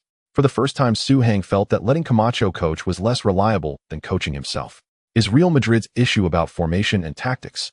Real Madrid has a problem with team morale. If you can manage team morale, letting the frontline superstars play chaotically would still be better than this. On October 17th, Real Madrid had just returned to Madrid. As soon as the plane landed, reporters rushed towards Camacho. Reporter: Camacho, do you know you have been dismissed by Real Madrid? Camacho was taken aback. He hadn't received any notification, but now he had. Thus, after his second stint, Camacho was once again dismissed by Real Madrid. Outside, the airport, crowds of Real Madrid fans were celebrating Camacho's departure. Many fans held up large banners. That was the image of Su Hang. The media documented all of this. For Real Madrid, Su Hang represents not just confidence, but true combat power. Without Su Hang, Real Madrid's win rate is only 20%. With Su Hang, the win rate is as high as 80%. The biggest mistake Camacho made while coaching Real Madrid was sidelining Su Hang. He disrespected the facts, and the facts will not respect him. Camacho fled Madrid like a stray dog. Prince Su might become the key to the new coach taking charge of Real Madrid. The new coach of Real Madrid is a mystery, but whoever it is reusing Su Hang has become a certainty. So who is the new head coach of Real Madrid? Unfortunately, at the midpoint of the season, there are very few top coaches available, and Real Madrid looks down on ordinary coaches. So for a moment, they couldn't find a suitable person to take over. But the team cannot be without a coach for even a day. Eventually, Real Madrid chose Simon, a relatively senior goalkeeping coach from the coaching staff, to temporarily take over the team as the acting head coach. A small number of people were filled with confidence in Simon. More people expressed understanding of Real Madrid's difficulties, but hoped that the club could find a proper famous coach during the winter break. Simon originally thought his opportunity had finally come, but his first coaching experience after taking office was quite unpleasant. In the toilets of Real Madrid, Carlos was chatting with Ronaldo, Samuel Solari, and other Latin American players. Carlos spoke grandly. "I think the team should invite Luxemburgo to coach. He has a way to bring out the best in Ronaldo." Ronaldo found this very agreeable. Luxemburgo is a renowned coach in American football, having led teams to create a series of miracles on the football field. He has led teams to win the Brazilian championship multiple times. In 1999, he also led the Brazilian national team to win the Copa America. In the farthest toilet stall, Su Hang felt a bit awkward. He was not part of the Latin American group, but he accidentally overheard their conversation. If he were to go out now, it would be quite embarrassing. Su Hang could only stay in the toilet. But Su Hang also understood that Carlos' wish for Luxemburgo to coach was also self-serving. Just take the 14 captains as an example. In the eyes of fans, it might not matter whether you are a captain or not. It won't lead to more goals or assists. But people are social beings. People's feelings are often limited to the small groups they belong to. In a group, you have a corresponding status. No matter how rich, famous, or powerful you are, if those you socialize with excel you in these aspects, you will still not be, even if you have surpassed 99.99% of people. This is why so many wealthy people do not lead happy lives. It is also why many local gentry live very happily, leading to arrogance. Being a captain is a reflection of status. As a captain, you can openly voice your opinions on any matters within the team and even intervene in issues between players and management. This means you have to invest more, but it also means you gain more. Carlos no longer has any ambitions on the pitch. He even finished second in the Ballon d'Or. He knows that this is his limit. As a fullback, statistics are not. Carlos hoped to bring in Luxemburgo as a coach, fostering a better relationship and introducing more players from America and Brazil, thus elevating his own status within the team. What can players like Pavin and Bravo do? Can they truly be mainstays on the team? Clearly not. Yet under the leadership of the Spanish faction, they managed to secure relatively stable positions on the field. Can Raúl compare to Ronaldo? Not at all. Yet regardless of which head coach arrives, they must find a way to include Raúl in the starting lineup. Even if it means shifting Zidane to the left, Raúl must be allowed to play in the attacking midfield position. This is what status entails. Not to mention the benefits and respect that players from the Spanish faction garner off the field. Carlos had no issues with Suang. He appreciated Su Hang's character. However, he believed that during the transition period with Raúl and Su Hang, Carlos could temporarily take charge of the team. The emperor takes turns ruling. This year, it's my turn. Thus, Carlos was actively promoting Luxemburgo's coaching of Real Madrid, anticipating the time when Carlos and his group would depart. Suang had just opened the door when he noticed the door of the adjacent room also opening. He and Simon exchanged awkward glances, creating a moment of tension. "How about we go out for a drink?" Suang suggested. "I think a drink is in order," Simon nodded, feeling downcast. Inside the tavern, Simon had consumed quite a bit, lamenting his contributions to the team and expressing his dismay over the attitudes of Carlos and others. He was uncertain about how to begin his coaching career at Real Madrid, but he understood that if he didn't start soon, everything would come to an end. Ultimately, Suang provided Simon with a solution. Suang suggested, reinstate the Spanish faction, allowing Raúl and Ronaldo to play as twin strikers. Solari on the left wing, Guti rotating with Beckham and Figo. If we need to rotate the forwards, let Morieni substitute for Raúl, so both can accept it. You've been here for so many years, you must have some connections. As long as the Spanish faction supports you, achieving a permanent position isn't impossible. This arrangement would primarily hurt Owen and Su Hang, who would virtually have no playing time. Secondly, Figo and Beckham would face frequent substitutions. However, these individuals indeed hold the least influence. This is the most advantageous method for Simon. But, Sue, this will hurt you. You will end up sitting on the bench. Simon felt it necessary to remind Suong of the consequences of this suggestion. Suong smiled. I don't mind, you can even leave me off the substitute list, so it appears that you are not favoring the Spanish faction. Suong was also considered part of the local faction. By heavily utilizing Raúl Solari and Guti while marginalizing Suong, it would be challenging for the outside world to claim Simon was forming cliques. People would simply believe he was acting from a tactical perspective. Seeing Simon hesitate, Suong had to press on. Time is running out. Real Madrid has already slipped to 6th place in the league. Any match we lose could mean 3 points we can never recover by the end of the season. At this moment, someone must make a sacrifice. If that sacrifice is me, then I will gladly take on the responsibility. This is my duty as the 4th captain of Real Madrid. Simon was greatly shocked. Is this the realization of the prince? It was truly humbling. With tears in his eyes, Simon raised his glass to Real Madrid. Suong nodded repeatedly to Real Madrid. After downing their drinks, Suong felt a sense of relief. He could take it easy for a while longer. The next day, the newly appointed Simon showcased his iron-fisted side. During a team training match, Suhang's performance was lacking. Simon directly announced that Suong would not be on the roster for the next 3 matches. The entire team was stunned. It was well known that rumors circulated that Camacho had resigned due to Suong. Why was Simon targeting Suong instead? Did Simon come with a mandate? Unsure of Simon's depth, the American faction chose to remain cautious. Meanwhile, the local Spanish faction discovered that Simon's tactics favored their play, naturally supporting him. On October 23rd, during the 8th round of La Liga, Real Madrid still employed a 442 formation, but personnel adjustments were made. Ronaldo, Raúl, Solari, Zidane, Beckham, Figo, Carlos, Samuel, Woodgate, Salgado, and Casillas were all present, with Raúl finally returning to the starting lineup. Zidane returned to midfield. Overall, it was a win-win situation. The French, Portuguese, and English players all played with great focus. Additionally, feeling the pressure from the local faction, the American faction had no choice but to give their all in the matches, leading to a strong overall performance from Real Madrid. Ultimately, they defeated Valencia 10. This marked their 2nd victory over Valencia this season.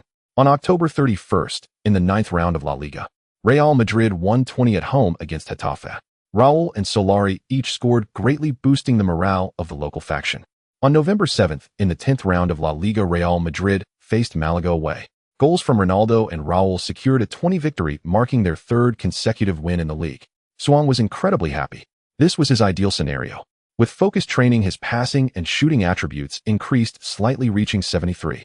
Major media outlets began to rally for Simon. Miraculous coach Simon. After ending Real Madrid's 3-match winless streak, he has led the team to secure 9 points. Marca stated, Real Madrid no longer needs to look for others. Simon is the most suitable coach for this season. He should be made permanent. Daily Sports reported, Simon heavily utilizes the local Spanish faction, while Owen has already sat on the bench for 270 minutes. The Ballon d'Or winner should not be treated this way. Madrid Daily remarked, Suong hasn't complained about not being on the roster for 3 matches, but what's wrong with Owen sitting on the bench? Clara's column stated, Suong supports Simon's arrangements, but as long as the team can win, he is willing to remain off the pitch for the entire season. However, as the saying goes, happiness is often fleeting. After the 10th match, the American faction began to feel restless. On a training day, Carlos clashed with Simon over his dissatisfaction with Simon directing his movements. Carlos shouted, You have no right to direct my positioning. You are merely a goalkeeping coach, and an unknown one at that. Roberto Carlos, the world's #1 left-back, ranked 2nd in the Ballon d'Or. I know better than anyone how I should play. Carlos unleashed a barrage of criticism, expecting to break Simon's defenses. To his surprise, Simon, visibly angry, retorted, It is precisely because everyone thinks they are extraordinary that Real Madrid repeatedly fails to meet expectations. Look at our points. Your arrogant claims make me think we are in 1st place. Yet here we are merely in 3rd place. You're right. Each one of you is extraordinarily successful and remarkable. But in terms of contributions to Real Madrid, none of you can compare to Suhang. At the same time, Suhang practicing his shot slipped and executed a spectacular long-range strike. Is Suhang really that bad? No, Suhang is one of the best forwards in my heart, Simon revealed, but for the sake of team harmony, he actively asked me to exclude him from the main roster. This way, more dissenting players can get on the field, thus maintaining team harmony. He sacrificed his playing time, and you are still arguing about not having enough of this blood-soaked bun. Do you even have a heart? Suhang rushed over, wanting to stop Simon. Stop talking. If you keep it up, there will be no way to resolve this. Don't stop me, Sue. I must let everyone see your efforts, or else people will think you're just a slacker. Simon erupted in anger. Simon. Even if I'm dismissed by the team tomorrow, I must announce today. In the next match, Su will start. Not even Jesus can make me change my mind. Do you really think Su Hang can't score as a starter? Do you really think we can't win with Su Hang starting? Let me tell you, Su Hang has played 9 matches for the team and 4 of them were man of the match. He has helped the team secure 2 championships. Only 1 match ended in defeat. He is the player with the highest win rate in this team, no exceptions. You can bully me, ignore me, trample on me. But you shouldn't undervalue Su's contributions. You should really learn from Su. He treats Real Madrid like a true home. Simon's fury was shocking. When an honest person loses their temper, it's always fierce. But what's even more intense is Su Hang's dedication to Real Madrid behind the scenes. The truth can't be hidden. The news quickly spread throughout Spain. Did you know? Su was not included in the main roster previously because he wanted to maintain team harmony. He gave his time to others, but I heard some people were still dissatisfied. Honestly, I think no one in this team deserves a starting spot more than Su Hang. Just look at the championships he brought us. Su is great in every way, just too kind, not competitive at all. After all, he's of Chinese descent, innately valuing humility, which is truly heart-wrenching. If this kid were just a bit selfish, he might have already become the next superstar. Su Hang is truly I heard that to avoid being on the match roster, he pretended not to know how to control the ball pass or dribble during training. Is this a joke? Can Su really not do these things? Su's talent is legendary. Now it's settled, Su will start in the next match. Then the whole world can see just how much Su have sacrificed. As Su Hang scrolled through the comments, tears streamed down his face. Was it possible that he didn't sacrifice at all? Perhaps he truly has a poor foundation. Is it not cruel to let such an underperformer play in a match? Suddenly, the upcoming ordinary La Liga match gained unprecedented attention. Those who were unclear might think the next round was the Spanish National Derby. But upon seeing Albacete, other league fans hurriedly asked, what grudge is there between Albacete and Real Madrid? Why is this match being hyped up so much? It's said that over 150 media outlets worldwide will broadcast this match. Real Madrid fans immediately began to educate everyone. Naturally, more fans became interested in Su Hang. In the end, the number of broadcasting media increased to over 240. All 8,000 tickets for the Bernabeu Stadium were sold out. The price of tickets in the black market even quadrupled. The hotter the ticket market became, the more trouble Su Hang found himself in. He knew all too well the nature of these fans. Some unimportant matches are actually inconsequential. But in matches that everyone is genuinely concerned about, or that hold significant importance, if you perform poorly, you become the scapegoat of the team. You can go from being the darling of the fans to being abandoned by them overnight. This can significantly affect the team's choices regarding players. For instance, the later Karius, who shone for a season, was completely banished after a single Champions League final, leading to a rapid decline in his career. If Su Hang had true skills, he wouldn't worry about the opinions of fans and outsiders. The problem is that he doesn't have true skills yet. He cannot let the whole world know he doesn't deserve to be on Real Madrid's first team. So he can afford to be mediocre during practice matches. But in actual matches, he must achieve something. To perform better, Su Hang consulted Zidane after the regular training session the day before the match. He hoped this bald man could provide him with a momentary card to save the day. I understand your feelings. Zidane patted Su Hang's shoulder. In previous matches, you performed too well, so you ended up with a psychological burden. Worrying about how to perform poorly or what to do if you don't score or assist. That's a good thing, Su. Not all players are as lucky as you to have such a glorious start to their careers. Even I played for a small team for a long time before I had the chance to enter a big club. Worrying about gains and losses stems from not knowing yourself well enough. In fact, based on my observations, although you seem to perform poorly on many fundamentals, you possess the most important quality to become a superstar. The spark of genius. So just give yourself to the game. At critical moments, you will naturally know what you should do. Zidane was a very good psychological mentor. These words could alleviate any genius pressure. But Su Hang is not a genius. He doesn't have any flashes of brilliance. Those are all skills and momentary cards from the system. Zidane. Oh, by the way, if I had to say anything, I think you can use wall passes more often when you're in the front line. Zidane added, this move is simple, but it really works well and is tried and true. Ding. Zidane has given you important guidance, and you have mastered the wall pass. Wall pass player level skill. The success rate of wall passes is increased. Su Hang wiped the sweat from his forehead. Finally, he gained something. Unfortunately, Zidane was becoming increasingly stingy from momentary cards to superstar skills, and now he was even offering player skills. He wasn't shy about it. It seemed it was time to get closer to other superstars. Zidane, you know you're losing favor. On the other side, Zidane frowned as he walked out of the training ground. Can such an extraordinary player like Su Hang really feel nervous? Absolutely impossible. What was the purpose of what he just said? To show off. That doesn't seem like but Su Hang saying he was worried about performing poorly after previously doing well. Could it be a hint to Zidane to create more opportunities for Su Hang? Was Su Hang preparing to make a killing in the next match, using his actual performance to stand up for Simon? Zidane pondered. Helping Su Hang a bit is fine, i.e. after all, compared to the Spanish faction, Zidane prefers the South American faction less. After all, Ronaldo and Zidane have always had their conflicts. They were both considered the best in the world during the same era. Even if they played in the same team, it was inevitable that a distinction would eventually be made. Even if they don't differentiate now, in the future people will certainly evaluate their historical standings.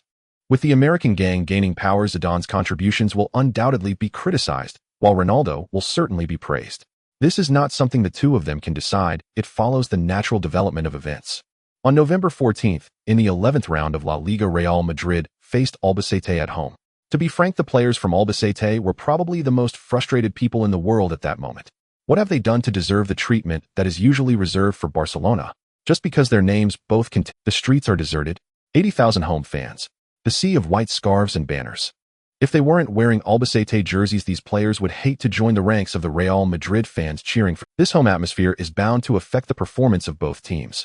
As the players lined up to enter the field, the atmosphere reached a climax. The camera frequently focused on Su Hang, who started today. After missing the match roster for 3 games, Su Hang finally reappeared, and this time, he is directly in the starting lineup. The topic of Su Hang has been widely discussed online. Some believe it's true, while others think it's merely the fabrication of Su Hang's fans trying to save face. However, regardless, we will have answers after this match. Additionally, after leading the team to 3 consecutive victories, Simon has also shown his understanding of Real Madrid with Su Hang's return. Today, he deployed a rare 3 center-back formation. 3 forwards, Su Hang, Ronaldo, and Raúl.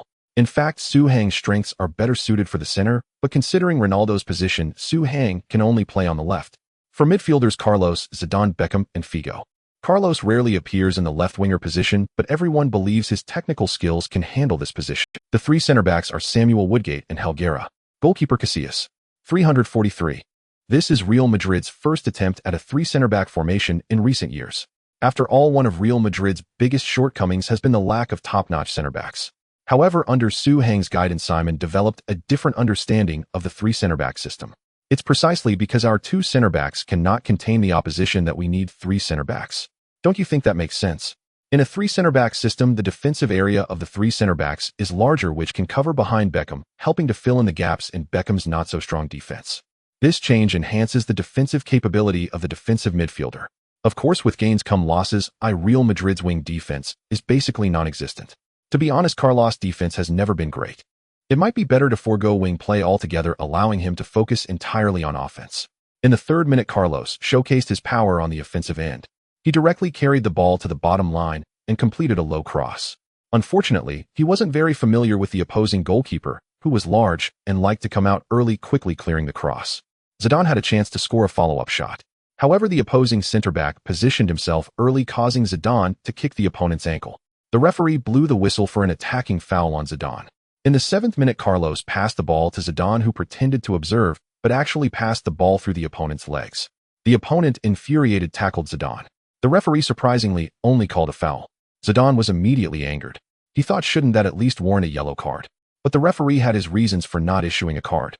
Earlier, when Zidane committed a foul, he kicked another player's ankle. Zidane may not have had malicious intent, but it was definitely a yellow card offense. However, the match had just begun, and it was still Real Madrid's home ground where the pressure was high. The referee did not issue cards promptly. Now, not giving a yellow card for the opponent's foul was a way to find balance. As a result, Zidane kept arguing with the referee's decision. To uphold the dignity of the referee, he had no choice but to show Zidane a yellow card to keep him quiet. Zidane was furious. This French king was excellent in many aspects, but sometimes he would lose his temper. Seeing that he was about to continue arguing, Su Hang hurried over to pull Zidane away. Zizou, don't be angry. They'll take on the opponents later. You find an opportunity to score one and show them what we can do. Su Hang coaxed him, which calmed Zidane down a bit. But strangely, most people can't hold Zidane back. After all, Zidane has been known to angrily berate teammates. Only Su Hang could pull him back. He was truly reckless. After that, Su Hang withdrew twice in a row, trying to coordinate with Zidane, but Zidane was unresponsive and didn't even glance at Su Hang. Raúl awkwardly smiled in the front. This is Zidane. When his temper flares, he doesn't recognize his own people. Su Hang probably won't get a pass from Zidane the entire day. Some commentators criticized Su Hang. Since he appeared in the winger position, he should have been pulling wide. frequently retreating to the center actually encroached on Ronaldo's territory. In the 13th minute, Helguera cleared the ball with a big kick from the back. Souhang challenged for the ball near the center circle. Bang! Souhang jumped and successfully flicked the ball back to Zidane. Zidane flicked the ball over the top to Souhang and then made a forward run.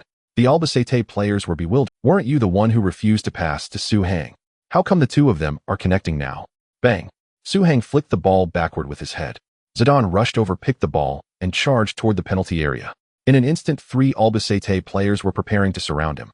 But Zidane not only did he not slow down, but he also adjusted his angles with each step, making it difficult for the defenders to close in. As Zidane's speed decreased, he suddenly pushed the ball sharply to the right, creating space. Bang! Outside the arc of the penalty area, Zidane took a long-range shot, a stunning strike. Ziz's long-range shot DE. Those who understand, understand. Whoosh! The ball went straight into the net. Zidane scored boldly. Goal! Zizou. Zidane. 1-0. Souhang and Zidane collided, delivering a header assist. Zidane surged forward, created space, and scored a world-class goal. Souhang did it.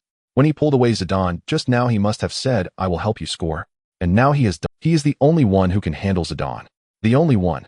In the shot, Souhang rushed towards Zidane, and the two happily celebrated together. Zidane's inner fury was finally released, otherwise it wouldn't have taken long for him to lose control of his emotions and receive another card, leaving Real Madrid shorthanded. A piece of trivia: Zidane is not the player with the most red cards, but he is indeed the midfielder with the highest number of red cards. He holds the record among all world number ones for the most red cards. Throughout his career, he received a total of 14 red cards. The most famous one is a classic in football history, when he headbutted Materazzi, shattering his status as the third generation of football kings. In the 21st minute, a revived Zidane even took the initiative to participate in defensive pressing alongside Raúl, forcing the opposing defensive midfielder into a mistake. After completing a tackle, Figo surged into the edge of the penalty area and attempted a long-range shot. The football was caught by the opposing goalkeeper. This was in the 29th minute. Souhang employed the same tactic again. After receiving a pass from Carlos, he sent a through ball behind him. Zidane made a clever run forward, once again gaining a good opportunity for a long-range shot. But this time his shot was blocked by the opposing center-back, using his body. Zidane then gave Souhang a thumbs up. In the 32nd minute, Zidane pulled wide on the left, received a pass from Carlos, and sent a through ball. Souhang started his run, controlling the football just before the bottom line of the penalty area. Due to the lack of shooting angle, he could only attempt to chip the ball towards the goal, trying to connect with Ronaldo. However, the intention was too obvious, and the simplistic approach was recognized by the opposing goalkeeper, who caught it in advance. Ronaldo then gave Souhang a thumbs up. Regardless of the quality of the pass, at least Souhang was trying to set it. This was far better than players who only shoot without considering the options. Ronaldo particularly disliked Solari, who had been playing as a left winger recently. That guy, when he gets the ball near the penalty area, only has eyes for the goal and is bound to shoot. In the 35th minute, Albacete launched a beautiful counterattack, but the final shot lacked quality and went wide of the goal, posing no real threat. In the 37th minute, Figo broke through on the right side and earned a corner kick. Beckham took the corner. Inside the penalty area, Raúl, Zidane, Ronaldo, Woodgate, and Souhang were all positioning themselves. As Zidane moved back, he collided with Souhang intentionally.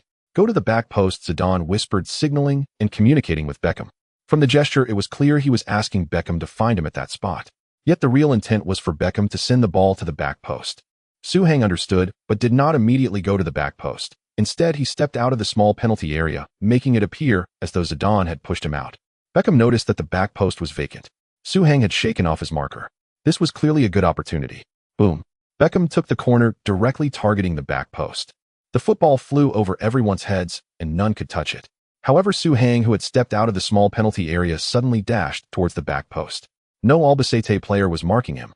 After all, it was almost 40 minutes in, and Souhang had not attempted a single shot on goal so far. People were beginning to forget that he was even on the pitch. Boom. Souhang leaped high. Ronaldo's iconic hairstyle was stable as ever. Whoosh. The football slammed into the net. Goal. Souhang. Souhang scored. The crowd had just erupted in cheers, but it quickly dissipated. The referee blew the whistle and signaled that the goal was disallowed. The referee believed that a Real Madrid player was offside during the recent attack. However, the assistant referee communicated with the main referee through the earpiece, stating that there was no offside during the attack. Since the assistant referee had a clearer view than the main referee, the latter ultimately accepted the assistant's opinion. The decision was changed to a valid goal. The crowd erupted in cheers. The subsequent replay also showed that no one was offside. No harm done. Souhang's goal was not disallowed. Real Madrid leads 2-0. The level of this assistant referee is very high.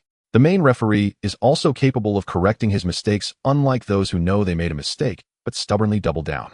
1 goal and 1 assist. I think Su Heng's abilities no longer need to be questioned. He can truly bring victory to Real Madrid.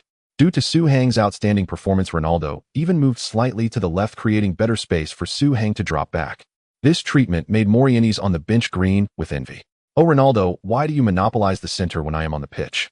In the 43rd minute, Figo and Raúl executed a combination play, successfully slipping past the baseline and into the penalty area before passing back. Ronaldo's shot was too close to the goalkeeper and was saved. In the 44th minute, Real Madrid took 2 consecutive corner kicks. After the second corner, the referee blew the whistle, signaling a foul by the attacking side. It turned out that Woodgate had a tussle with an opponent, and after being knocked down, he retaliated by tripping the opponent. Albacete, who had been completely dominated in all aspects today, finally erupted. Their players surrounded Woodgate, showing intense emotions. Real Madrid's players could only step in to mediate with a relatively calm attitude.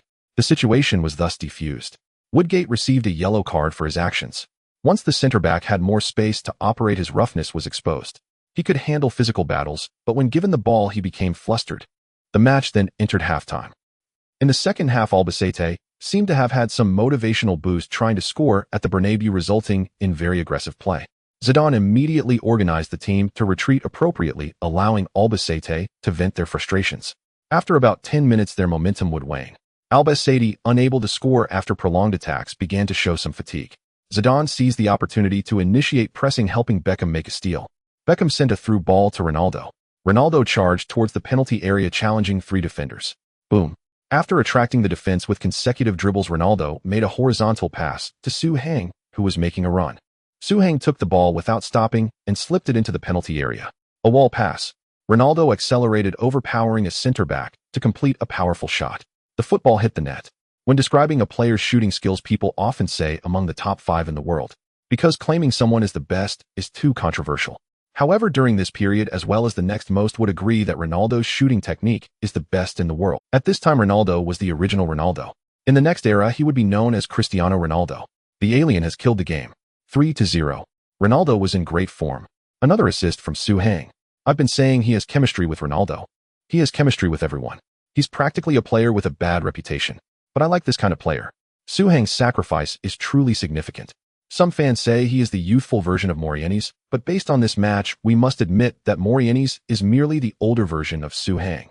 In the 61st minute, Carlos and an opposing player fell to the ground in a tussle. As another opposing player came over to kick the ball away, the studs of his shoe grazed Carlos' head.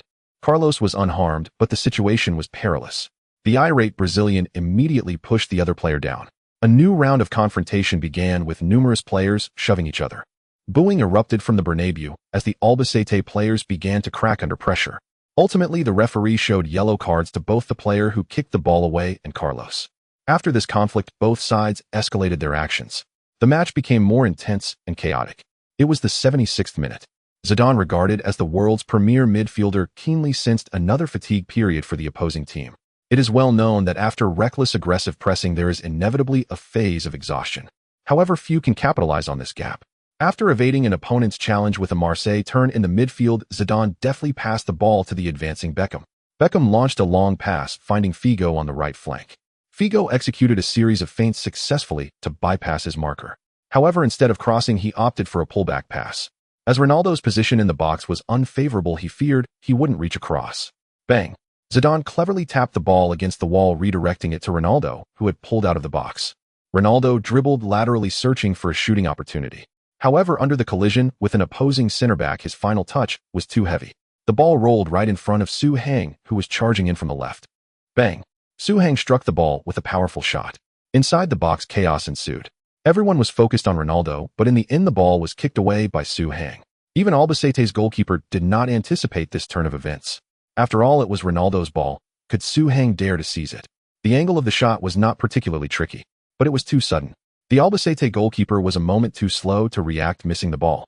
Goal. 4-0. The invincible Real Madrid has returned. This is the Galacticos. Ronaldo reciprocated with an assist for Su Heng. Although it seems like a fluke, Ronaldo's smile indicates that he doesn't mind Su Heng completing this goal. Incredible. Real Madrid is too strong. Su Heng is too strong. So far, all 4 of Real Madrid's goals have been orchestrated by Su Heng. He has 2 assists and 2 goals, completely dominating the match. Such a player didn't even make the squad in the first 3 matches. No wonder Simon is so furious. Anyone knowing that there is such an outstanding player in their team, yet can't play due to consideration for others' feelings, would feel as Simon does. Only after leading the team to 3 consecutive victories did Simon gain enough confidence to unleash Su Hang. Simon made a highly risky decision, but it proved to be correct. Real Madrid should show more respect to Simon. They don't need to look for another coach. A commentator defended Simon's situation. After this goal, Simon began to make substitutions. He replaced the underperforming Woodgate with Pavon and substituted the booked Carlos with Solari. He also brought on Owen for the relatively average role. Raúl was fine, but both Su Hang and Ronaldo were in excellent form today, so if a forward had to be replaced, it was clear he was prepared. But Carlos was not pleased. He felt Simon was targeting him. In previous matches, aside from injuries, he had rarely been substituted. Previously, playing as a fullback with a yellow card was no issue, but now as a winger, a yellow card was even less significant. Carlos suspected Simon knew about his desire to have Luxemburgo as coach. This was a personal attack. As a result, Carlos completely severed ties with Simon, even failing to high-five him on the way off. A keen-eyed reporter noticed and recorded this moment. In the 80th minute, Albacete was awarded a free kick. However, their free kick taker was clearly not as reliable as Beckham, and the ball flew into the stands.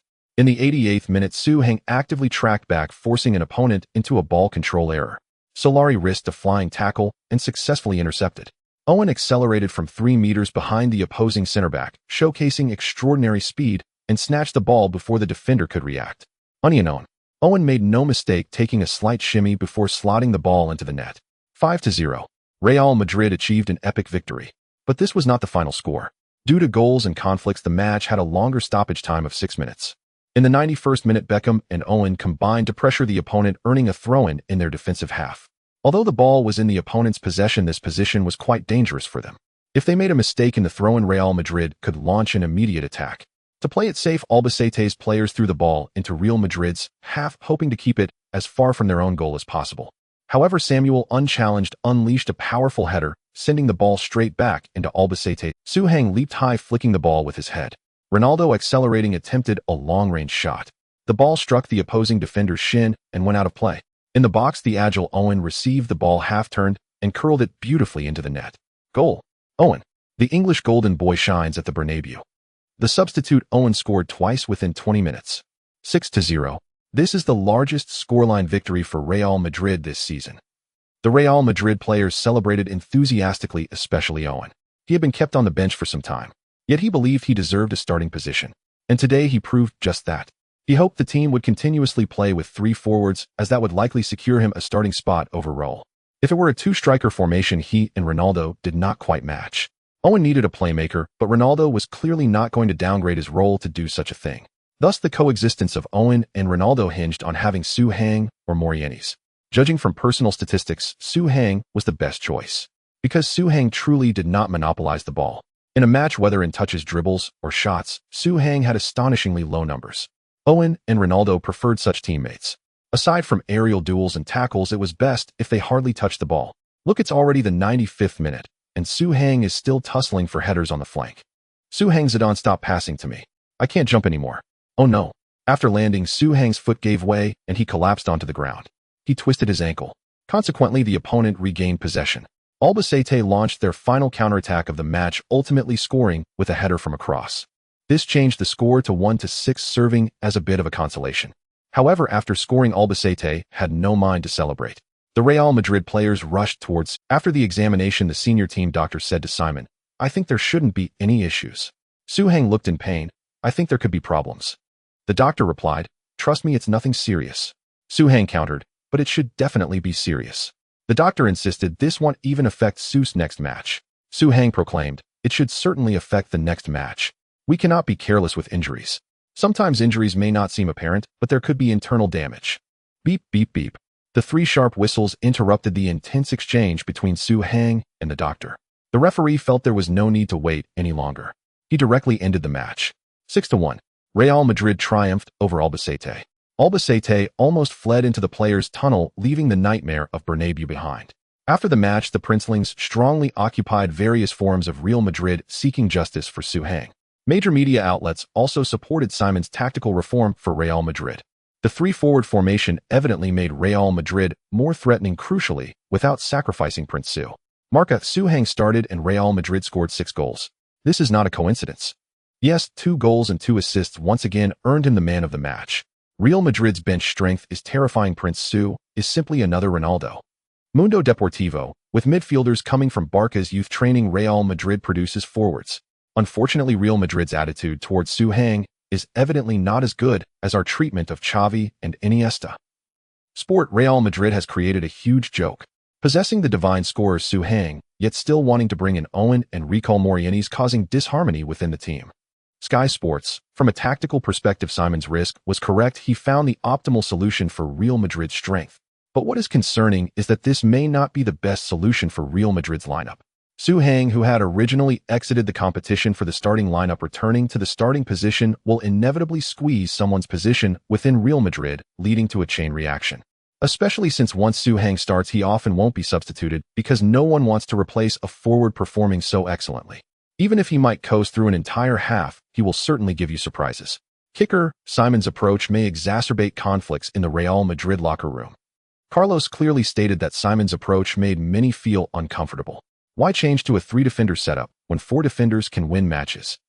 Build, perhaps the only good news for Simon and Real Madrid is that Su-Hang will miss the next round of matches due to an ankle injury. The locker room conflict in Real Madrid will thus be delayed for some time. Yes, Su-Hang is injured. At his strong insistence, the doctors secured him a round of rest due to potential injury risks. This left many Real Madrid fans feeling regretful. It also excited many Barca fans. Because the next match is the first Spanish derby of the season. Real Madrid will head to Camp Nou to challenge their arch-nemesis. Barca fans claimed it didn't matter if Su-Hang came, but judging by their coach Rijkaard's smile when he said, "It's truly unfortunate that Su-Hang is injured," they seemed quite pleased. They did not wish to encounter Su-Hang. All of this stems from the last national derby. The player named Su-Hang had stunned the Barcelona team with a hat-trick. As for Real Madrid, even Ronaldo expressed that the news of Su-Hang missing the next match was very bad. Ronaldo said, "I love playing with Su. People only know that Brazil produces players with great footwork, but they don't realize we also have many players whose footwork may not be impressive, but have very rich imaginations. They can also play shocking football." He added, "Su's footwork isn't excellent, but he possesses the footballing mindset of Latin America, which feels familiar, making it very comfortable to play with him." Zinedine Zidane also stated in an interview, "Su-Hang has a strong mental attribute. He is rational enough during matches. A player who can control their emotions on the field will never be mediocre. But if his ball control were as good as his control of emotions, that would be even better." Ding. Ronaldo acknowledged your footballing thought process, but he felt you needed some footwork skills to better unleash your talent, thus gifting you the heel flick turn. Heel flick turn, a superstar-level skill. This is a high-speed sudden stop technique with a certain level of difficulty, allowing you to better shake off defensive players. Detected skill wind chaser skill linkage activated. Each time you use the heel flick turn, there is a chance to activate the wind chaser effect, which lasts for 3 seconds. Zidane feels your ball control needs strengthening, so he taught you the ball tapping technique to enhance your touch. Ball tapping technique, player-level skill. This skill enhances your control over the football, aiding in subsequent dribbling and shooting. Zidane, come and take a look. See what Ronaldo has given, then look at what you have provided. It completely surpasses you. Do you know that? Su-Hang gazed at the gifts from the 2 superstars, caught in a comparison of delight and even greater delight. It must be said that Zidane still had something to offer. The ball tapping technique may seem like just a player-level skill, but it is actually a divine skill. This skill increases the legendary and mysterious sense of the ball. With improved ball sense, everything from dribbling, ball control, shooting, and passing will become smoother. This skill directly activated Su-Hang's ball control attribute, reaching 70, and also slightly boosted Su-Hang's shooting and short passing. Of course, the performance of this skill is not strong enough. What is meant by performance? The heel flick turn is a typical example of performance. It is a clear action with very intuitive results. This action later became most frequently used, most renowned, and most effective by Cristiano Ronaldo, thus once being referred to as the Ronaldo heel flick turn. Ronaldo Nazario. Ronaldo, after all, he is also named Ronaldo. This action itself is simple. It consists of a sudden stop heel flick, change of direction and acceleration.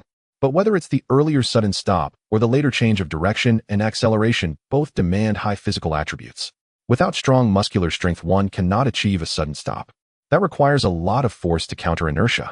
As for changing direction and accelerating, let alone. But unexpectedly, this action actually formed a linkage with Owen's wind chaser. Originally, aside from barely being considered strong, Su-Hang had no standout advantages even with the wind chaser. The triggering conditions for the wind chaser effect are too stringent. But after the linkage, things became different. This should be Su Hang's first truly proactive offensive skill. Apart from holding the ball, passing and heading, Su Hang can finally participate deeply in the attack. This skill has slightly improved Su Hang's ball control and increased his explosiveness by 2 points.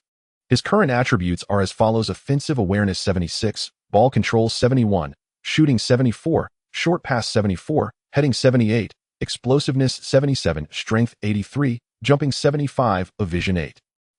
What about the Marseille turn? Yes, Su Hang possesses this skill. However, he has only grasped the basics of the Marseille turn. When forcibly used, it often results in stumbling. To reach the level of Zidane's effortless grace, he still has much room for improvement in his basic attributes. But now that his ball control attribute has been unlocked, his Marseille turn should flow more smoothly. On November 20th, the 12th round of La Liga kicked off with a fiery Spanish national derby. Real Madrid had just annihilated Albacete with a score of 6-1. With a goal difference advantage, they climbed back to second place in the league.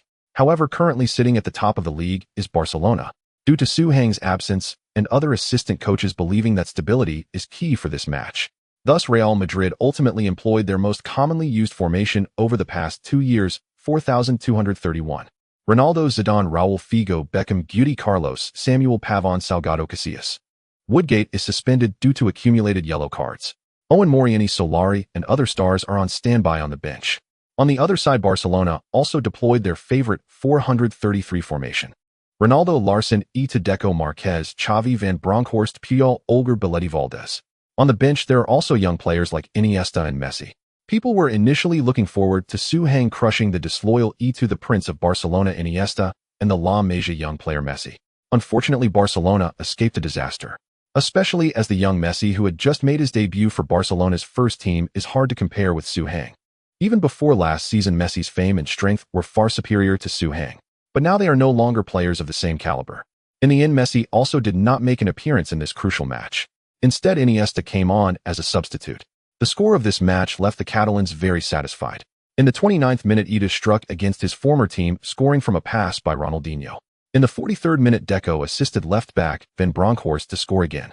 In the 77th minute, it was Itu again who earned a penalty in the box, and Ronaldinho scored from the spot, changing the score to 3-0. This was also the final score. Real Madrid left the new camp in defeat, enduring humiliation in Barcelona. The previous 6-1 suddenly felt insignificant. The media in Catalonia celebrated this great victory with fervor. Puyol, who had a feud with Su Hang last season, stated after the match, "This is it. This is everything for this season. Barcelona will step over the corpse of Real Madrid to become the La Liga champions this season."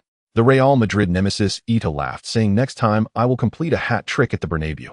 Real Madrid is just a paper tiger. Who can they defeat besides the newly promoted teams? After a period of chaos, Barca has adjusted their pace. For a long time to come, Real Madrid will live in the shadow of Barcelona. The Catalans are feeling triumphant, while the Madridians naturally are disheartened. Everyone is eagerly awaiting the next Spanish national derby. When the time comes, they want to let those Catalans know who truly holds the power in Spain. In front of the Real Madrid training base, countless fans gathered spontaneously. Su Hang, as usual, signed autographs for everyone. But today they were not there to ask for Su Hang's autograph. "Su, will you return for the next match?" A child wearing a Su Hang jersey cut in line. He looked to be only 6 or 7 years old. "I'm sorry. We have to go back to France soon. He didn't mean to. Sorry." A lady came over, pulling her child and apologizing to the nearby fans. "Sorry, we have to catch a flight. Time is running out." "Su, he is your fan. We came specially to watch your match, but unfortunately you weren't present at the Spanish derby." He cried terribly after Real Madrid lost. "He is a young footballer who just won the championship in our local football tournament. He hopes you can lead Real Madrid to victory." While the lady was still speaking, the little boy began to tear up again. Hey, little man." Su Hang picked the boy up. "We are tough guys. We can't cry easily, you know. Be strong. Failure is painful, but remember this feeling. It is this feeling that urges us to improve, making us never want to relive it."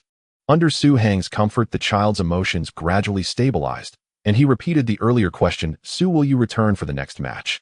Real Madrid needs victory. Real Madrid needs you." After saying that, the little boy broke free from Su Hang's embrace and ran to the side. Suddenly turning around, he didn't jump, but proudly spread his arms. "Shoo." The crowd erupted in applause. "Su Hang! Su Hang! Su Hang!" The Real Madrid fans started collectively calling out Su Hang's name. The little guy kept waving his fists and shouting. The atmosphere at the scene was like a concert.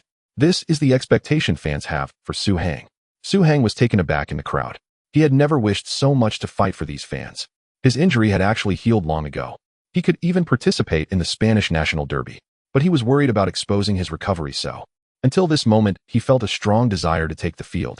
He even regretted not participating in the last match. After all, it was the Spanish national derby. Logically, my injury should still not be healed. Su Hang spoke, interrupting the cheers. The little boy's tears began to well up again. But Su Hang pointed at the little boy for the fans of Real Madrid in the next match. Su Hang turned and walked towards the training ground. As he approached the door, he suddenly accelerated, jumped high, and spun in midair. In the next moment, thousands of fans at the scene let out a roar for Su Hang. The scene was ecstatic. Real Madrid fans seemed to foresee victory. Su Hang stood at the entrance of the training ground. Tell me your name. If I'm lucky enough to score, I can dedicate it to you. The little boy excitedly jumped up on the spot. Kylian Mbappe. Su Hang nodded. Okay, Ninja Turtle. The little boy looked as if struck by lightning. How did Su know his nickname? He really disliked that nickname. He disliked it very much. Su Hang makes a comeback for the young fan volunteering to play in the next round. A touching scene unfolds outside the Real Madrid training ground as Su Hang promises the young fan that he will bring victory to Real Madrid. In an exclusive interview, Clara stated Su Hang deeply regrets not playing injured in the last match. Although he might not be able to change the situation for Real Madrid, he needs to try his best to avoid regrets. In that moment, Su Hang became a symbol of resilience supported by countless fans. However, some fans hoped he would take his time to heal and prioritize his health. Seeing these comments, Su Hang felt a pang of conscience. After all, he had always been healthy. On November 28th, in the 13th round of La Liga, Real Madrid faced Levante at home.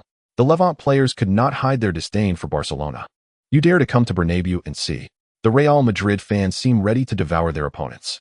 Why is Levante so anxious? Because Albacete's fate looms over them. To be honest, although Levante's current position on the points table is decent, ranked 7th in the league, far above Albacete, who is in 17th place. However, the Spanish media predicts Levante's season will be worse than Albacete's, believing they will be relegated. Levante's current points are related to their opponents as they previously faced a series of weak teams. But starting from this round, they will encounter strong rivals and may falter as a result. On Real Madrid's side, Simon was concerned about Su Hang's physical condition, so he arranged for him to sit on the bench. But everyone knew that unless something unexpected happened, Su Hang would definitely play. At that moment, Su Hang was no longer just Su Hang. He was the only support for the fans to hold their heads high after Real Madrid's crushing defeat to Barcelona. Real Madrid's starting lineup included Morientes, Ronaldo, Raúl, Carlos, Zidane, Beckham, Figo, Woodgate, Samuel Helguera, and Casillas.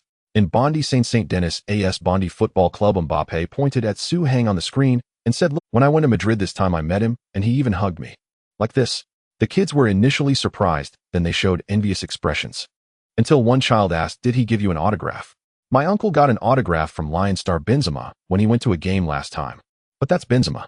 Although he is the least talented player among the four little swans of France, I don't think he is any worse than Su Hang. Little Mbappe looked like he had been struck by lightning. He was dumbfounded. His friends started laughing at him. "Ha, you don't have Su's autograph. You didn't even meet Su. You're lying." The other classmates echoed condemn. In the world of children, it is simple yet ruthless. With tears in his eyes, Mbappe stubbornly said, "I'm not lying. Su said he would score a goal for me. Just wait and see after Su scores." His friends doubted, "Even if Su scores, how will you prove that goal was meant for you?" Mbappe regained his confidence, crossing his arms on his chest and striking a cool pose. "We made a pact. This pose. Su will celebrate his goal this way." Mbappe spoke with conviction, leaving the other children unsure of who was right.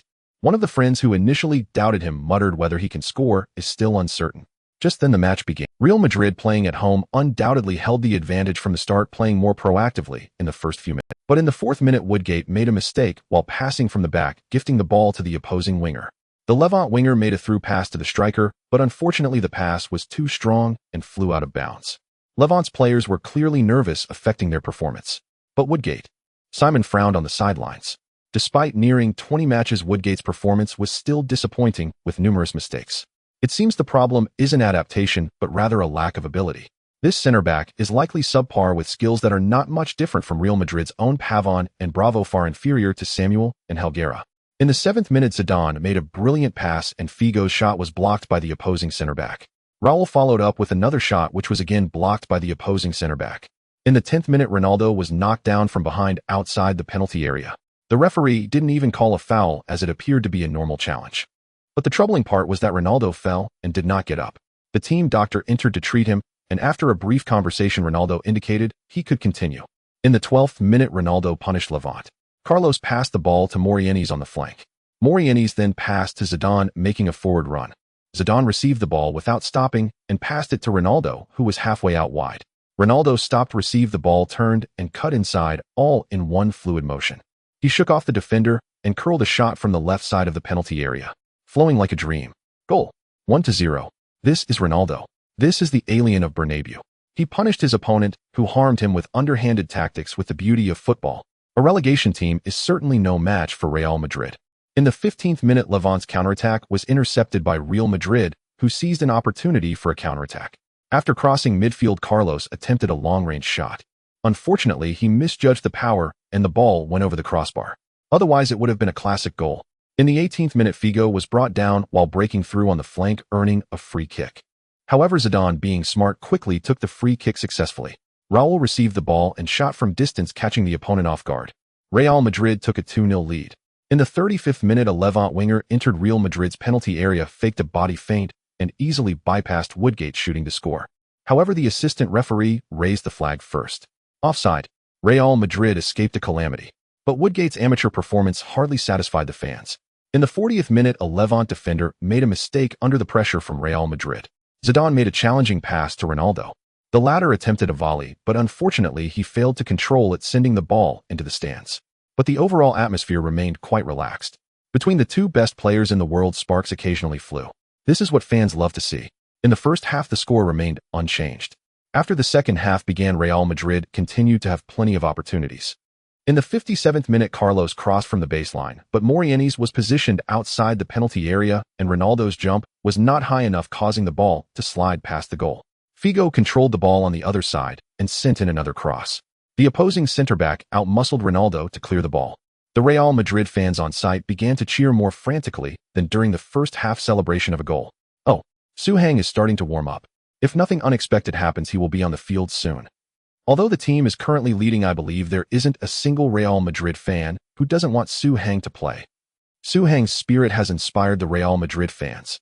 Whether Real Madrid can achieve a great victory in this match, and whether Souhang can score a goal, are crucial for the entire season.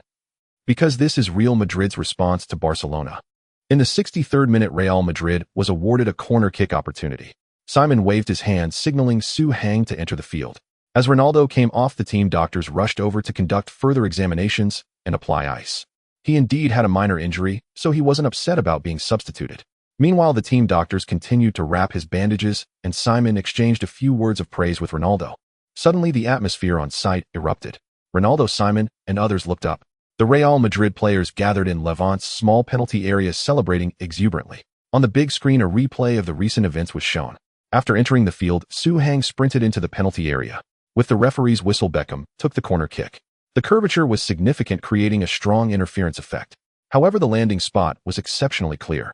In the small penalty area, Real Madrid's number 24 players soared into the air. Pau Mion Luo's high-altitude suppression was activated. Souhang executed a powerful header. The football was forcefully smashed into the net. Goal. It's a goal. Souhang. Less than a minute after coming on as a substitute, Souhang has scored. That was so fast. If Souhang had played in the previous match, could the Barcelona players have been so arrogant? Sou would have turned the entire Camp Nou into ruins. Damn Barcelona, come and play against Sou if you dare. Fact. The Real Madrid fans excitedly cursed. The Levant players on the field became the most innocent victims. They were beaten by Real Madrid as if they were Barcelona. What kind of sin had they committed? Sou's header was incredibly powerful. Goal. Little Mbappe started to cheer. Sou scored. Sou really scored. Sou did what he said he would do. But soon a friend who had a quarrel with him seemed to notice something. Sou didn't celebrate. Sou didn't dedicate the goal to you. Kylian, you are indeed lying. Oh, liar, liar, Mbappe is a liar. Mbappe became the target of public criticism once again. I'm not a liar. There were too many people, and Sou was immediately hugged by his teammates after scoring, so he naturally couldn't celebrate. Mbappe found the most reasonable explanation. After all, Souhang had promised him. It couldn't be that Sou forgot, right? Sou isn't that kind of person. On camera, Souhang, after celebrating, felt as if there was something he hadn't done. Sou. Zidane called out to Souhang, interrupting his thoughts, and then gave him a thumbs up. Well done. Souhang nodded with a smile. In the 65th minute, Souhang pulled at the offside line while Morientes took the opportunity to move into the center, helping Zidane escape the siege. Zidane then made a through pass. Raúl made a run without the ball cutting in, but his shot in the penalty area went wide. On the sideline, Simon made another substitution. Owen replaced Morientes. Both Morientes and Su Hang served as pivotal players, so there was no need for both to be on at the same time. Although Morientes had better passing, Su Hang had just come on, so he had to replace Morientes. Raúl's expression was quite pleasant. He certainly didn't want to be substituted for Owen. In the 74th minute, Carlos sent in a cross from the flank. Su Hang leaped high at the front post, flicking the header, completely dominating the aerial space. Unfortunately, at the back post, Owen had just come on and had yet to find his footing, falling to the ground and kicking the ball into the stands. In the 78th minute, Beckham fell to the ground injured during a tussle with an opponent. Guti replaced Beckham, and Real Madrid had used all three substitutions. In the 81st minute, Guti, who had just come on, brought Levant's midfield players a completely different experience. Beckham, in the defensive midfielder position, preferred stability, mainly distributing long passes to the sides. But Guti was more aggressive, liking to make direct passes through the middle. Although if intercepted, it could be dangerous for his team. However, once successful, the reward was high. Just now, Guti made a direct pass from the center circle. The football sliced through the opponent's defense like a demon sword. Golden Wolf Guti, the demon sword through pass. Zidane is on the path of football. After he receives the ball, he can distribute it to the left or right where Owen and Raúl are cutting in. Zidane let the ball slip past him. Su Hang surged forward, rushing towards the ball. The opposing number 2 player held his position. This center back was performing exceptionally well today, disrupting many of Real Madrid's opportunities. If it weren't for him, Real Madrid might have scored 2 or 3 more. The Levant center back chose his defensive position very cleverly, right at the spot where Su Hang would receive the ball. If Su Hang dribbled after receiving the ball, this center back could directly intercept. If Su Hang shot without stopping the ball, this center back could block nearly all shooting angles. He had previously managed to block shots from Raúl and Figo consecutively. It seems he is quite adept in this regard. Zidane saw this scene and was already retreating. He estimated that Su Hang would be intercepted. Bang! Just as Su Hang was about to touch the ball, Su Hang suddenly leaped forward, using his heel to flick the ball. At that moment, Su Hang was almost face-to-face with the opposing center back. This center back had already realized what was about to happen. Bang! Su Hang flicked the ball to the right and instantly accelerated. This center back, who was close to him, reached out to pull him back, but couldn't even grab a piece of his clothing. So fast. Is Su Hang this quick? That can't be. Is that Ronaldo or Owen? Su Hang smiled slightly, having guessed correctly. This was Ronaldo's heel flick combined with Owen's speed effect. So fast. Su Hang slipped past Levant's last defender in a single movement. Onion. The goalkeeper charges out. The goalkeeper dives to save. Su Hang dribbles the ball in circles, transitioning from stillness to motion, then slowing down again. Su Hang's sense of rhythm is truly divine. He baited the opposing goalkeeper's movement. Su Hang has excellent ball control. The football was completely under his command, ready for his bidding. A delicate chip. After the opposing goalkeeper dived down, Su Hang effortlessly scored with a clever shot. The football flew into the net like a butterfly.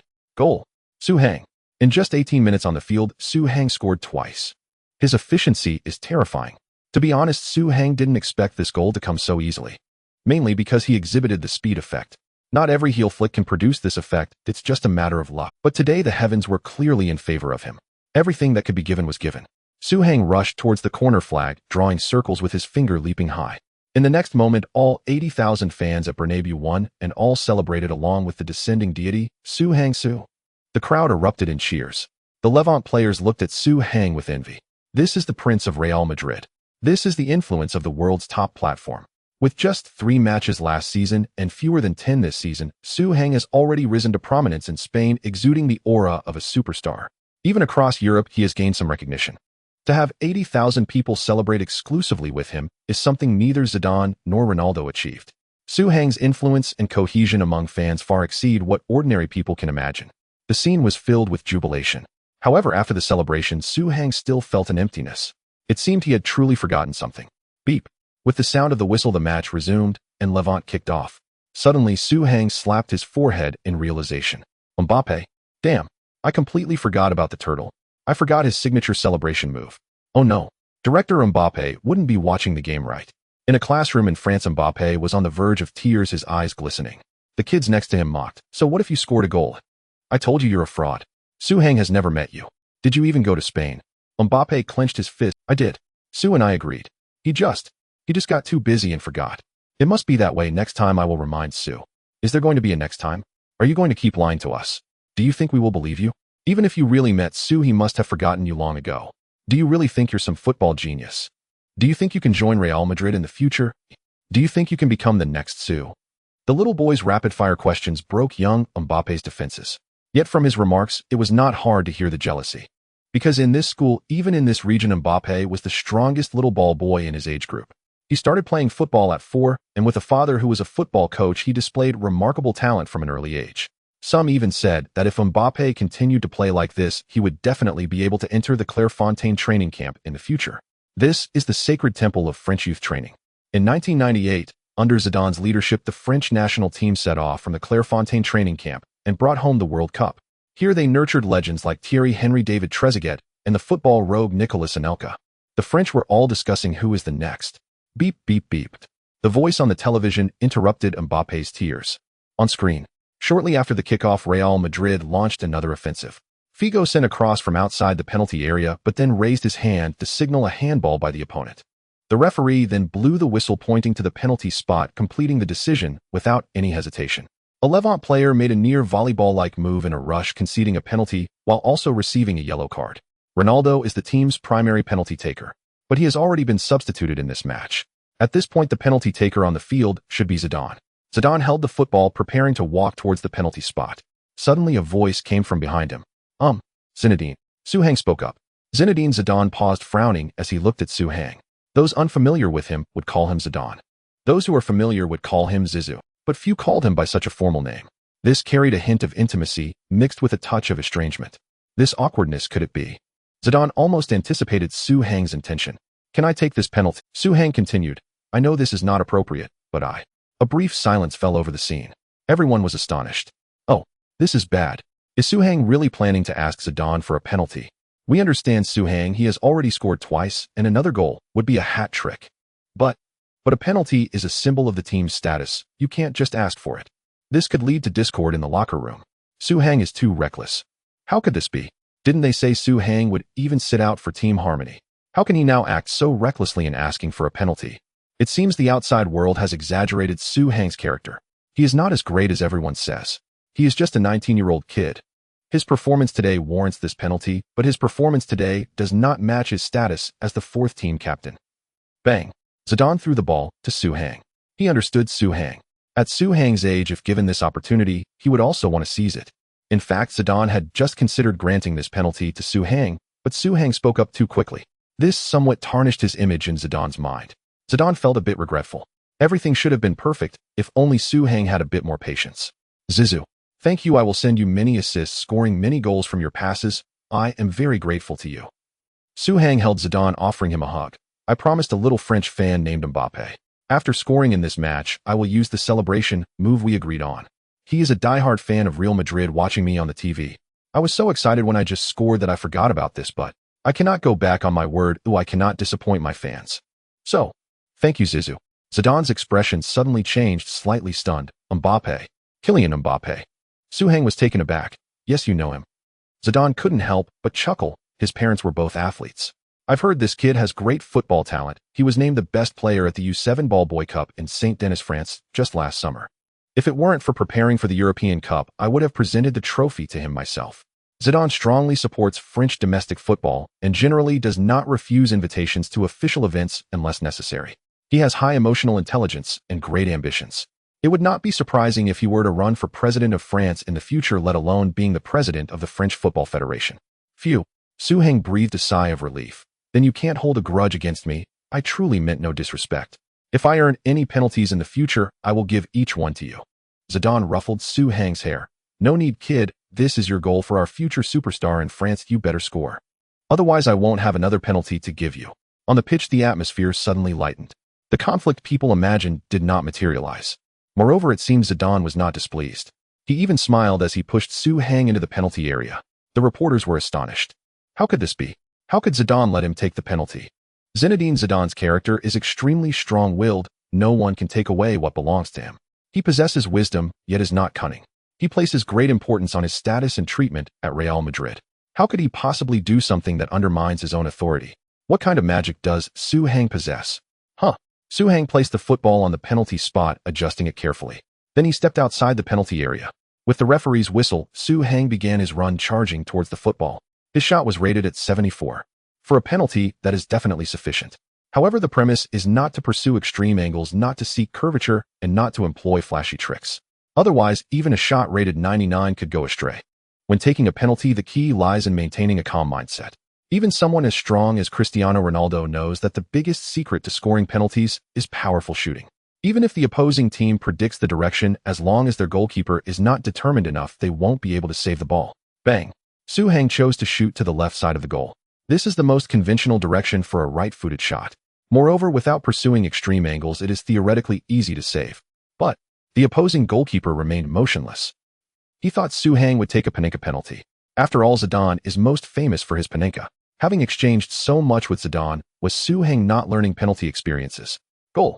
Su Heng scores with a precise shot. He didn't let Figo's penalty creation and Zidane's penalty opportunity go to waste. 5-0. 3 goals in 20 minutes. Su Heng, coming off the bench, completed a hat trick. This is also the fastest hat trick in La Liga this season. Su Heng rushed to the corner flag looking for the camera. He did not use his signature celebration instead. This is a new celebration. He pointed at the camera as if saying something. In the frame, Su Heng crossed his arms, striking a cool pose. In the end, he kept repeating a name, but the cheers at the scene were so loud that no one could hear what Su Heng was saying. However, in a distant classroom in France, the students suddenly shouted Mbappé. It's Mbappé. He's shouting Mbappé. Mbappé. Mbappé. The children in other classrooms found that this voice matched Su Heng's lip movements on the television. They all shouted out Mbappé. Mbappé. In the classroom, young Mbappé smiled while shedding tears, saying, "I told you I'm not lying. I met Su. He promised me. He promised to score a goal for me." Mbappé was a complete mess of tears. Su Heng's comeback. The hat trick helped Real Madrid slaughter Levante 5-0. Barcelona narrowly escaped. In the last match, if Su had played, Barcelona might not have won. In 2 matches, 5 goals and 2 assists. Su Heng's form is terrifying. The killer. The Prince of Real Madrid scores a hat trick at home. After 8 matches in the new season, he has 3 starts, 5 substitutions, 9 goals, and 3 assists. 10%. Su Heng has played 10 matches for Real Madrid with only 1 match without a win. Once again, he is the best player on the field. Coming off the bench, 3 goals in 20 minutes, post-match rating of 9.7. Levante's head coach: "We have become Barcelona's scapegoat. I hope Barcelona can come to the Bernabeu to feel Real Madrid's passion, especially Su Heng's passion." Levante's captain: "This is terrifying. Real Madrid already has an alien, but now they have the strongest." Su Heng's explosive performance swept across all of Europe. The entire continent was reporting on this match.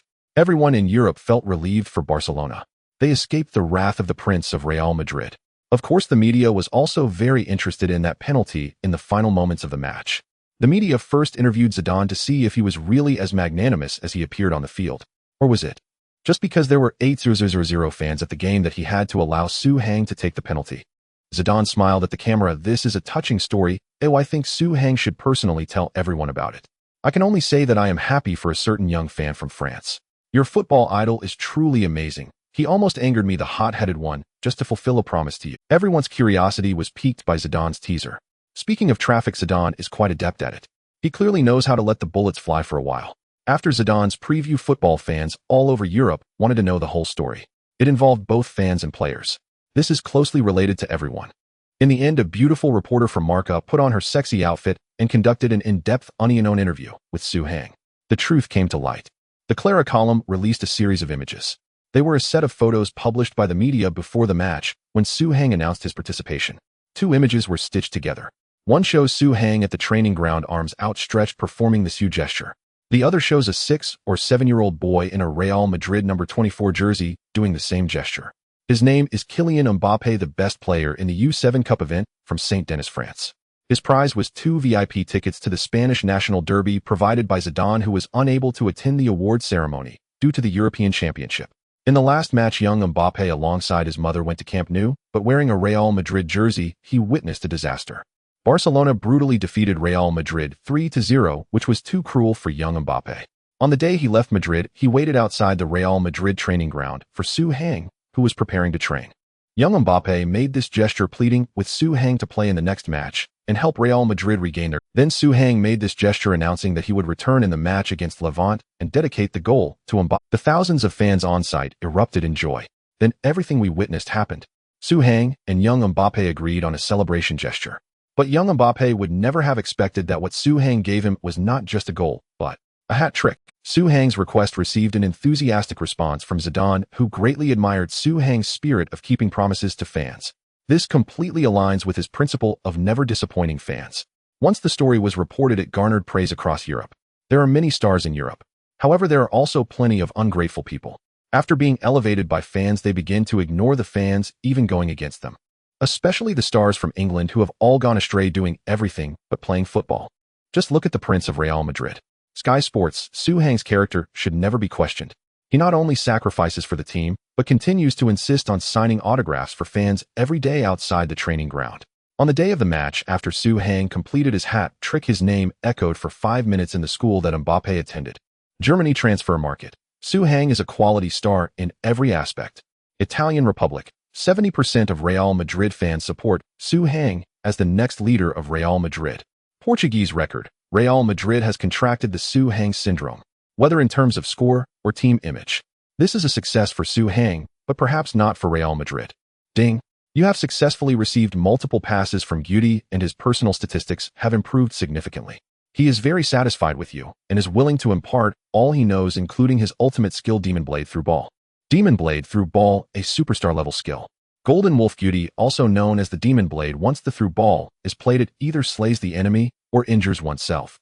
Your through ball and vertical long pass abilities have greatly improved. The more opponents your through ball bypasses, the higher the passing accuracy, making it easier for teammates to handle.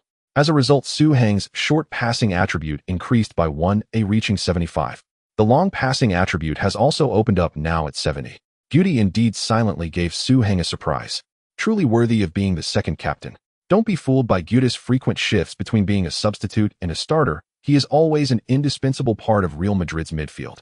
Handsome, fiery temper, and highly aggressive. He is a very individualistic player. This directly led Su Heng to praise Guti during training the next. Su Heng is indeed a rising star of the team, yet he shows such respect towards Guti. Aren't you happy, senior? Su is a really good kid. Guti mentioned Su Heng during a subsequent chat with Raúl. Yes, he is excellent. With him, we don't need those superstars from outside. Raúl looked around and spoke softly.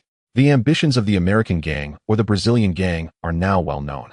Luxembourgo's agent contacted Real Madrid through Carlos a few days ago. Although Simon's team has performed well, Florentino desires more than just victory. He wants everything to appear perfect. Such a top-tier team must have a famous coach. Luxembourgo's appointment is imperative. Raúl is the Prince of Real Madrid. Due to his Atletico Madrid bloodline, he was targeted by Guti when he first arrived, but Raúl quickly won Guti over, and they became close friends. Later, the two entered Real Madrid's first team, becoming key members alongside Morientes, Casillas, and others. Raúl became the captain of Real Madrid after Hierro's departure and the spokesperson for the local players. At the same time, Raúl was the first to extend a friendly gesture towards Figo when he joined Real Madrid, fostering a strong friendship between them. It can be said that Raúl's opinion is the opinion of the local players. Su Heng is considered a product of Real Madrid's youth training. However, due to age and skill reasons, he has not formally joined the ranks. Even Casillas only gained the true recognition of the local players in recent years. But now both the main and deputy leaders are very satisfied with Su Heng's performance. Observing Su Heng chatting with Samuel Owen, Ronaldo, and others, Raúl had a bold idea. What if Su could lead the team? But Raúl quickly shook off the thought. This is unlikely. At least the outside world would never dare to imagine such a scenario. No one would believe that Raúl, one of the spokespersons for the local players, and even the Spanish national team, would be reluctant to take on the role of leader. Raúl is an excellent player with many friends and enjoys playing football. However, as he became the captain of Real Madrid, he had to accept many changes and endure many grievances. His close friend Redondo was sold off. His buddy Morientes was expelled, and although he returned, there was no position for him. And he grew increasingly distant from his former friend Carlos due to factional conflicts. Behind the yearly superstar acquisition for Real Madrid is Raúl's relentless effort to maintain harmony in the locker room. He even sacrificed his own dignity as a player, willingly handing over various resources to Ronaldo and Zidane. He truly cannot compare to these two, but the strong dragon cannot suppress the local snake. As the leader of the local players, it wouldn't be unreasonable for him to aspire to equal treatment with Ronaldo and Zidane. Yet he did not do so. His sacrifices are indeed significant. He hopes someone can take on his courage, allowing him to once again become that happy Prince of Bernabeu. He does not wish to be a king. Unfortunately, Guti's personality is even less suited for leadership than Raúl's. Casillas is too young to hold the fort. Helguera Salgado and others lack the strength and fame. No one can overshadow Zidane, Ronaldo, Beckham, and other superstars in terms of seniority. However, corresponding to seniority is potential. If someone possesses potential that convinces others they will become the next top superstar combined with the support of the local players, this person is very likely to unify the various factions of Real Madrid, allowing the galactic battleship to truly set sail towards glory. And this person seems to have appeared. He even possesses strong leadership and personal charisma, because he has managed to win over the most difficult figure. Zidane. Find an opportunity to talk to Sue. I hope he no longer sacrifices himself for the team. If he can make Ronaldo no longer indispensable, the core competitiveness of the Brazilian gang will cease to. Beauty was taken aback, not expecting Raúl to have such high expectations for Zidane. I told you I am fed up with this position. I don't want to play in midfield. I really don't want to play in midfield. Do you understand? Do you really understand football? A sudden conflict erupted on the training ground, interrupting the conversation between the two leaders. Carlos and coach Simon erupted into a fierce confrontation once again. In terms of field rules, Carlos' behavior was extremely excessive. Simon is his coach. It would be one thing if he didn't listen to Simon, but he actually confronted and insulted Simon in public. This is definitely a classic Zidane behavior. Zidane, Carlos, you are going too far, Simon said angrily, his face flushed with embarrassment. You will be suspended from the team. You dare to try. Carlos suddenly charged at Simon, knocking him to the ground. The players of Real Madrid were stunned. Zidane was the first to rush over Carlos. Stop it. Don't do this. This is the head coach. Zidane tackled Carlos to the ground. The others quickly arrived to separate the three from the ground. Ronaldo was also trying to calm Carlos down, but Carlos was enraged, determined to take it out on Simon today. He broke free from his teammate's grasp and once again swung his fist at Simon. Simon had a good relationship with Zidane, and for both public and private reasons, Zidane could not stand by and watch Simon get beaten. Zidane pushed Simon aside. Bang! Carlos' fist landed on Zidane, and he was relentless. Zidane could endure and give way, but he is not made of clay. An instinctive reaction instantly activated. Bang! Zidane blocked Carlos' second punch with his elbow, stepped in closer, and with his right hand, he directly grabbed Carlos' neck and pushed forward. Carlos fell to the ground, but he couldn't move. His knee was pinned down by Zidane's right knee. His chest was held down by Zidane's left knee.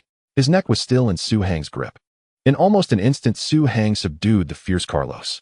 Despite Carlos' short stature, his muscles were well developed, granting him considerable strength. Yet under Zidane's hands, he couldn't even last a single round. Let go of Carlos. Ronaldo and Samuel rushed over, hoping to halt the confrontation. However, when Ronaldo had pulled Carlos earlier, he hadn't exerted such force. Yet Zidane pushed with his left hand, and Ronaldo and Samuel were directly knocked over. Such strength. Zidane showed no mercy to anyone. He looked at Carlos and stated slowly, I said, do you agree? Zidane exerted force with his right hand. Carlos' cheek quickly flushed red, then even turned slightly purple. At first he struggled, clearly unwilling to submit. But soon panic filled Carlos' eyes. He truly couldn't catch his breath. Was Zidane trying to... Sue, let go. Sue, don't do this. Zidane, calm down, don't be impulsive. Everyone shouted around him, yet no one dared to step forward, otherwise they too would be knocked down by Zidane, as Ronaldo and Samuel had experienced. Zinedine Zidane remained silent, believing that Zidane should know what he was doing. Moreover, it was time for Real Madrid to establish some rules. The Brazilian gang was highly competitive on the field, playing beautifully, and everyone liked them. However, their lifestyle and training habits were far too lax. For the sake of the team and their own careers, the Brazilian gang should not expand their influence at Real Madrid. At the very least, the bad habits must be curbed. Although Zidane was perceptive, he knew this matter shouldn't fall on him. Ultimately, he was just a passerby. This needed to be addressed by the local players. Unfortunately, Raúl was kind-hearted but lacked sharpness. He didn't understand that a balance of firmness and softness was essential. Blind compromise had led to the current situation. Carlos tried every possible means to plead for mercy, but he couldn't. He couldn't make a sound, couldn't breathe, and couldn't move. In the end, he could only roll his eyes up and down, hoping Zidane could sense that he agreed to Zidane's proposal. Zidane released him and stood up. Huffing. Cough, cough. Huff. Cough, cough. Carlos began to breathe frantically. Curled up on the grass, he continued to cough, and even gagged. He was in pain, as if he had just suffered a severe illness. Zidane turned to look at Ronaldo and Samuel. Both stepped back in unison, fearing Zidane would strike again. Sorry, I lost control just now. Zidane began to express his apology. It's fine, it's fine. Ronaldo and Samuel replied repeatedly, nervously, really, it's fine, it's fine. They had witnessed chaotic scenes in their youth. Fighting was normal in football. But to be honest, they had never encountered someone like Zidane. They swore that Zidane had truly intended to kill Carlos. It must have been. Carlos, Zidane looked back. Carlos instinctively trembled, fearing Zidane would come at him again. Quick, help Carlos up. Zidane instructed his teammates around him. Carlos, I just hope everyone can calm down. This is a training ground. Is this a place for football? We at least shouldn't fight here, right? Carlos nodded. Then Suhang looked at everyone. I apologize for what happened, but I hope this issue remains on the training ground. I do not want to see any reports of discord related to today in the newspapers. This would be a devastating blow to the team and the fans. I do not intend to threaten anyone, but if a leak occurs, I can find out who disclosed the information. As long as the reward is sufficient, those reporters will tell me everything you understand. Everyone nodded. Finally, let things be handled as they should be. Suhang maintained perfect control of the situation. Here I would like to personally apologize once again to everyone. I apologize for putting everyone through such an unpleasant event. Regardless, I did lay hands on someone, and I take responsibility. I accept any punishment from the team, including an internal suspension. Suhang admitted that he hadn't planned this from the start, but as he spoke, inspiration struck him. Given what had happened, today's training would definitely end early. Simon needed to report this matter to Florentino's office. For fairness, Raúl would accompany him to provide details and ensure accuracy. Then everyone dispersed. But as Zidane drove past Suhang, he honked, signaling Suhang to get in the car. The two remained mostly silent until they arrived beside a reservoir. Zidane got out and walked toward the lakeside. Suhang followed beside him. Do you know that Luxemburgo will coach Real Madrid after the winter window? Zidane opened with explosive news. This was an event over a month away. His sources were well informed. Simon is a good person, he shouldn't be treated that way. Suhang did not panic at Zidane's news, as he had known about it even earlier than Zidane. Zidane also noticed this. If all goes well, Real Madrid will bring in many players from Brazil next season. Do you know what this means for you? Simon can't stay at Real Madrid. You made the wrong bet, kid. Suhang smirked. There's no betting Zidane. The reason Simon offended Carlos was that he changed the formation for me. I cannot let Simon feel disheartened. I know the Brazilian gang will become a formidable force within Real Madrid, but this has nothing to do with me. I just want to train well in the first team. I don't even want to sit on the bench. Zidane shook his head. This is not up to you. Once Luxemburgo arrives, the Brazilian gang will be very powerful, and you and Carlos. Of course, Carlos isn't a bad person, but even if he doesn't trouble you, someone else will. You are of Chinese descent. Your understanding of people's hearts is deeper, isn't it? Once you are caught in this whirlpool, you cannot escape. Go find Raúl. It's time for you to join the local gang. Beep beep. Suhang's phone rang. It was Zidane's pupils contracted. It seems Raúl is even more anxious than I imagined. He has been looking forward to you for a long time. Suhang was confused. Why? Zidane replied, because Raúl just wants to play football well. This is also a piece of advice I give you. Do not get caught up in the internal gang struggles of the team. We are players, and our core competitiveness will always be our own strength. Ronaldo is not the leader of the Brazilian gang, but the leader of the Brazilian gang has to appease him. He is not a member of the Real Madrid local gang either, but Raúl has to support him. You should become the next Ronaldo, not the next Carlos or Raúl. Suhang roughly understood. It seemed that as the crown prince, he was about to ascend the throne, while Raúl the Ring King eagerly anticipated and voluntarily abdicated. Can't I become the next Zidane? Suhang joked. Zidane shook his head repeatedly, saying, by the time you reach my age, you probably won't play as well as I do. But similarly, even at your current age, you possess more leadership qualities than I do. Sometimes I find myself your luck in scoring goals is extraordinary. Every crucial match you have withstood the pressure and delivered the most incredible performances. Yet you remain so mature in dealing with others. Your humility is to strive for better contention, and contention is to avoid conflict. Zidane expressed with great emotion. If he had this awareness a few years earlier, perhaps Zidane would have already been the king of Real Madrid. He would have certainly won more in the league and the Champions League. He might even have become a football king with retirement in 2 years. Let's go, we'll take you there. But I can only drop you off at the city center. It's inconvenient for me to have contact with the local gang at this time. Zidane walked towards the car. You're still timid, Zizou, Suhang mumbled as he walked, wondering where his leadership. It's all about having a good mindset. He just didn't want to play. If anyone doesn't want to go on the field, they will gradually become a popular figure in the team. The reasoning is sound, but as a player who doesn't want to play. Bill, what did you say? Hazard, are you sure? Zidane, I don't want to be used as a pawn by the local gang. Suhang, be brave and be yourself. I don't care about others' opinions. Zidane, get lost. No one knew what Raúl and Guti had said to Suhang, not even Zidane. But the next day, Real Madrid's higher-ups dealt with the brawl incident on the pitch seriously. Carlos publicly apologized to Simon and Suhang within the team. He then accepted the internal fine and a 2-match suspension. Undoubtedly, Carlos became the biggest loser this time. Moreover, Real Madrid's official website announced the handling of the incident to the world. This meant that the incident would spread to every corner of the football world, which was a significant blow to Carlos. It was rumored that Real Madrid originally did not intend to impose heavy penalties on Carlos. After all, Simon was merely the interim head coach, a figure of little importance. Real Madrid's desired coach was likely Luxemburgo, who was coaching in Brazil. However, team captain Raúl personally met with Florentino. Some media even published Raúl's comments at that time. As reported by AS, Raúl strongly supports Su Hang. He demands strict punishment for Carlos. As stated by Marca, Raúl originally did not want to fall out with Carlos, but the matter involved Su Hang. If Carlos went unpunished, it would imply that Su Hang was at fault, and Su Hang is Raúl's most favored successor. So, as reported by Diario Sport, Real Madrid's locker room explodes. Carlos was forced to apologize to Junior Su Hang, losing all face. He may seek a transfer during the winter window. As reported by Mundo Deportivo, Real Madrid's internal factional struggles become increasingly pronounced. The Spanish contingent harbors animosity towards Latin American players.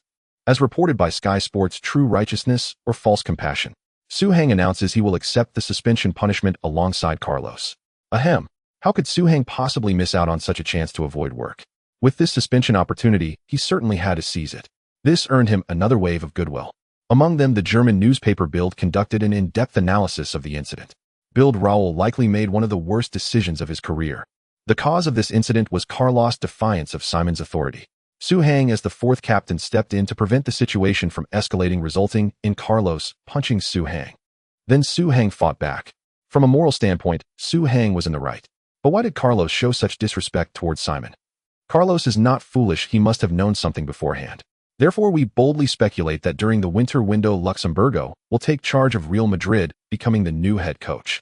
And Su Hang, who was chosen by Simon along with Raúl and Guti, who got involved to protect Su Hang, and even the entire Spanish contingent will pay the price for this.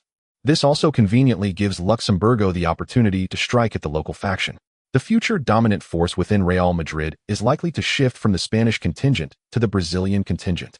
Real Madrid is about to undergo a transformation, and all players who chose the wrong side before may find their careers affected. The news from Bild was soon corroborated by Brazilian media. According to authoritative Brazilian media, Luxemburgo has notified the team he will not continue coaching in the second half of the season. Upon learning of this, Real Madrid fans engaged in intense discussions. Everyone expressed their sentiments about Raúl.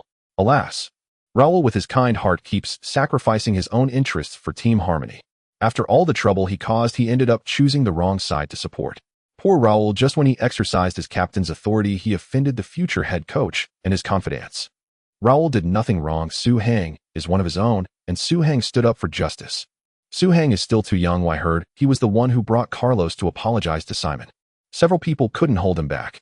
Didn't that just offend Carlos terribly? Of course they couldn't stop him. Weren't the seven wonders of Barca on the pitch, and they couldn't win against Su Hang alone. Su Hang is also quite loyal. Simon knew of Su Hang's sacrifice and forced him to start, thus offending Carlos. Su Hang in turn acted loyally for Simon. Unfortunately, Simon's foundation is still too weak, and he cannot hold the position of Real Madrid's head coach. Su Hang's efforts are bound to go to waste. Most fans understood Su Hang's actions and Raúl's intentions, but they all knew that such actions would only bring trouble to Su Hang and Raúl in the future. Luxemburgo would take charge. Carlos would become the locker room leader. Su Hang would be the first to be dealt with. Raúl would also be sidelined, with the title of captain being merely superficial. Only a very few believed that things would develop differently. For instance, Zidane. At the very least, Zidane hoped for Su Hang's success. Otherwise, after the Brazilian faction deals with the local faction, they would move against the international faction. Rumors are already circulating that if Luxemburgo takes charge of Real Madrid, he hopes to bring in strong players for the wings. He aims to enhance Real Madrid's midfield strength. Brazil currently has several wingers who have become hot prospects. Additionally, there are plenty of tough midfield players in Brazil. Once they join, the players who will be pushed out will naturally include Zidane, Figo, Beckham, Guti, and others. Ding. Roberto Carlos extends his sincere apologies to you, and you have received the brutal aesthetic free kick. Brutal aesthetic free kick, legendary skill. Throughout history, there have been many skilled free kick takers, but Roberto Carlos is truly irreplaceable. His free kicks reach the pinnacle of brutality with a shaped curve that is simply unreplicable. Your free kick ability has greatly improved. When the ball is more than 30 meters from the goal, your free kick ability increases by 30%. When the ball is more than 40 meters from the goal, you have a chance to execute a shaped free kick. It's worth it. Absolutely worth it. Carlos, I forgive you. Su Hang had a slight bruise under his right eye as he hadn't dodged Carlos' first punch, resulting in a panda eye. However, it was just a superficial injury, looking more serious than it actually was. On Carlos' side, the bruises on his neck were even more alarming. Anyone unaware would think he had painted his neck entirely purple. Hang truly did not expect that after Raúl made Carlos apologize there would be such great rewards. He had a bold idea. What if he made all the players of Real Madrid apologize? Wouldn't that be? Ahem. The Real Madrid players all coughed, feeling a chill coming from the east. Of course, saying it is one thing, but joking about friendship is another. Hang wasn't foolish enough to do such a thing. Even if you were the Prince of Real Madrid, let alone the Emperor, you would still be dismissed. Thanks to Carlos' apology, Hang's set-piece attributes emerged, and right from the start it was 80. Additionally, his shooting attribute also increased from 74 to 75. Want to train together. Next to Hang, teammates like Pavin and Borja invited him to join their training. Hang was very willing. After all, Pavin and the others were relatively inexperienced. Even though Hang was at the bottom, when training with them, it was still much better than being teased by a group of top stars. Pavin, MMP, get lost. Carlos stood by looking humble. He truly dared not have any conflict with Hang. But now he remembered those who were on good terms with Hang and were currying favor with Simon. Did you really think Simon could hold his ground at Real Madrid? Did you really think that Hang could dominate everything at Real Madrid just because he had Raúl's support? Too naive. Once Luxemburgo arrives, those who are currently neglecting me will all be sitting on the bench. Bang. Carlos took a long shot, hitting the dead corner of the goal, the ball even having a slight shaped curve. The young goalkeeper Lopez remarked that this kind of set piece was simply unsolvable. It was fortunate he didn't manage to save it. If he had, the goalkeeper might have ended up seriously injured. On December 5, 2004, in the 14th round of La Liga, Real Madrid faced off against the Yellow Submarine, Villarreal. This is a formidable team. On Real Madrid's side, Hang and Carlos were currently under internal suspension and did not make the match roster. After a 90-minute fierce battle, the match ended in a 0-0 draw. This result was not good. Moreover, even worse than the result was that Raúl was found to have a thigh muscle strain after the match. It wasn't serious. However, he would definitely not be able to play in the next match. And the next match was a crucial Champions League showdown for Real Madrid, with only one round left in the group stage. Everyone previously thought that the soft Persimmon Dynamo Kiev would be last, but they surprisingly topped Group B with 10 points. The second place was Bayer Leverkusen from the Bundesliga with 8 points. Only in third place was Real Madrid, also with 8 points. The most disappointing was the Serie A powerhouse Roma, who accumulated only 1 point in 5 matches. Real Madrid's last opponent in the final round is Roma. Real Madrid must win to guarantee their advancement, and they can only qualify as the second. If Real Madrid draws, they might not advance. If they lose, they will definitely be eliminated. It would be laughable if the Galacticos, with 4 Ballon d'Or winners and 7 superstars, couldn't even make it into the Champions League knockout stage. Real Madrid cannot bear such humiliation. Whether it's the stars or the coach, even Florentino, the president of the team, could be driven away by furious fans because of this. But just at this critical moment, Raúl got injured. It was like the roof was leaking and it was raining at night. If the team continued with the current effective 3-forward formation, then Real Madrid would have no suitable substitutes. Moreover, neither Owen nor Morientes were trusted enough by the current Real Madrid. The fans even didn't trust Ronaldo as much anymore due to his frequent injuries. They only trusted one person. I hope the team lifts the suspension on Hang. A Real Madrid fan left a message on the official website. This post quickly received 30,000 likes. Yes, we hope Hang can play. This is when we need him the most. Real Madrid cannot be eliminated in the Champions League group stage. That would be a huge joke. The team must field Hang. I hope Hang does not stubbornly adhere to the team's punishment rules. Professional football, after all, is about finding ways to win on the field. Yeah, how about I have Carlos kneel to Hang? Please, Hang, come back to the field. Although Roma hasn't performed well this season, they are still Roma. Wolf King Totti and the mischievous Cassano, they are players who can change the score by themselves. This match cannot afford to lose. No matter what, we must bring Hang back. When Simon came to Hang with a pile of messages, Hang knew there was no escaping this match. The public sentiment was too strong. Follow the people to prosper. Defy the people to perish. Water can carry a boat, and it can also capsize it. This is an unchanging truth. Ultimately, the media found Hang on the passenger list of the plane flying from Real Madrid to Rome. Outside Madrid airport, Real Madrid fans were bustling. People held up a huge banner for Hang. It was the back of Hang descending from the sky, celebrating with his signature move. The fans on site erupted in cheers celebrating Hang's return. They firmly believed that if anyone could save Real Madrid, it would definitely be Su. After landing in Rome, Real Madrid immediately held a pre-match press conference. To let Roma feel Real Madrid's determination to win, Simon publicly announced his starting lineup in advance: Ronaldo, Owen, Zidane, Beckham, Figo. Hang. When Simon read out the last name, there was an immediate wave of applause and discussion in the venue. Major media outlets rushed to release news at the first opportunity. Nearly 10,000 Real Madrid fans send off at the airport, requesting Zidane to play. Zidane flies to Rome with the team. He is very likely to play in the Champions League elimination match. Breaking news. Real Madrid's Prince, Zidane starts. The white-clad killing god descends upon Rome. Real Madrid's winning probability skyrockets. In matches where Zidane participates, they have only failed to win twice. The clash of the prodigies. Who will prevail between Zidane, the Prince of Real Madrid, and Cassano, the new? The football atmosphere across Europe has been ignited. In the final round of the Champions League group stage, many groups have already settled. Over 50 media outlets broadcasted this match at the Stadio Olimpico in Rome, which has a maximum capacity of 100,000, yet 80,000 fans poured in. It is worth noting that due to Rome's poor performance this season, their average attendance has been less than 40,000. Moreover, this match holds no significance for Rome. They had already been eliminated early. Thus, this was a life-and-death battle for Real Madrid, but it was irrelevant to Rome. Yet astonishingly, 80,000 Roman fans still came to watch. On one hand, this reflects the influence of Real Madrid's Galacticos. On the other hand, it is related to Zidane's return. Many Italians wanted to see just how great this player, praised by Spanish media as almost divine, truly is. Can Spain really produce superstars? Impossible. Only Italy, only Serie A can produce true superstars. Ronaldo and Zidane at Real Madrid, who were not bought from Serie A. Without Serie A, La Liga is nothing. How can they dare to claim that La Liga has replaced Serie A as the world's top league? Dream on. At the Stadio Olimpico, both teams are lining up to enter the field. Every player from the Roma side is looking at Zidane, because Zidane still has some bruising around his right eye. Honestly, Zidane feels a bit awkward about it. This is his first appearance in front of Italian fans, and he ended up with a half-panned eye. It seems he really did get into a scuffle with Carlos, Cassano remarked to De Rossi beside him. So do you think he won or lost? Asked Pelazzoli. Samuel said Su almost killed Carlos if Carlos hadn't backed down. Totti provided some insider information. Samuel, before transferring to Real Madrid, was indeed a Roma player. Today's match, with Samuel returning to Roma, is also a major point of interest. As Totti spoke, he glanced at Zidane's arm, and his pupils constricted. That is the captain's armband. What is going on? Did Zidane really fight with Carlos or Raúl? How did the captain's armband end up on his arm? Similarly, when the players from both teams appear on the field, the commentators are taken aback. Oh, we see the captain's armband of Real Madrid on Zidane's arm. My God, he is the captain on the field for this match.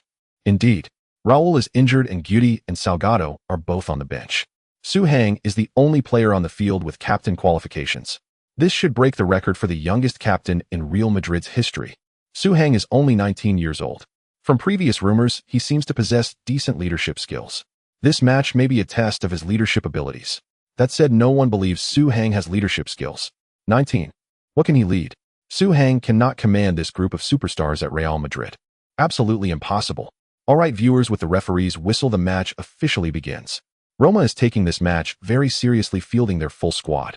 For them, this represents a match of dignity. In the attack, Totti is paired with Cassano. The midfielders from left to right are Perrotta, De Rossi, De Court, and Mancini. The defense consists of Candelas, De Rossi, Cuffer, and Panucci. The goalkeeper is Pelazzoli. Real Madrid continues to employ their three center-back tactic, which Simon is quite familiar with. In the attack are Zidane, Ronaldo, and Owen.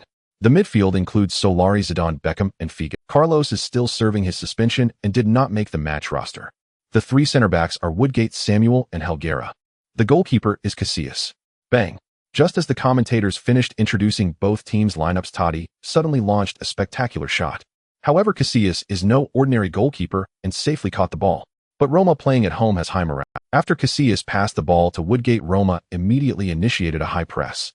Woodgate's route back was cut off by Totti and Cassano, forcing him to pass to Solari, which was successfully intercepted by Roma's advancing midfielder De Rossi. Totti and Cassano struck simultaneously, penetrating deep into Real Madrid's territory. Real Madrid's defense was thrown into chaos. De Rossi, who was clearly looking for a passing opportunity, realized he had carried the ball to the top of the arc and there was no one defending. Bang! De Rossi took a long shot.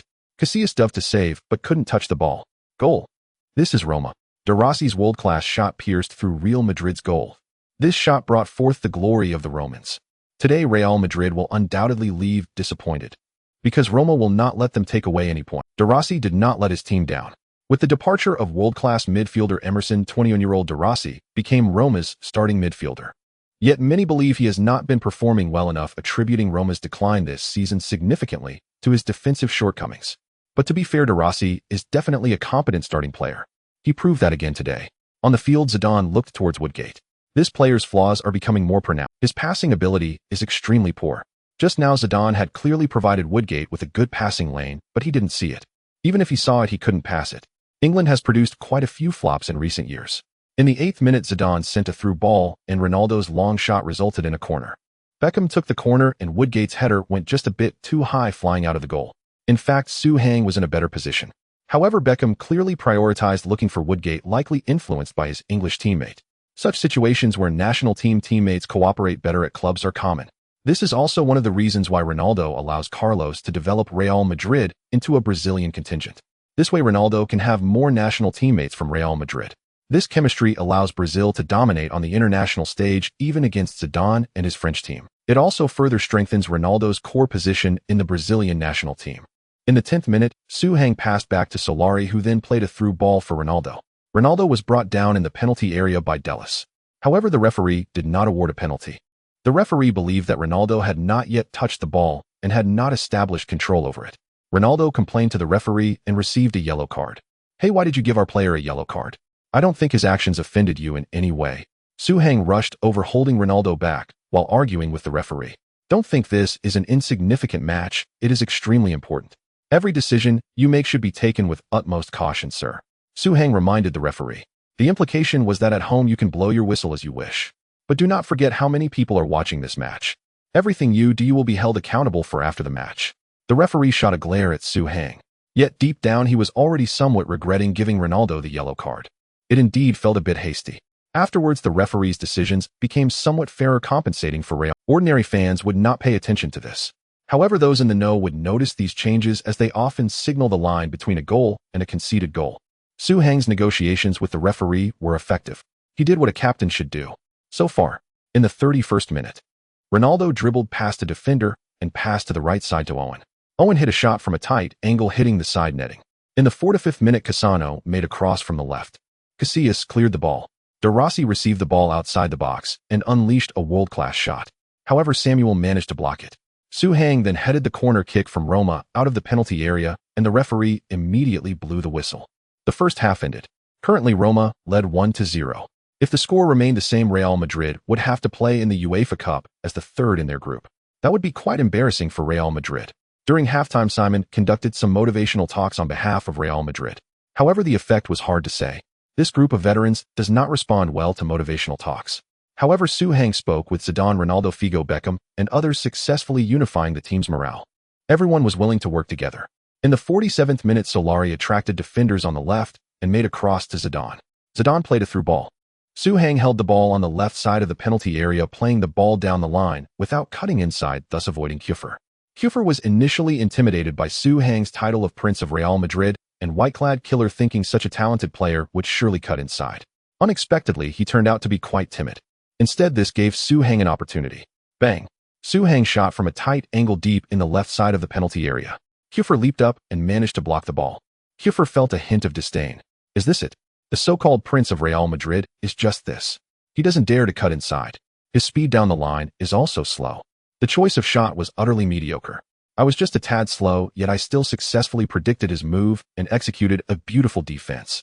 Nowhere near Cassano. If it were Cassano receiving Zidane's through ball, he would have definitely managed a shot with a deft bang.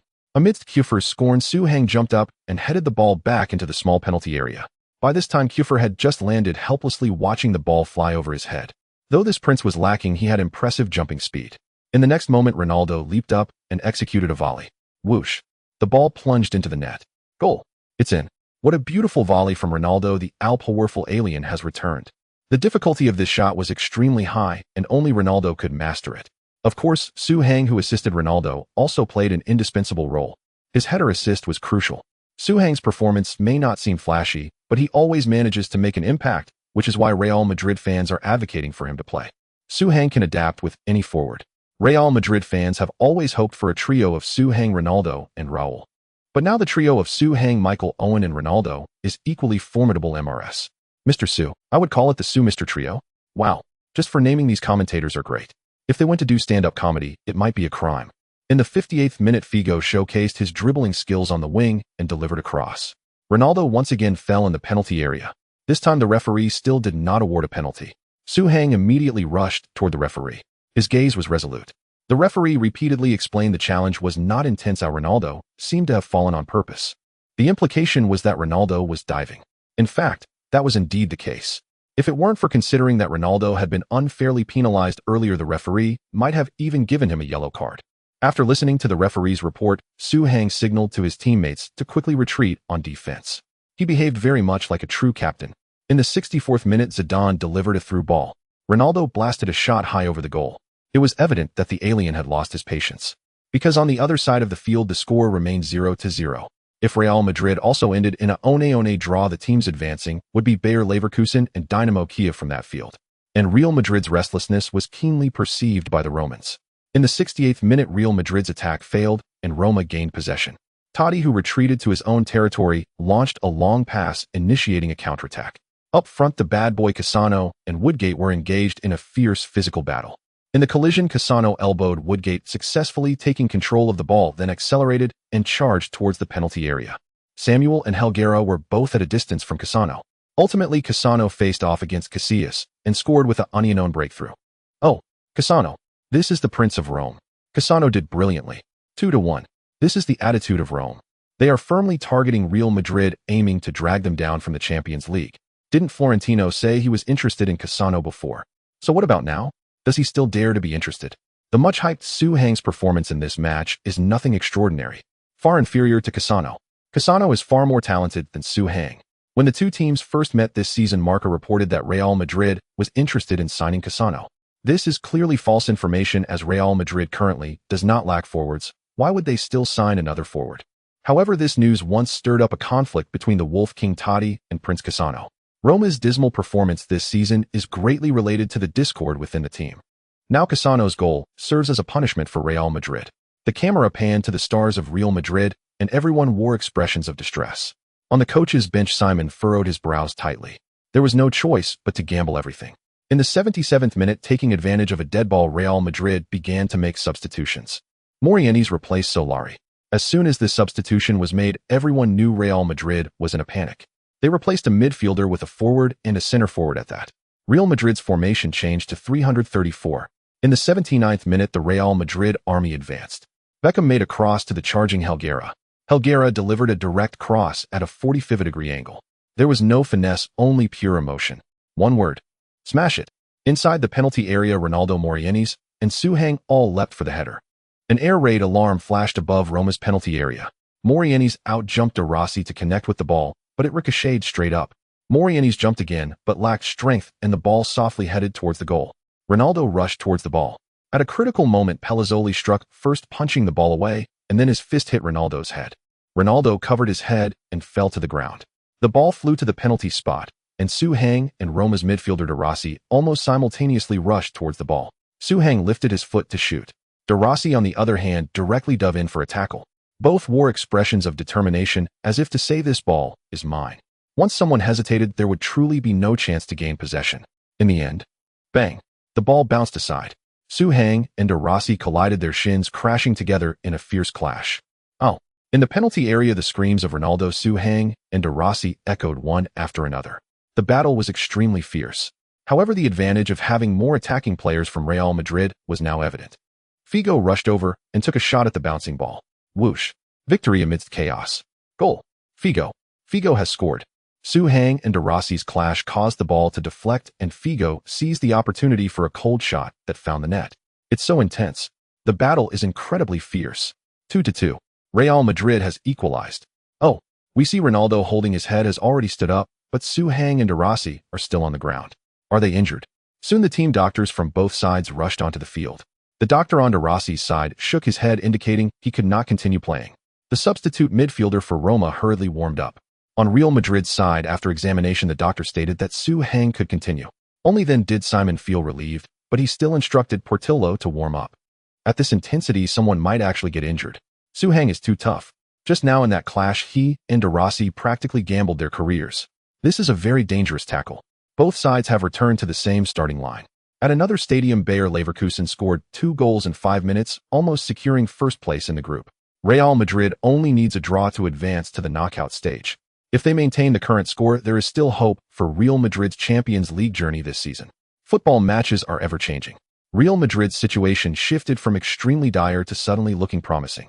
As long as they don't concede any more goals, they will secure their place. But how could the Romans agree? Dragging Real Madrid down was the only significance of this match for them. In the 81st minute, Totti made a wall pass with Mancini and advanced. Beckham, having been bypassed, pulled Totti down by the jersey. After getting up, Totti sought out Beckham for an explanation.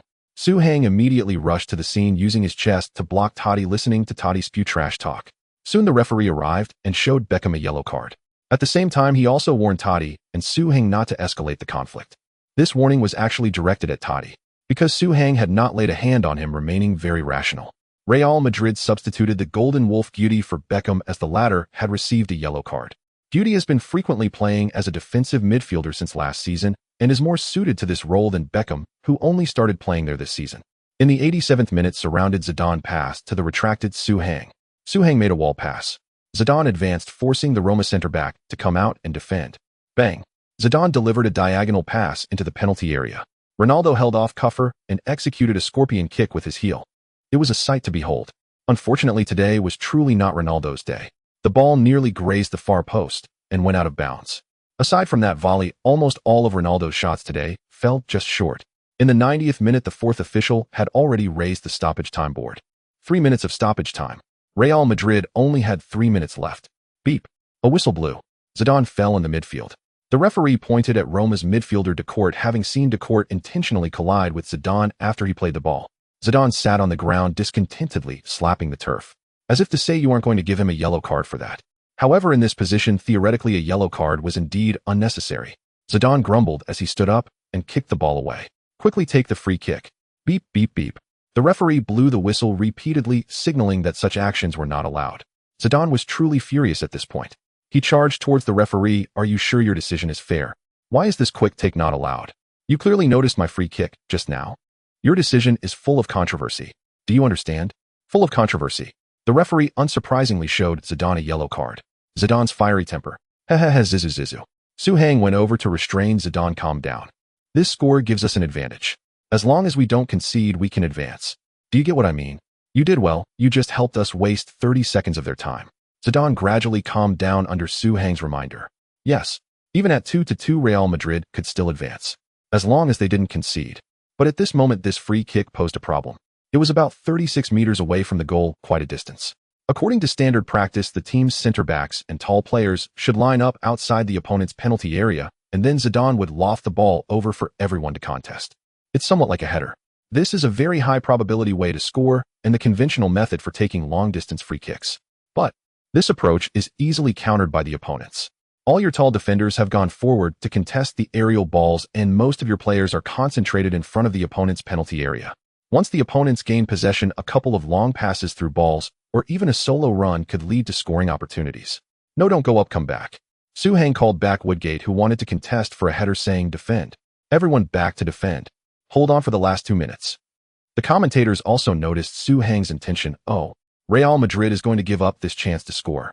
Hang is directing his teammates to return to defensive positions. They're not going to use this free kick for a long pass or a cross. But by giving up this precious opportunity, will they regret not valuing it if Roma scores next? Hang's decisiveness exceeded the expectations of Zidane and others, because Hang's decision meant he had to bear the responsibility.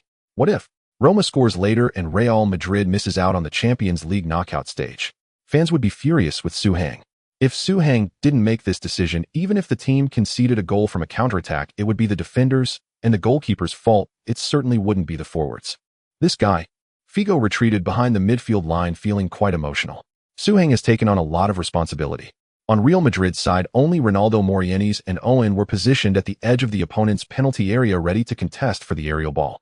But around them, apart from Cassano and Totti, everyone else from Roma was present. 3 against 8, it was clear they had no chance of scoring. Zidane stood behind the ball. Zidane, let me take it.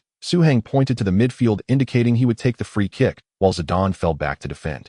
This way, even if the opponents counterattack, there would be one more person to defend. After all, Hang participating in the aerial contest would just be 4 against 8. There still wouldn't be much opportunity. Zidane nodded and retreated to the center circle. Booing immediately erupted from the stands. Coward. Softy. Is this how Real Madrid plays? Real Madrid. I see a yellow turtle. It's just a circus. So cowardly. This is a complete insult to football, and they still consider themselves the Galaxy Battleship. I have never seen such a timid Galaxy Battleship. With a team like this, how can La Liga dare to claim to be the world's top league? Get out of this stadium. Softies are not welcome here. The Roma fans knew very well that once Real Madrid decided to defend, they would not be able to breach Real Madrid's goal in the remaining 2 minutes. Their wish to drag Real Madrid down failed.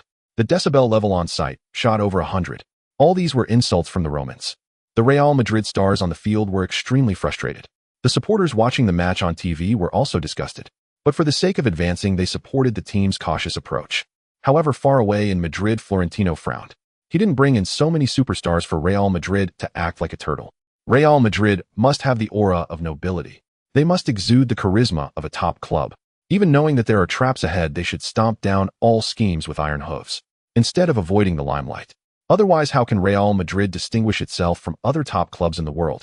Zidane, you are the prince of Real Madrid. You should know what Real Madrid needs most. Florentino mumbled, Real Madrid does not want to draw. Real Madrid wants victory. Real Madrid would rather die in pursuit of victory than live in retreat. You have disappointed me so much. Bang. Florentino threw the cup in his hand to the ground, startling the assistant beside him and the famous South American agent Fidel. Fidel is Luxembourgo's agent. He clearly understands Florentino's thoughts, and there is a reason he became a giant in South American agency. Fidel said, in fact, Zidane's performance in this match surprised me. His maturity is not at all like that of a 19-year-old player. He is indeed qualified to captain most teams. But Florentino looked at Fidel, but he lacks some youthful sharpness. Fidel, without this sharpness, no matter how well he performs, he is just the next Raúl. But what Real Madrid needs is clearly not another Raúl. To put it bluntly, Cristiano Ronaldo, whom Ferguson highly praises, is probably more in line with Real Madrid's temperament than Raúl. That kind of unique temperament. This is what Real Madrid needs. This is what can truly differentiate Real Madrid from other teams. And Luxembourgo has always been pursuing this style of play, this kind of player. If Real Madrid is in his hands, they will surely win everything through offense. They absolutely do not need to turn into turtles at the last moment, being laughed at by the whole world. Dignity in tatters. Boom. A loud noise suddenly came from the television. It interrupted Fidel. He turned to look at the television. He found that the TV was replaying the scene, and it wasn't. Zidane was far enough from the ball. With the referee's whistle, he began his run-up. Then he struck the ball with a powerful shot. The football flew out in an instant. At the edge of the penalty area, Ronaldo, Morientes, Owen, and others took a couple of steps before realizing something was wrong. This is not a pass. This is a shot. Zidane is shooting. No, this is not just a shot. It is a thunder. This powerful kick felt as if Roberto Carlos had possessed him. A direct shot from a super long free kick 36 meters from the goal. Is he crazy? Can he do it? Among the entire Real Madrid team, only 2 players have the ability to take a free kick from this distance, Beckham and Roberto Carlos. And Beckham's chance of scoring from this position is close to 0. So only Carlos has the capability to attempt an attack here. And Zidane. Whoosh. The football traveled at an incredible speed, flying over the heads of Ronaldo and others in the blink of an eye. Ronaldo and the others immediately turned to look at the goal. They couldn't see the football, but they saw a white wave. The wave spread out like ripples. Then the football became clear. The Roma Olympic Stadium fell silent in an instant. Silence. Silence. Still silence.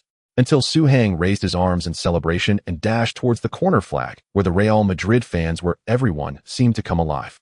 My God. My God. A last-minute goal. Zidane's free kick has killed Roma. This is definitely a last-minute goal. 3-2. Zidane has defeated Roma. The shadow of the peach blossom falls as the divine sword flies. A single sword shines across 19 states. A 36-meter super-long free kick. Zidane actually chose to shoot directly. This is a bold choice that even Zidane wouldn't make. Zidane has gone mad. He must be crazy. This is Zidane, the brightest genius of Real Madrid. This is Zidane who strikes fear into Barcelona. This is the player who helped Real Madrid secure 2 championship trophies in just 10 matches. This is the 4th captain of Real Madrid. Look at the captain's armband on his arm. This is the strength of Real Madrid. Such a daring choice. No one could have imagined Zidane would do this. So confident. He is a true genius. Those who said Real Madrid was conservative, those who said Zidane was timid. When Zidane was directing his teammates to defensive positions, do you think he was really thinking about defense? He was simply telling his teammates that defeating Roma was enough with just him. On the field, Zidane suddenly stumbled halfway through his run and fell. The cheers of Real Madrid fans fell into silence. Was it really that awkward? But in the next moment, the rolling Zidane got back up and ran towards the corner flag. He shook his finger. He leaped into the sky. A 180-degree midair turn showcasing the number 24 and the name Su Hang on his back. Although there weren't many Real Madrid fans in Rome, every single one knew exactly what to do at this moment. They joined Su Hang, who descended from the sky in a unique celebration. Soon after, a flood of Real Madrid players rushed towards Su Hang, surrounding him. The atmosphere on site was extremely lively. In Madrid, in the Real Madrid president's office, Florentino suddenly smiled broadly. Beautiful. I knew it. Su, I knew you would never disappoint me. His assistant quickly took out a fast-acting heart pill, fearing that the old man might faint from excitement. During Luxemburgo's tenure at Real Madrid, this Su Hang might be very crucial. This young man not only seems to have considerable influence within the team, but also appears to hold a unique position in the eyes of the club's higher-ups, especially this president. This young man is truly lucky. He can even score such ridiculous goals. This is a stroke of fate. At the Olympic Stadium in Rome, all players on the field and the bench of Real Madrid surrounded the corner flag to celebrate wildly. But soon the players at the back began to push away those in the front. Especially Zidane, who after pushing away his teammates directly waved to the team, Doctor, come quickly, doctor. Real Madrid players quickly dispersed. At the innermost part, Su Hang was already sitting on the ground, covering his right leg, looking in great pain.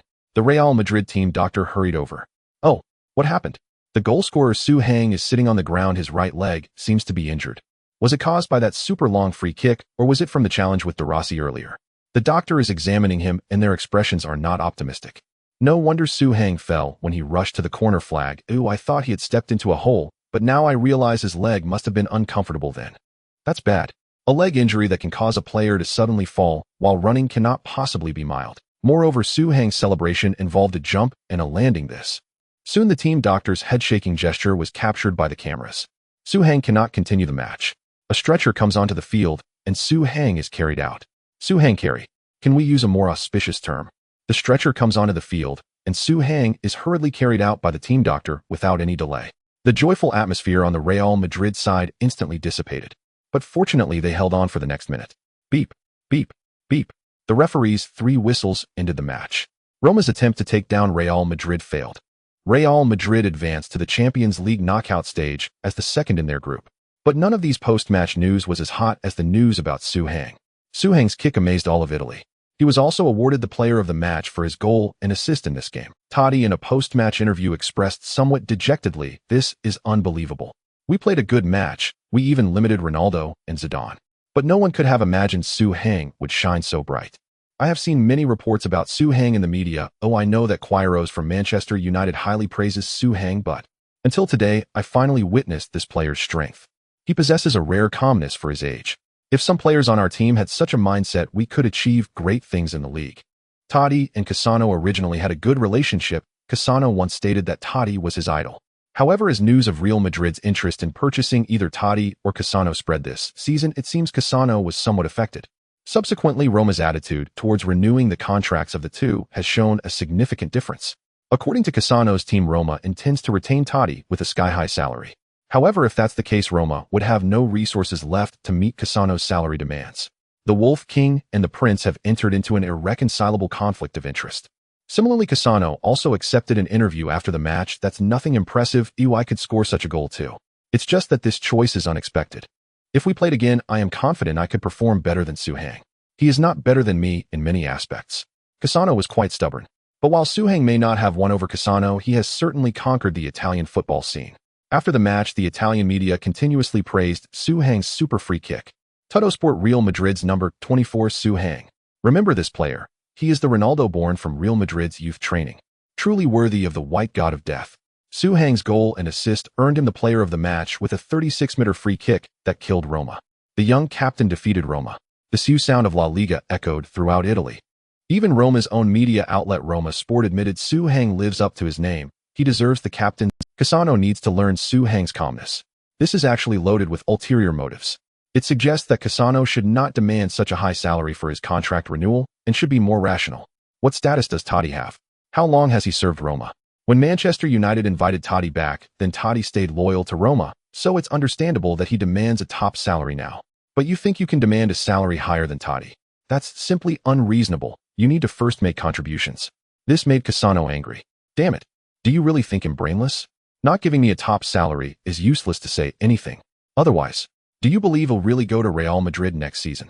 Soon the specifics of Su Heng's injuries were revealed. Real Madrid officially announced that Su Heng had suffered a severe strain of the biceps femoris muscle in his right thigh along with a crack in the tibia of his right leg. The estimated recovery time is about 2 months. German sports medicine expert and Bayern team Dr. Wohlfarth provided a detailed interpretation of the injury report. Su Heng's injury can be divided into 2 parts. The injury to the calf likely stems from the incident with De Rossi. It's a chronic issue quite normal. De Rossi is said to have suffered a similar injury, though not as severe. One can only say that both players were extremely competitive at that moment. However, Su Heng's calf injury is concerning. I'm not saying that the biceps femoris strain is very serious, although many players are troubled by such injuries for a long time. But Su Heng is so young, recovery should not be a problem. I heard that he has a personal team including sports medicine specialists, so fans need not worry about his injuries. However, Real Madrid needs to reconsider Su Heng's positioning. Wohlfarth's subsequent comments left many European clubs alarmed. Su Heng's injury originated from his direct free-kick attempt from 36 meters. That shot was spectacular and eye-opening. But at the same time it indicates that this is the upper limit that Su Heng cannot surpass. Su Heng's body, his right leg, and the muscles in his thigh are insufficient to support such a powerful shot. Perhaps he has the technique and awareness, but he lacks the physical capacity. We all know that a forward's shooting ability is particularly important. And a powerful shot is a skill that every forward must master, but Su Heng's body cannot withstand prolonged and frequent powerful shots. This means he is not suited to be a center forward. He must strictly control his shot frequency, shooting distance, and shooting power. Even if he can do more, without moderation he will get injured. Once or twice might be fine, but multiple injuries will inevitably leave serious sequelae. Therefore, starting from this point, it is difficult for Su Heng to become a long-term core forward for any team. His body is naturally suited to be a substitute and can only be a substitute. This is cruel for him. This may be related to the physical constitution of Asian individuals. Of course, I do not advocate racial theories, so I hope Su Heng can refute my speculation with his career. I will keep a close eye on Su Heng's development. He is a talented forward, but we have encountered too many such forwards in Germany, you understand. Wohlfarth's evaluation awakened many. Moreover, what he said made a lot of sense. In recent years, Germany has seen the emergence of several talented players, but most have been plagued by injuries. Thus, Wohlfarth has considerable authority on this matter. Major media outlets subsequently reprinted the analysis. Is the Prince of Real Madrid a glass man? Barcelona fans need not worry, Real Madrid has no future. The Bayern doctor has foretold Su Heng's fate. His ceiling in life is merely that of a super substitute. Behind the super free-kick goal lies Su Heng's frail Asian physique. What a pity if only he were white. No wonder Su Heng assembled a personal medical team early. He must have anticipated his own condition. Sky Sports, it's a great pity. A shooting star has just risen and has thus fallen, or it may be difficult for Real Madrid fans to accept all of this. The times there are many clever players in this world, but physical quality is the foundation that determines whether they can shine. The 2 teams in Milan have already cancelled their observation plans for Su Heng and no longer intend to not signing Su Heng may be a good thing, although it is unkind to say, so Su Heng has lost his investment value. He can no longer grow. This series of reports has turned Su Heng into a tragic figure. This conflicts somewhat with Florentino's positioning of Su Heng. The leader of Real Madrid should be a legendary hero, not a frustrated individual manipulated by fate. Hey Pigel, it's time for Vanderlei to come to Spain for a visit. I've arranged the best sea view room for him, so he can relax for a few days. Florentino dialed the phone number of Luxemburgo's agent. It was confirmed. Luxemburgo shall lead Real. Originally, after Simon and Su Heng led Real Madrid to advance in the Champions League knockout stage, Florentino had actually given up on Luxemburgo. Su Heng and Simon made him see that even small figures can achieve great things. This story of heroes rising from humble beginnings reminded Florentino of his own past. But unfortunately, Su Heng's physical limits are too low. He cannot inspire continuous hope in others. He cannot possess a future that allows for boundless imagination. The entire Real Madrid is like a giant continuing on their predetermined path. A butterfly almost caused them to change direction, but it always fell short. On December 18th, in the 15th round of La Liga, Ronaldo displayed his prowess, scoring twice to lead Real Madrid to a 32 away victory over Santander. On December 22nd, in the 16th round of La Liga, Ronaldo failed to shine again. Without Su Heng, Real Madrid lost 0-1 at home to Sevilla. La Liga entered its winter break. But just after this match, during the reporter's interview, Simon learned that Real Madrid had announced their new head coach, Vanderlei Luxemburgo. Simon felt a rush of emotion and angrily left the stadium, refusing to accept any further interviews. This was unfair to him. It was deeply disrespectful. At the very least, It would have been better if the higher-ups had communicated this to him in advance. Upon hearing this news, Carlos, who had lost the match, was even more excited than if they had won. He expressed to the cameras, "Luxemburgo will bring us everything. League champions. Champions League title. I am very optimistic about Real Madrid's future. We are all full of motivation." Zidane also said a few polite words at the enthusiastic invitation of reporters. "I know Luxemburgo, he is an excellent coach. But specifically, I am not yet clear. I can only hope that we can work happily together at Real Madrid." Turning his head, Zidane let out a slight sigh. Young with a shallow foundation, injured with an uncertain future, evasion, dissent, a supporter of the former regime. All these labels constantly remind Lubenborg, "Come and make an example out of him." Su Hang is in trouble. But Zidane would never expect that Su Hang, with his right leg in a cast, would let out the most relaxed and contented laugh he had in a while. He has a good relationship with Simon, but he really doesn't want to continue playing for the team. Simon has lost control, you know. Su Hang supported Simon in hopes that he wouldn't need him. As a result, Simon was infected by his charisma and desperately wanted Su Hang to take to the field to let Su Hang's talent be seen by more people. Real Madrid has now stripped Simon of his head coach position, which is also a way to cool Su Hang down. Of course, if he doesn't cool down, there's nothing that can be done. The hospital has assessed Su Hang's injury as taking 2 months to heal, but he wouldn't consider it a loss if he didn't finish this season lying down. Want him to recover. It's not that easy. Su, why are you laughing? Don't you feel a sense of betrayal? Clara, the deputy editor of Marca, is conducting a special interview with Su Hang. Yes, the beautiful Clara has been promoted.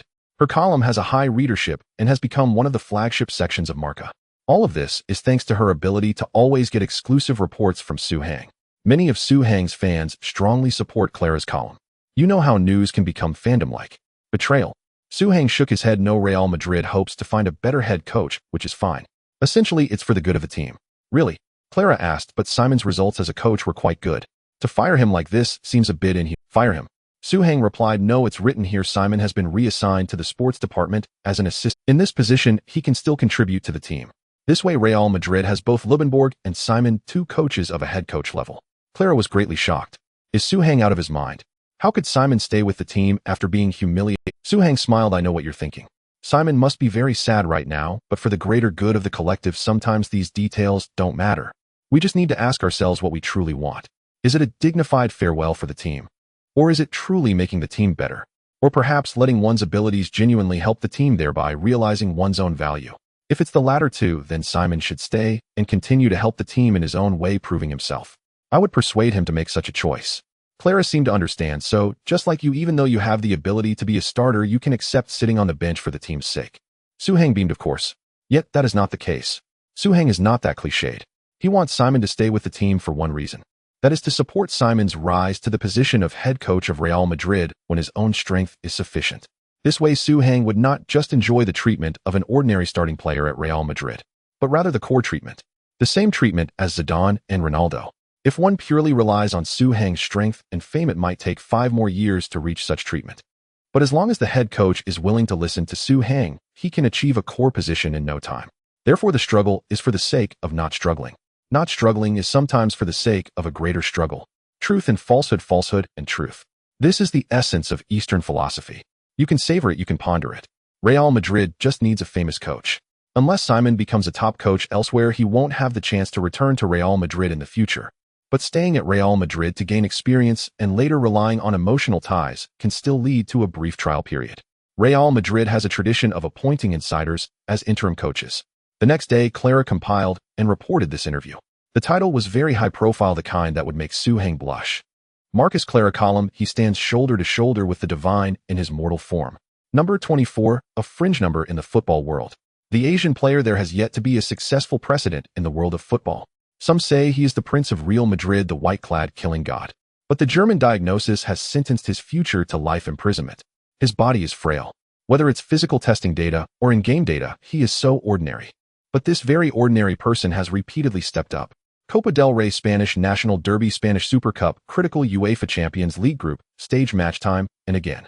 Under the starlight of an alien, the King of France, the Portuguese right-wing deity, the British star, the only active Ballon d'Or winner from England, the world's #1 left-back, the Rock of Defense, Spain's newly appointed #1 goalkeeper, etc. He remains undaunted. I know he is not a god, he is just an ordinary person. I know he will eventually fall, but I will always cherish the days I spent with him. This is my first love in football. Su Hang. What I like is not his spirited demeanor after each heroic What I like is his serious demeanor when he sits on the bench applauding his teammates signing for fans outside the training ground and strategizing for the team's future from his hospital bed. This article quickly spread throughout Europe. It brought countless tears to Real Madrid fans. My God, is Clara confessing her feelings? Then, am I not heartbroken? Oh, not only is Clara's first love in football, but Su Hang is also my first love in football.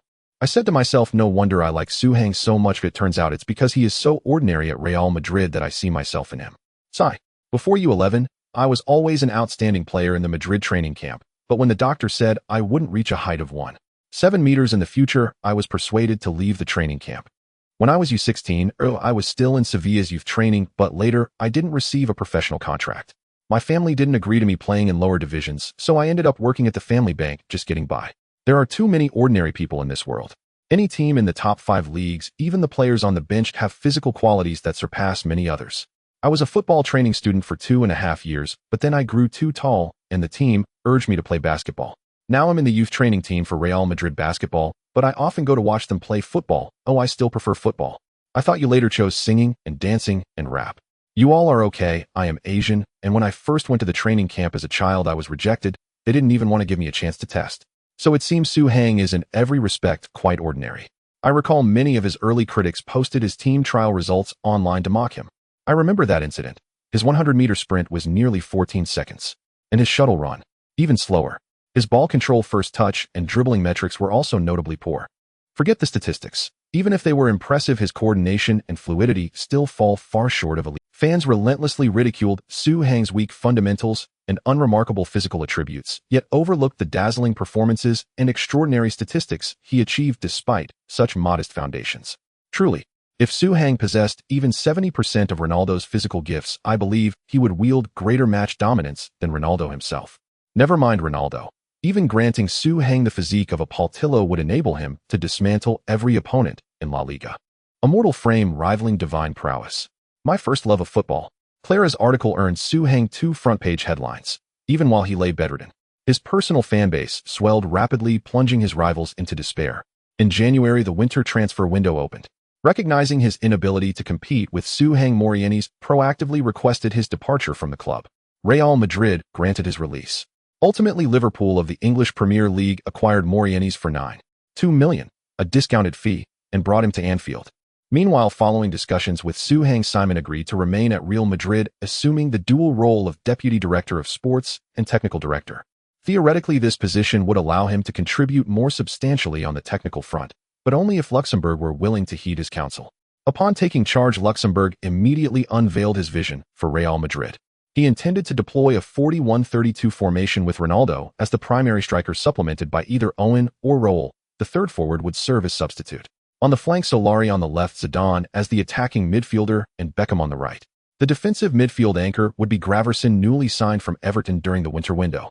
The backline would feature Carlos, Samuel Helguera, and Salgado of Casillas would guard the goal. As for Figo, Luxembourg would grant him opportunities, but held little faith in the 33-year-old's ability to outcompete Beckham. Of course, these were merely internal rumors, not yet formalized.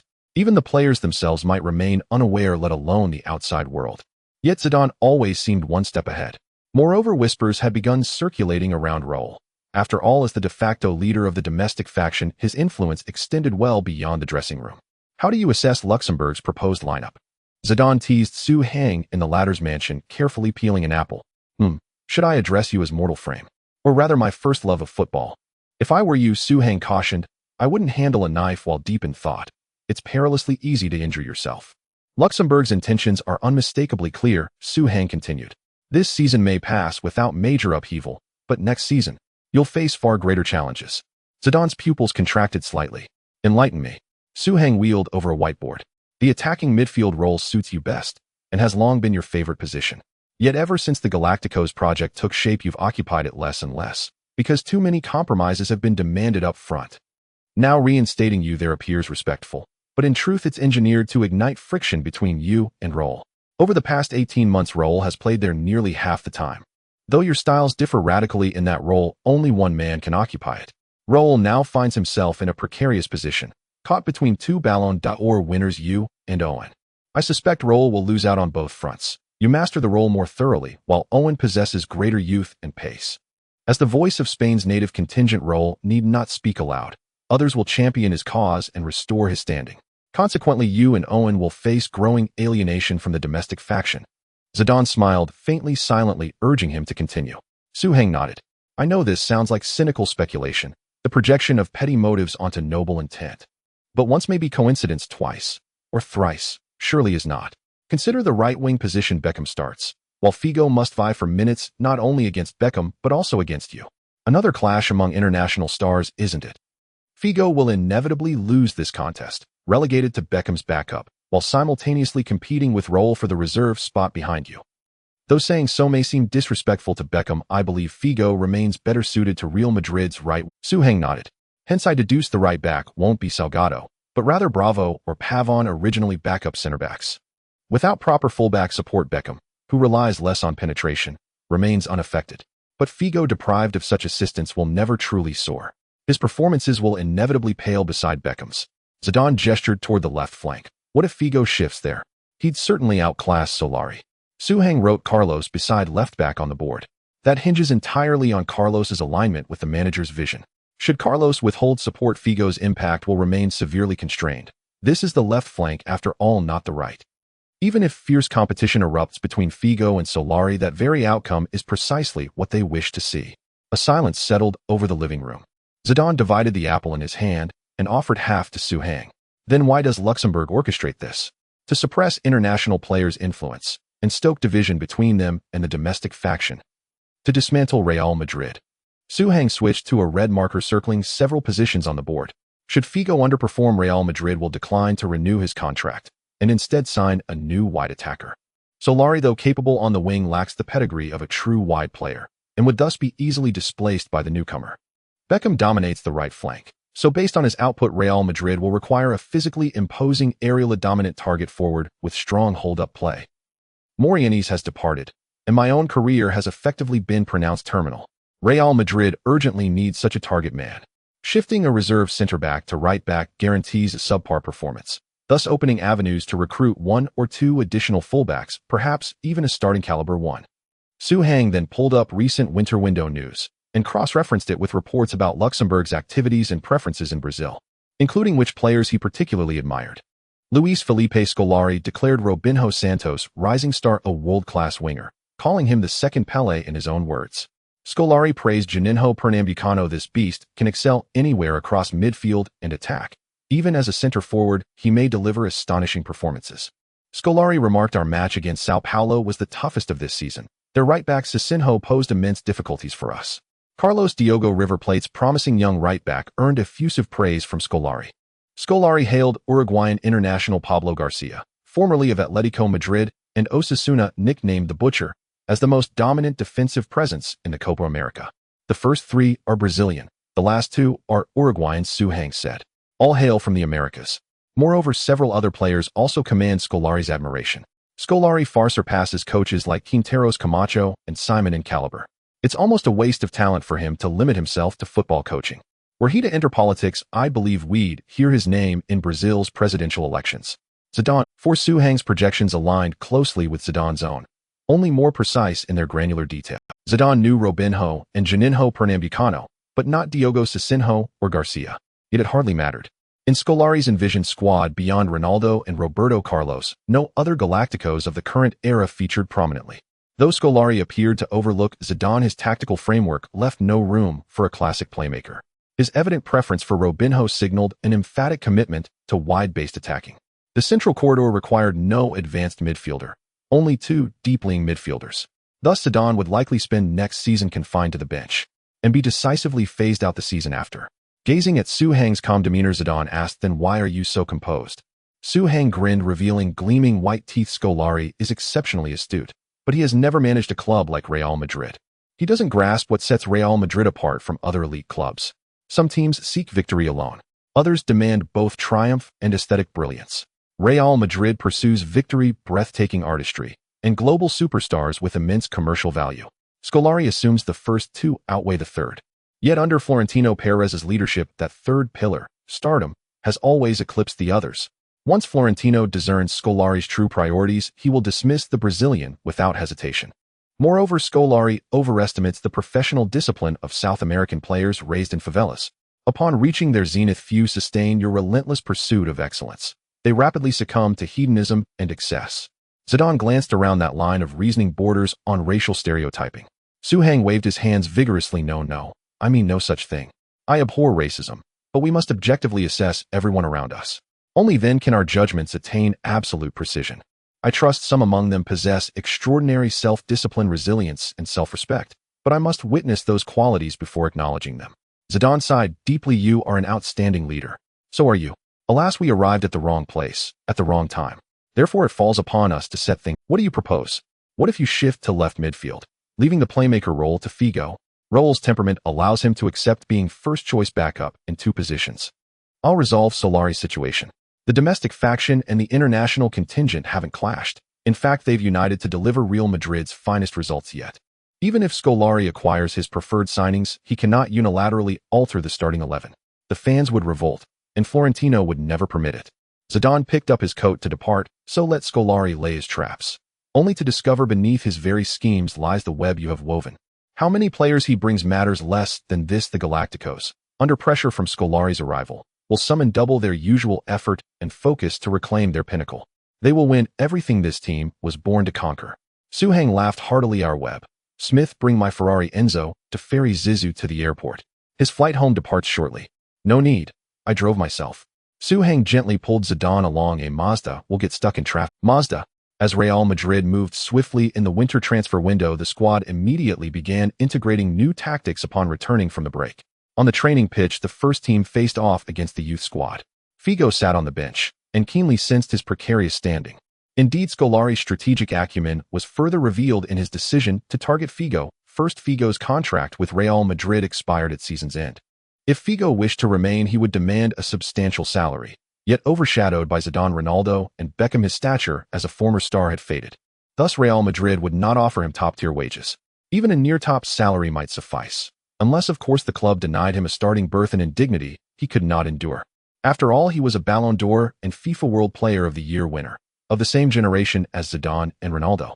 He could assist rivals gracefully, but sitting as their substitute, that was unthinkable. Should Figo sit on the bench for half the season, he would depart Real Madrid of his own accord. Scolari achieved victory without battle. Hey, Su, what brings you here?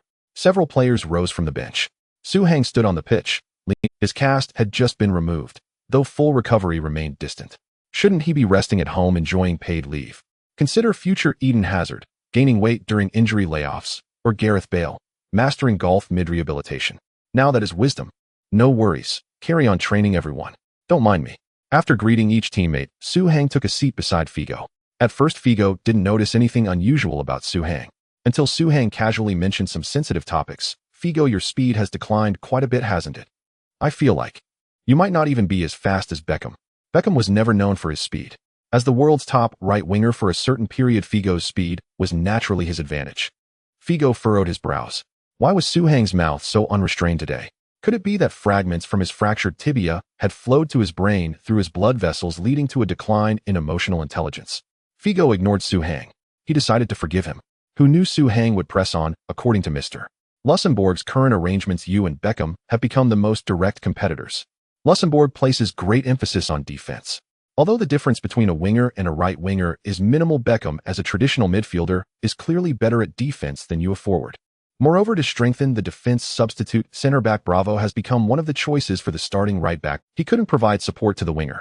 In a situation where you are fighting alone, your performance would undoubtedly be inferior to that of Beckham, who possesses exceptional crossing skills. Figo finally turned his head. He looked at Suhang with some anger, as if to say, do you as a junior not understand the principle of striking without hitting the face? Su, this is quite offensive to me, Figo said. You have indeed become a hero at Real Madrid, but remember 5 years ago, I was like a god in the hearts of Real Madrid fans. What you're experiencing now I have also gone through. As someone who has been there, I advise you, Su, don't be arrogant. Because the me of today may very well be the you of tomorrow. Figo's words were genuinely heartfelt. Suhang repeatedly waved his hands in apology. No, you misunderstood, Luis. I'm discussing these with you, and it's definitely not meant to be sarcastic. The peak you once reached is a height that I can hardly aspire to in my lifetime. I absolutely forever will not, and do not have the qualification to mock a god descending from the heights. A god descending from the heights. These 4 words struck Figo. This was the most accurate portrayal. Sorry, Sue, I reacted too strongly. Figo's thoughts became somewhat chaotic and his emotions grew a bit fragile, making him more sentimental. This is one of the typical manifestations of a person going downhill. Vinicius towards the end of this season shed tears on the pitch largely because Real Madrid had just lost hope for the championship in both the League and Champions League, and his heart was in a vulnerable state. It's okay, Luis, I didn't express myself clearly. Suhang took out a monitor. This is the first-generation tablet developed by Microsoft. My team has collected various match data from your past few seasons. We have to admit that your physical condition is not what it used to be. You have slowed down and your confrontations have worsened. But your dribbling and ball control have not declined. In fact, your vision and passing are getting better. You've already ceased to be a standard right-winger. Your technical characteristics combined with your current abilities and experience are sufficient to qualify you for the position of the attacking core in the midfield. The attacking midfielder.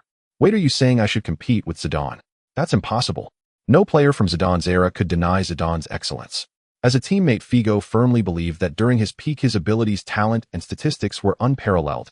But he also had to admit that Zidane and Ronaldo were half a tier above him. Even Rivaldo, who was also a World Footballer of the Year or Ballon d'Or winner, as well as Nedved, Shevchenko, Owen, and Ronaldinho, had to acknowledge this. Suhang smiled. If it were you, Zidane could move to the left side to operate. Figo's pupils contracted. Is this Zidane's suggestion? Suhang nodded yes. Moreover, you can also perform well on the left side, even if you don't like it. If you play as an attacking midfielder, theoretically, you could interchange positions with Zidane indefinitely. Think about it, this is almost unanswerable. Under your and Zidane's perfect combination, I can't think of anyone who could defend against you both. Figo's heart was stirred. Is it really possible? This. Suhang's finger slid across the tablet. Of course it is, but before that you must first solve a problem. Otherwise, it will be difficult for you to achieve a convincing standard in the attacking midfielder position. You need to regain your ability to break through. This statement made Figo feel disheartened. Because his speed could not return, it was a law of nature and human effort was powerless against it. However, Suhang pulled out a video of his own training. This is my summary of the vertical flash breakthrough method. Although my dribbling is quite clumsy, as long as you understand the idea, that's enough. Just like this, a sneaky step. It seems like you and the opponent start at the same time, but actually you've already taken a step ahead. This not only steals a step, but also gives you a faster initial speed. In a short time, this breakthrough method can give you a significant advantage. Of course, over time the opponent will still. So this move is not suitable for long-distance sprints given your declining physical condition. But as an attacking midfielder, this would be sufficient for you to maintain a speed advantage within 10 meters. You can return to your peak state within 10 meters. I believe this is definitely enough. To defeat the best defenders in the world, all you need is a 10-meter Figo, and that's sufficient. Good. Figo pounded his thigh, his eyes reddening. He saw the opportunity to return to his peak. The opponent he wanted to defeat was not just any player, but time. Luis Figo is about to set sail again, using his peak state to win back all respect. He should never be just a marginal figure on the galactic battleship. He is the first superstar of the galactic battleship. He is the first generation of this galactic battleship. Because of him, the galactic battleship came to be. Ding. Your assistance has rekindled Luis Figo's belief in football. He sees you as a friend across generations.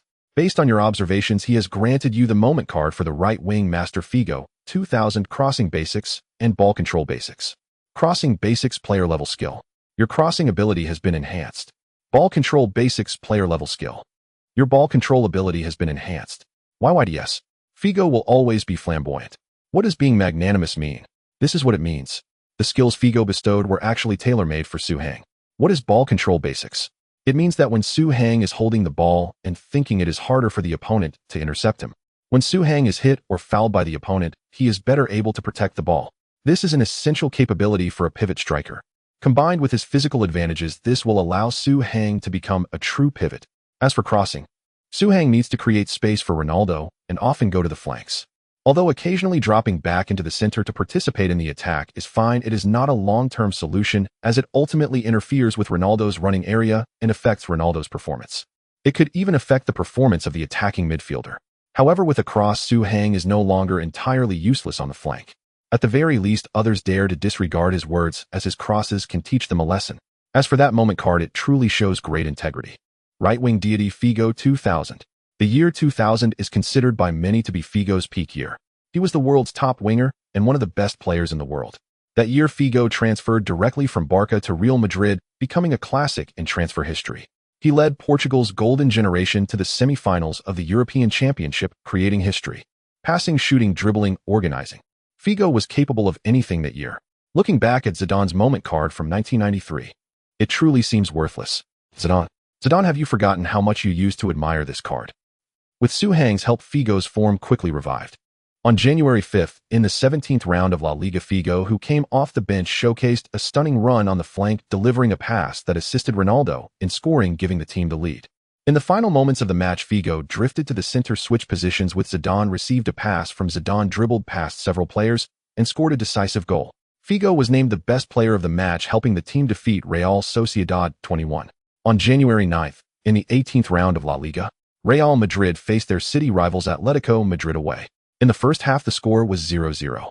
In the second half, Figo came off the bench again, appearing on the left flank.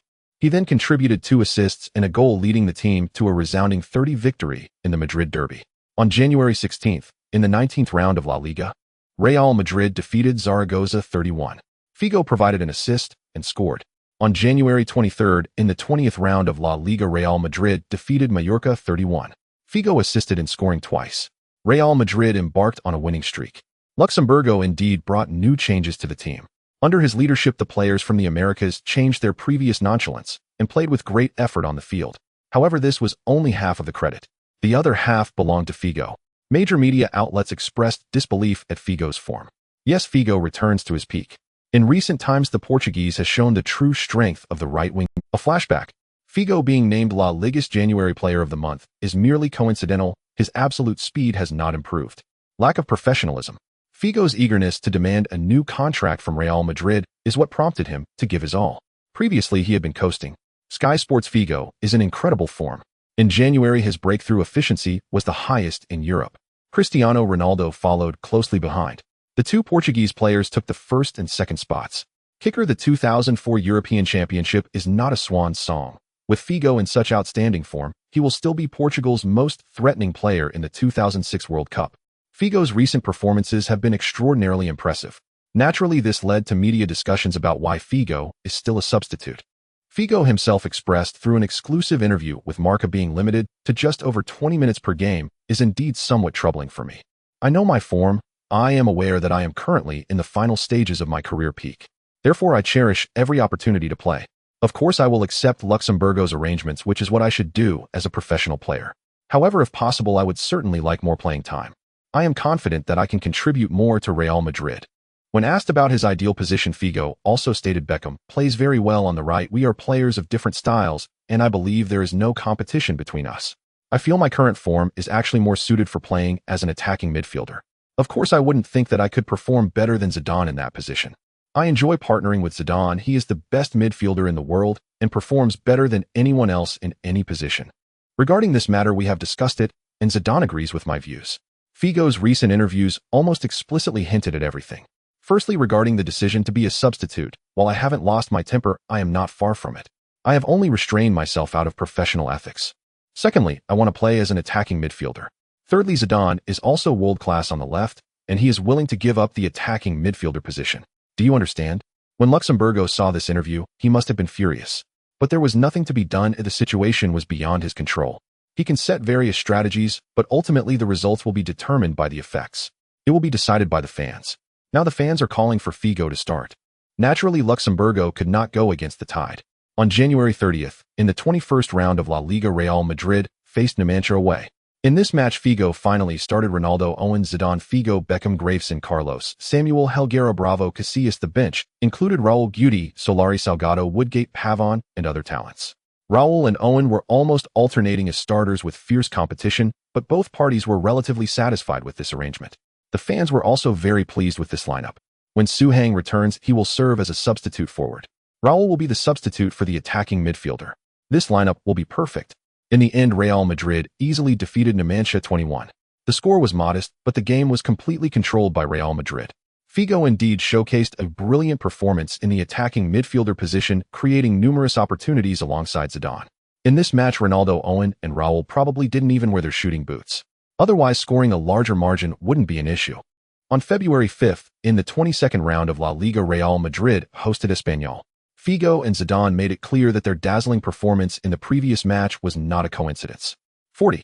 Real Madrid unleashed a torrential offensive, leaving Espanyol in tears.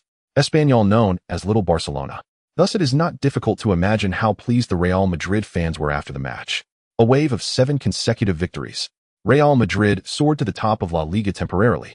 Moreover, what excited the fans even more was that the previously injured Zidane finally threw away his crutches and stepped onto the training ground. Before this, he had been using crutches to get to the training ground every day.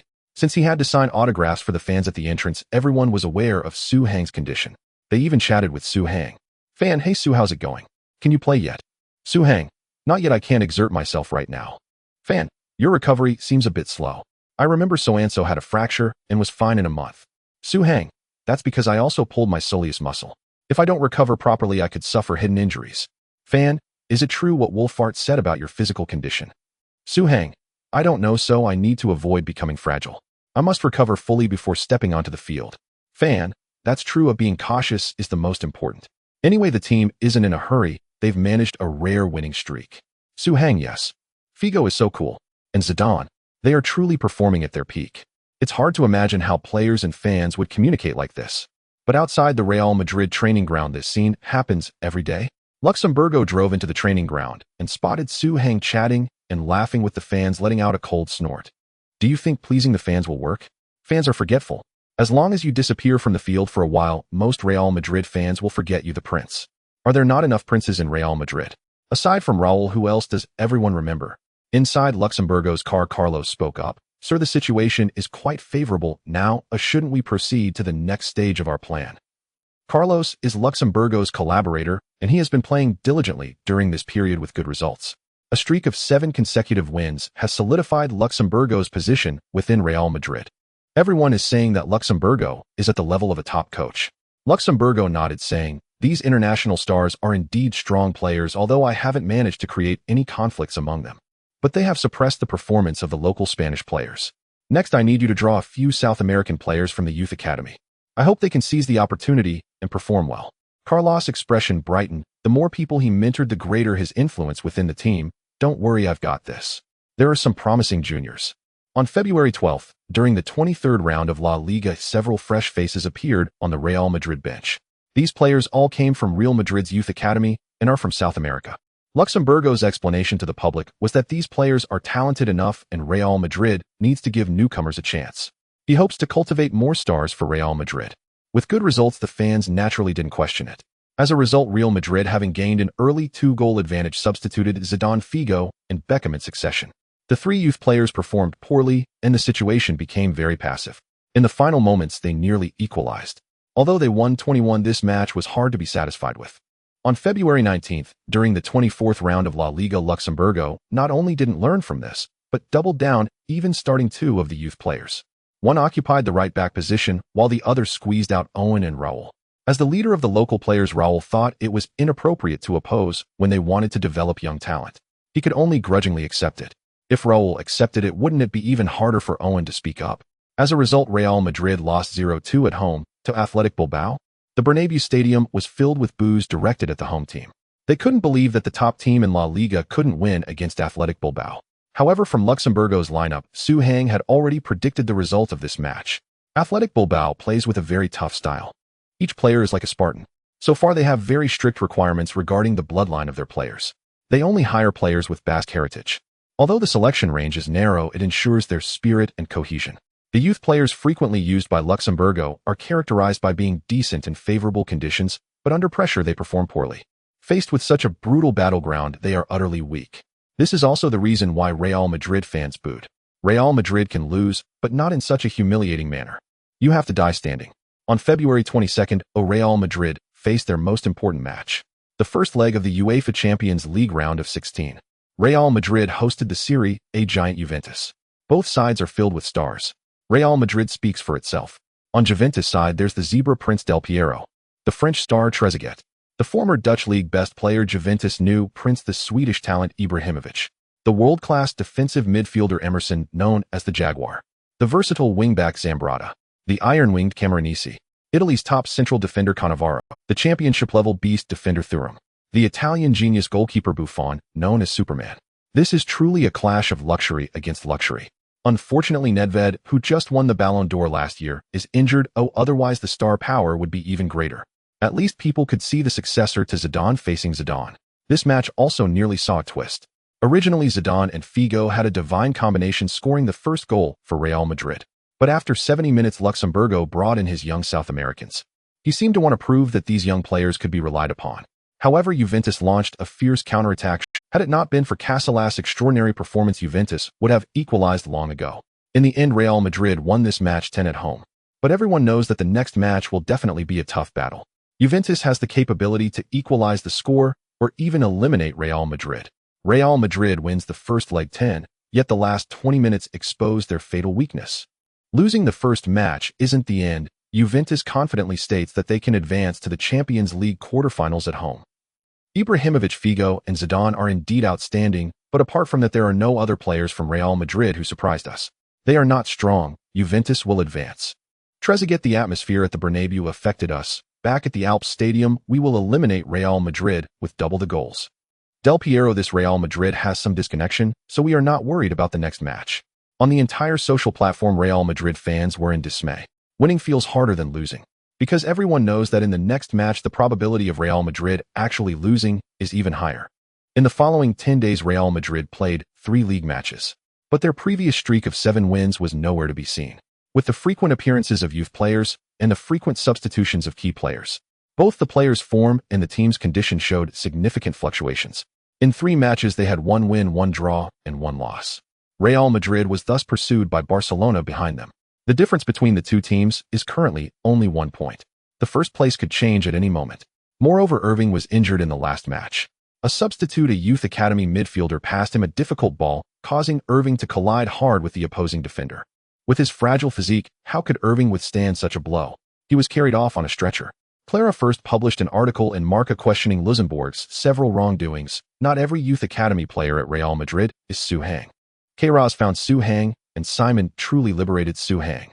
In order to make everyone forget the previous coach, Luxembourg is overly promoting new players. Unfortunately, there can only ever be one heir apparent. Su Hang's rise to become the heir of Real Madrid is not because he is the only youth academy player. It is because he is the best among all youth academy players. I hope Luxembourg stops using youth academy players to rotate with the main squad, affecting the team's overall chemistry. These players should have a bright future, but not now. By forcing their advancement, you are also harming them. Finally, I solemnly warn Luxembourg. Su Hang's injury is nearly healed. For safety's sake, you better take Su Hang with you to Juventus. He is a lifesaver. He can save your life, you know. Clara's words were harsh, but Real Madrid fans were all in favor. Even Luxembourg in his anger couldn't help but consider this option. Real Madrid places great importance on their Champions League performance. If they are eliminated from the Champions League, even if Luxembourg is not dismissed, the authority he built with a series of victories would likely dissipate. Ultimately, Real Madrid announced the squad list for the second leg of the Champions League round of 16. Su Hang was notably included. The fans finally stopped their commotion. On March 9th, the day of the second leg of the Champions League round of 16, Real Madrid flew to Turin a day earlier. Juventus' home ground is the Alps Stadium, built for the 1990 Italy World Cup. It has around 7,000 seats. However, this stadium is not specifically designed for football, as there is an athletic track between the stands and the pitch, which distances the audience and affects the viewing atmosphere.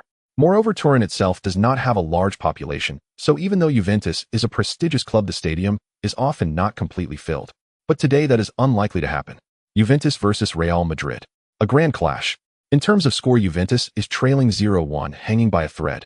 However, after the last round, everyone believed Real Madrid had performed poorly and Juventus had a high probability of winning. Such matches where anyone could win are the most captivating. And in terms of the narrative, one is the dominant force in Serie A while the other is the top dog in La Liga. One was once the world's #1 league while the other is poised to become the world's #1 league in the future. Real Madrid also poached Juventus' most brilliant star in history, Zidane. It's time to settle that score. The starting lineups for both teams are as follows: Trezeguet, Ibrahimovic, Zambrata, Del Piero, Camoranesi, Emerson, Passado, Cannavaro, Thuram, Zabina, Buffon, Ronaldo, Raúl, Zidane, Figo, Beckham, Graveson, Carlos, Samuel, Helguera, Bravo, Casillas. What a coincidence. Both are in a 4,132 formation. However, the difference lies in Juventus' 2 wide midfielders who can actually be regarded as wingbacks. Their commitment to defense is 100%. Thus, it can be seen as a 5-defender formation. The defensive strength is stronger. In attack, these two wingbacks will also push forward, playing roles as wide midfielders or even wingers. This is also a characteristic of Serie A.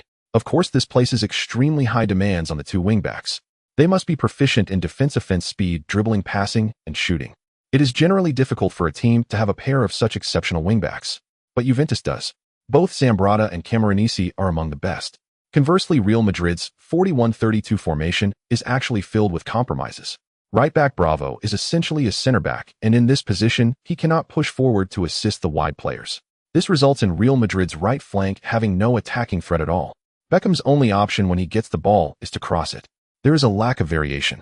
Carlos, Zidane, Figo, Ronaldo, Raúl, and even Beckham are all attacking superstars. The midfield defense relies solely on Gravesen. However, Gravesen is not a top-class defensive midfielder. On the other hand, Juventus Emerson is half a makelele better than Gravesen. Juventus only needs to focus on Bravo and Gravesen to break through, and they will eventually break Real Madrid apart. In the last match's final moments, they found their breakthrough through these 2 points. Therefore, in this match, they will break through even faster. Of course, after the last encounter, Real Madrid had nearly half a month to address this vulnerability, so it is not that easy to penetrate. Throughout the first half, despite being in dire straits, Real Madrid managed to escape several close calls thanks to the tenacious performances of Samuel and Helguera, and with Beckham completely giving up on offense to defend. The score remained 0-0. In the second half, Real Madrid's situation did not improve, instead it became more dangerous. Under Juventus' continuous assaults, Bravo and Gravesen were really on the verge of collapse. Even Zidane returned to a deeper position after halftime to participate in defense. Raúl frequently dropped back to the attacking midfield position to support his teammates. Real Madrid had virtually no offensive threat. Luxembourg couldn't substitute Gravesen and Bravo because they were already the best players he could field in those positions. He repeatedly urged Zidane to organize an attack and push into the opponent's half. However, Zidane chose to remain quiet. You think you can just attack whenever you want. To launch an attack, the prerequisite is that you must at least withstand the opponent's first wave of offense. But currently, without Zidane, Raúl, Figo, and Beckham dropping back, Real Madrid simply cannot withstand Juventus' first wave of assault. At this point, attacking would be equivalent to handing Juventus a goal. Seeing that communication was ineffective in the 74th minute, Luxembourg made a substitution, bringing on Guti for the French king Zidane. Zidane couldn't hold back his frustration, his face darkening.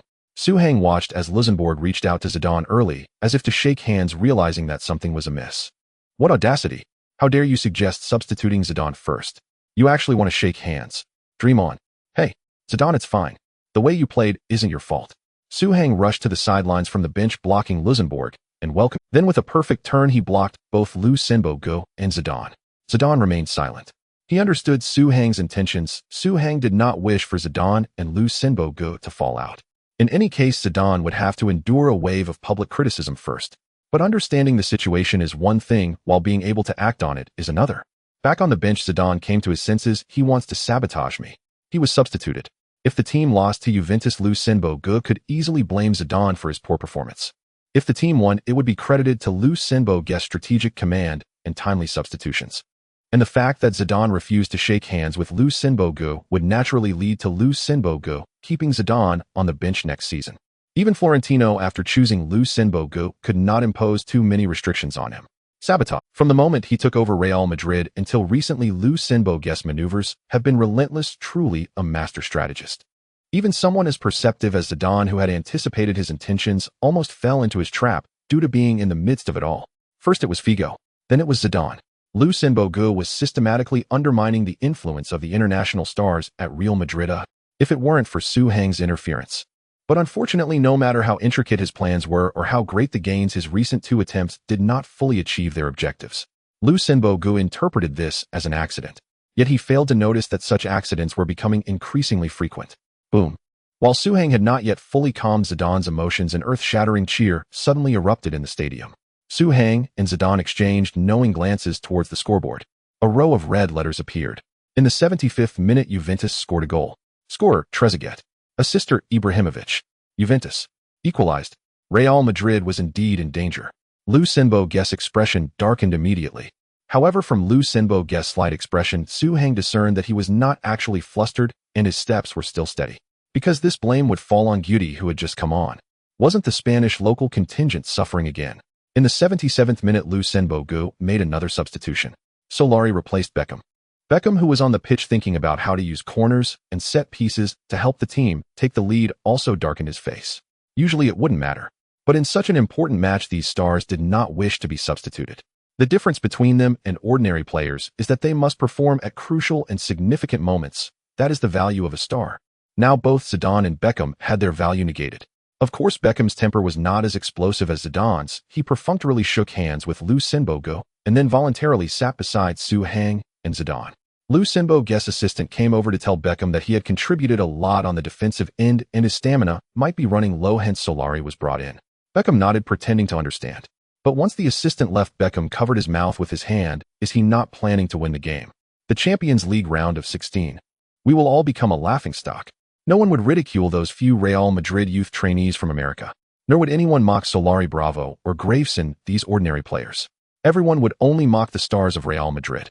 This had a significant impact on the reputation of Beckham and others. This was also why he did not want to be substituted.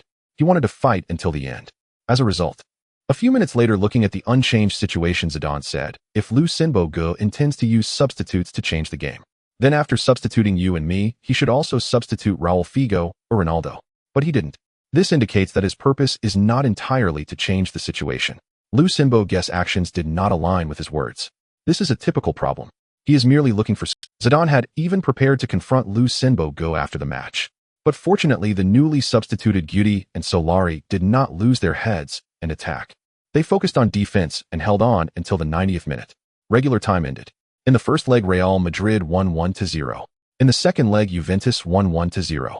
The aggregate score was 1-1 with both teams having 0 away goals. Therefore, the match was tied. The game went into extra time. Both teams received a brief rest period. Juventus made some adjustments, substituting Tacchinardi for left-back Posado. This was a positional substitution. On Real Madrid's side, both Figo and Raúl were exhausted. Figo was in worse shape, but he performed slightly better. Raúl, as a shadow striker, was suited for favorable situations. When the wind was against him, he was less effective than a midfielder. Ronaldo proactively approached Lu Sinbo. Boss, I need a helper. I need a player who can hold his ground. Lu Sinbo nodded. The prominent figure of the Americas contingent was the Brazilian faction, and the one who had the final say seemed to be Carlos, but the soul was actually Ronaldo. Lu Sinbo was well aware of this, so he immediately complied with Ronaldo's request. Lu Sinbo then signaled for Su Hang to warm up. The Real Madrid fans on site finally became excited. They began to chant Su Hang's name. Unfortunately, this was Juventus' home ground. Su Hang's name was drowned out by Juventus team anthem. As the referee's whistle sounded, Su Hang and Tacchinardi entered the pitch one after another. Su Hang is finally on the field. It has been a full 3 months since his last appearance on the green pitch. Coincidentally, the last place he got injured was Italy. That was during the Champions League match against Roma, where Su Hang first had a foot clash with De Rossi, then scored a long-range free kick to eliminate Roma, helping Real Madrid reach the Champions League round of 16. However, his leg could not withstand such a heavy load, and he suffered a soleus strain. This time it is said that Su Hang has not fully recovered. Lu Sinbo's decision to bring him along was largely due to the fans' requests. Moreover, it is said that Florentino also believed that Su Hang's last victory in Italy was a good omen. So in hopes of good fortune, Su Hang was brought along this time. Unexpectedly, he actually made an appearance today. This. Amid the commentators' confusion, Raúl, who had already left the pitch, suddenly called out to Su Hang from the sidelines. He pointed to the captain's armband on his arm, and then pointed to Su Hang. Su Hang realized and ran back to the sideline. Raúl personally put the captain's armband on Su Hang. Wait, this is illogical. The second captain of Real Madrid is Guti, who is on the field. Raúl should have handed the captain's armband to Guti, so why did he give it to Su Hang? Raúl personally placed the captain's armband on Su Hang. As the captain, Raúl has the authority to decide who to give the armband to, and he chose Su Hang. Su Hang has once again donned the captain's armband. This 19-year-old youth has once again become the leader of Real Madrid. The last time he wore this armband, he helped Real Madrid secure a last-minute victory over Roma. Will he be able to create another miracle this time? The Real Madrid fans in the stands were utterly thrilled. They shouted Su Hang's name with wild enthusiasm. No one could suppress it. Su Hang! Su Hang! Su Hang! As the cheers of the Real Madrid fans erupted, the extra time officially began. However, Su Hang did not bring much change to Real Madrid.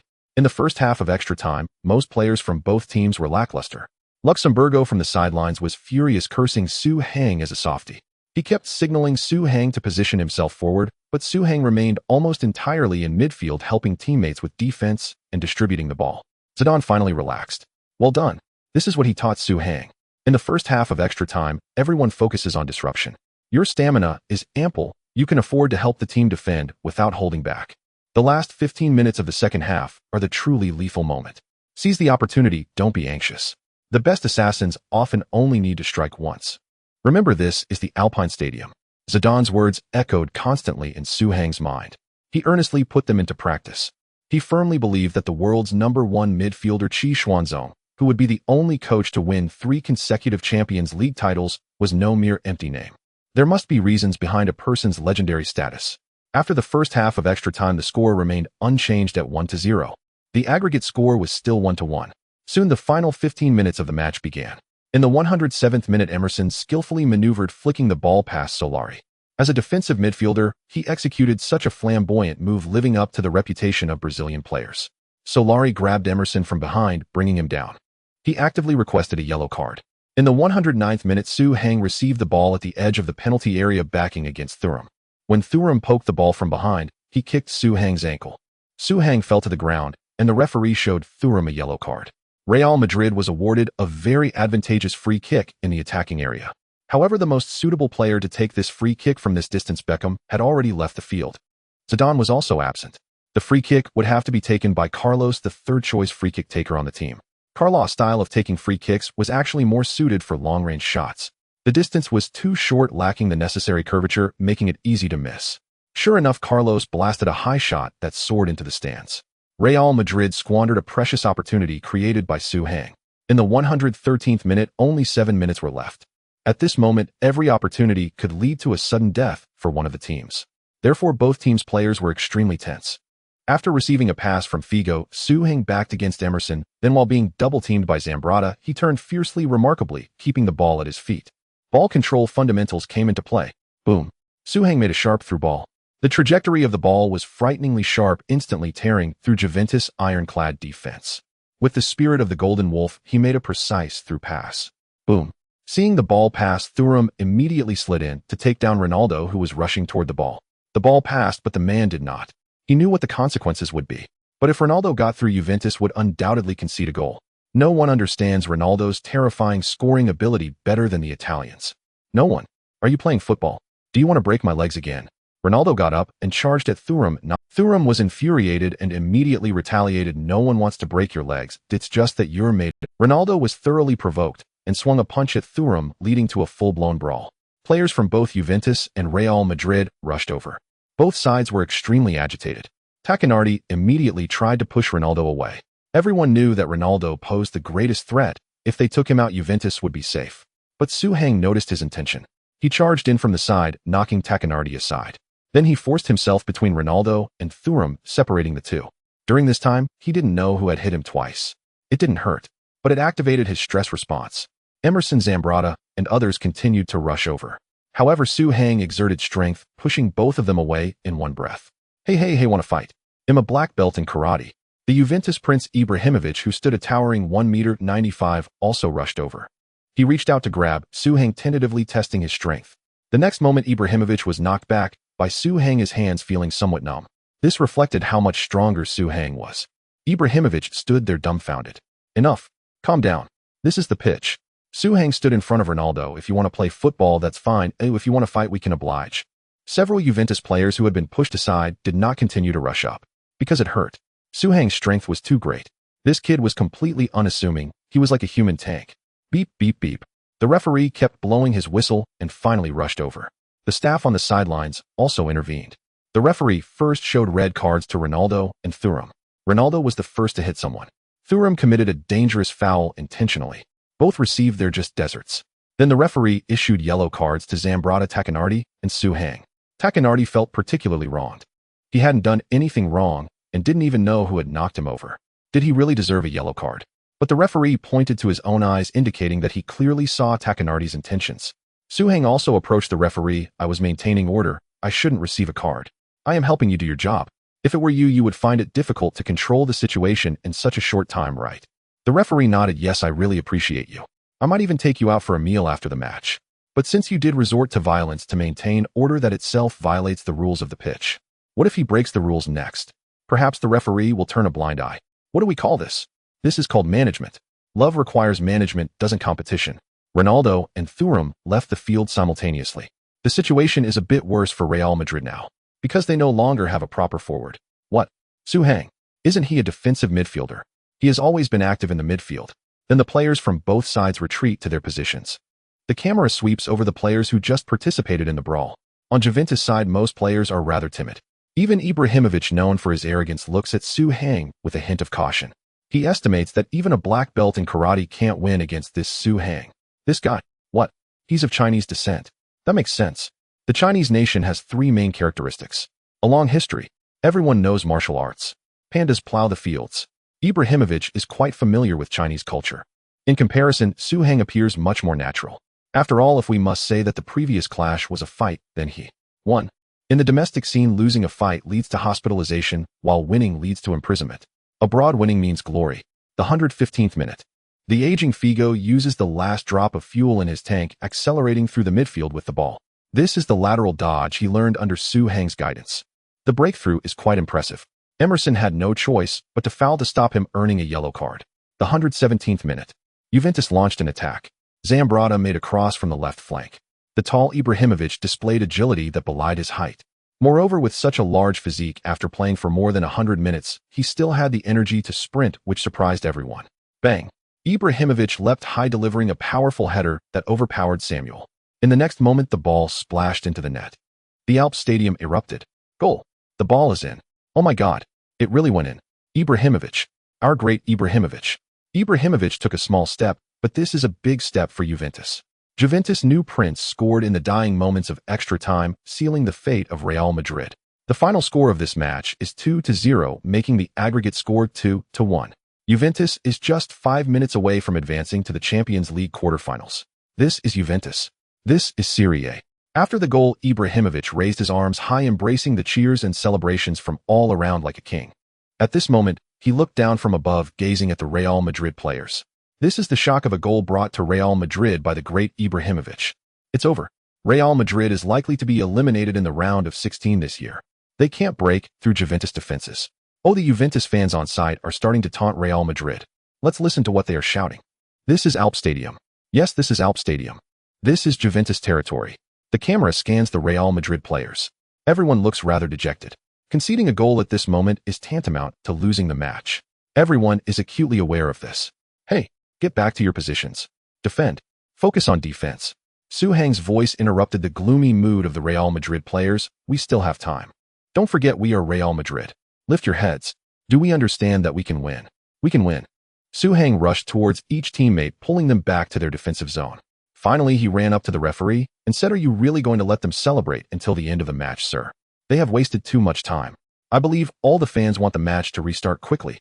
Additionally, I hope you can count the time they wasted into the stoppage time. You must be fair." The referee shot Su Hang a glare. But Su Hang was right.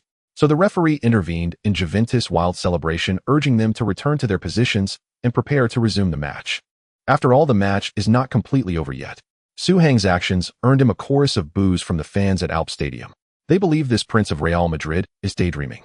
But on the bench, Zidane's eyes sparkled. He did it. He is a competent captain. Beckham asked, "He just looked at you. Did you say something to him?" Zidane looked around. "I told him when I left the field to remember that this is Alp Stadium." This is Alp Stadium. Raúl frowned slightly, then suddenly realized, "You mean?" Exactly. Su Hang, preparing to kick off, also had a glimmer in his eyes. This is Alp Stadium. This is what Zidane wanted to convey to Su Hang. The previous sentence was not to rush. Put together, it means, this is the opponent's home ground. Our goal counts as an away goal. In case of a tie, away goals are more valuable than home goals. Juventus has no away goals. So with the aggregate score tied at 1-1, if Juventus scores 1 goal and Real Madrid also scores 1 goal, Real Madrid will advance. Unless Juventus can score 1 more goal than Real Madrid. So, Su Hang has enough time to keep calm. As long as he scores 1 goal, Juventus must score 2 goals to overtake them. And now Juventus has only scored 1 goal. Su Hang, who has been silent throughout the extra time, finally awaits his hunting moment. Among all the players on the field, his physical condition is currently the best. Combined with his constant observation on the field, he feels the time has come. 120 minutes. Figo passed the ball back to the withdrawing Su Hang. After receiving the ball, Su Hang made a direct pass. Guti rushed past him. The two of them had quite a tacit understanding. Zambrata quickly returned to defend, colliding with Guti in a high-speed movement. Real Madrid earned a slightly distant free kick. All of Juventus players have returned. They now only need to hold on for the last 2 minutes of stoppage time to advance. Bang! Figo took the free kick, sending the ball into the penalty area, looking for Su Hang. And Su Hang indeed did not disappoint under the double team. He jumped high and successfully completed a header. However, Buffon was in excellent form and positioned himself very well. He blocked Su Hang's shot with his body. The ball was kicked out of the penalty area by Cannavaro. Zambrotta initiated a counterattack. Oh no, Juventus is counterattacking. Real Madrid might concede another goal. Zambrotta's speed is very fast, but to defend this free kick, all Juventus players have retreated and no one is available up front. Trezeguet is sprinting. He ran in front of Zambrotta. Graveson is a bit at a loss. He doesn't know whether to limit Zambrotta with the ball or follow Trezeguet without the ball. Trezeguet has found space. A great opportunity. Zambrotta makes a through pass. Bang! At a crucial moment, Real Madrid center-back, the unknown Helguera, decisively executed a flying tackle, successfully poking the ball away just before Trezeguet could control it. For a long time, everyone has been dissatisfied with Real Madrid's defense. However, it must be said that since Mikel's departure, Helguera has almost single-handedly shouldered the responsibility of Real Madrid's backline. Real Madrid's performance over the past 2 years has been unsatisfactory, but without him, it would likely have been even worse. His abilities have been completely underestimated. Today, he proved this once again. After poking the ball away, Helguera immediately got up and chased after it, perfectly suppressing Trezeguet. Bang! Helguera passed the ball to the retreating Guti. Guti turned and executed a direct pass. The dagger was drawn. This is a counterattack. Real Madrid is countering Juventus counterattack. Danger. Juventus midfield is completely empty. Guti's through ball was like a scalpel, completely slicing through Juventus' central line. Figo is on the ball. After a feint, he suddenly accelerated. Is he going to take on Camoranesi? Figo chose to pass sideways. He has no stamina left. Figo indeed couldn't push forward. Otherwise, he would have attempted to break through and shoot. But now he could only pass the ball to his most trusted partner, Su Hang. Emerson quickly moved in front of Su Hang. After receiving the ball, Su Hang made a move he thought was incredibly bold. Bang! Su Hang kicked the ball forward 10 meters. Emerson was stunned. This is a direct tachyon. Oh, did Su Hang miscontrol the ball? How could he make such a mistake at such a critical moment? Wait, it shouldn't be a mistake. Su Hang is charging forward. Is he trying to take on Emerson? My goodness, Su Hang is so bold. Is he really trying to outpace Emerson? Although Su Hang is a forward, most media categorize him as a target striker and his speed isn't particularly fast. And while Emerson is a defensive midfielder, he is quite fast. Brazilian players should never be underestimated based on their position when it comes to speed and attacking skills. Su Hang is underestimating Emerson, a world-class defensive midfielder. He is likely to come unstuck. Despite being a substitute, Su Hang's stamina was still abundant. But Emerson's stamina is also strong. Overall, no one believed Su Hang could outpace Emerson. Whoosh. Emerson didn't even have time to reach out. Su Hang zipped past him. In that moment, he was somewhat astonished. When did Real Madrid send Owen onto the field? With this speed, are you sure this isn't Owen? This is definitely not Owen. But it's Owen's speedster. In the last 5 minutes of each match, there is a chance to actively use the speedster effect. This is what Su Hang just referred to. The timing is right. Has he gone past? What terrifying speed does Su Hang possess? Is he really this fast? My goodness. Su Hang has practically outpaced Emerson in an instant. So fast. The substitute Su Hang has an abundance of stamina. Su Hang has gotten past Emerson. Tacchinardi is rushing over, initially intending to corner Su Hang with Emerson, but he clearly can't keep up now. Indeed, Su Hang didn't even adjust his dribbling direction and directly shook off Tacchinardi. With an ultra-long pass and a sudden acceleration, Su Hang has completely outplayed the two defensive stalwarts of Juventus. Cannavaro charged forward. He is now Juventus' last line of defense. He quickly approached Su Hang, otherwise Su Hang could easily shoot near the penalty area. That would also be a threat. Juventus players would never underestimate Su Hang. After all, he is currently Real Madrid's hottest star. Since joining Juventus, Cannavaro's reputation has soared. People often debate whether Cannavaro, Maldini, or Nesta is the best defender in Serie A. Although many people look down on Cannavaro considering his height disadvantage, it only speaks to his strength. Bang! Before Su Hang reached Cannavaro, he made another pass, charging firmly towards Cannavaro. The speed was undiminished. It was a direct confrontation. Just as the two were about to meet, Su Hang suddenly jumped. A scene flashed through Cannavaro's mind. This is Ronaldo's heel flick to change direction and evade. Cannavaro immediately turned and reached out. Su Hang quickly changed direction. However, Cannavaro surprisingly kept up with Su Hang's rhythm. As expected of a world-class center-back, he couldn't be easily deceived by ordinary technical moves. But, bang! Heng once again made a pass, sending the ball into the penalty area. The heel flick activated the speedster effect again. Cannavaro's pupils constricted. This is accelerate. After Heng's heel flick, he is accelerating again. My goodness. Is his explosiveness this strong? Heng's build is a size larger than Cannavaro's. Under equal explosive conditions, he should not accelerate faster than Cannavaro. Moreover, Cannavaro occupies the inside lane, so Heng actually has to run a slightly longer distance. Heng has gone past. Heng has gotten past Cannavaro. Cannavaro attempted to grab Heng with his hands, but Heng deftly brushed him aside.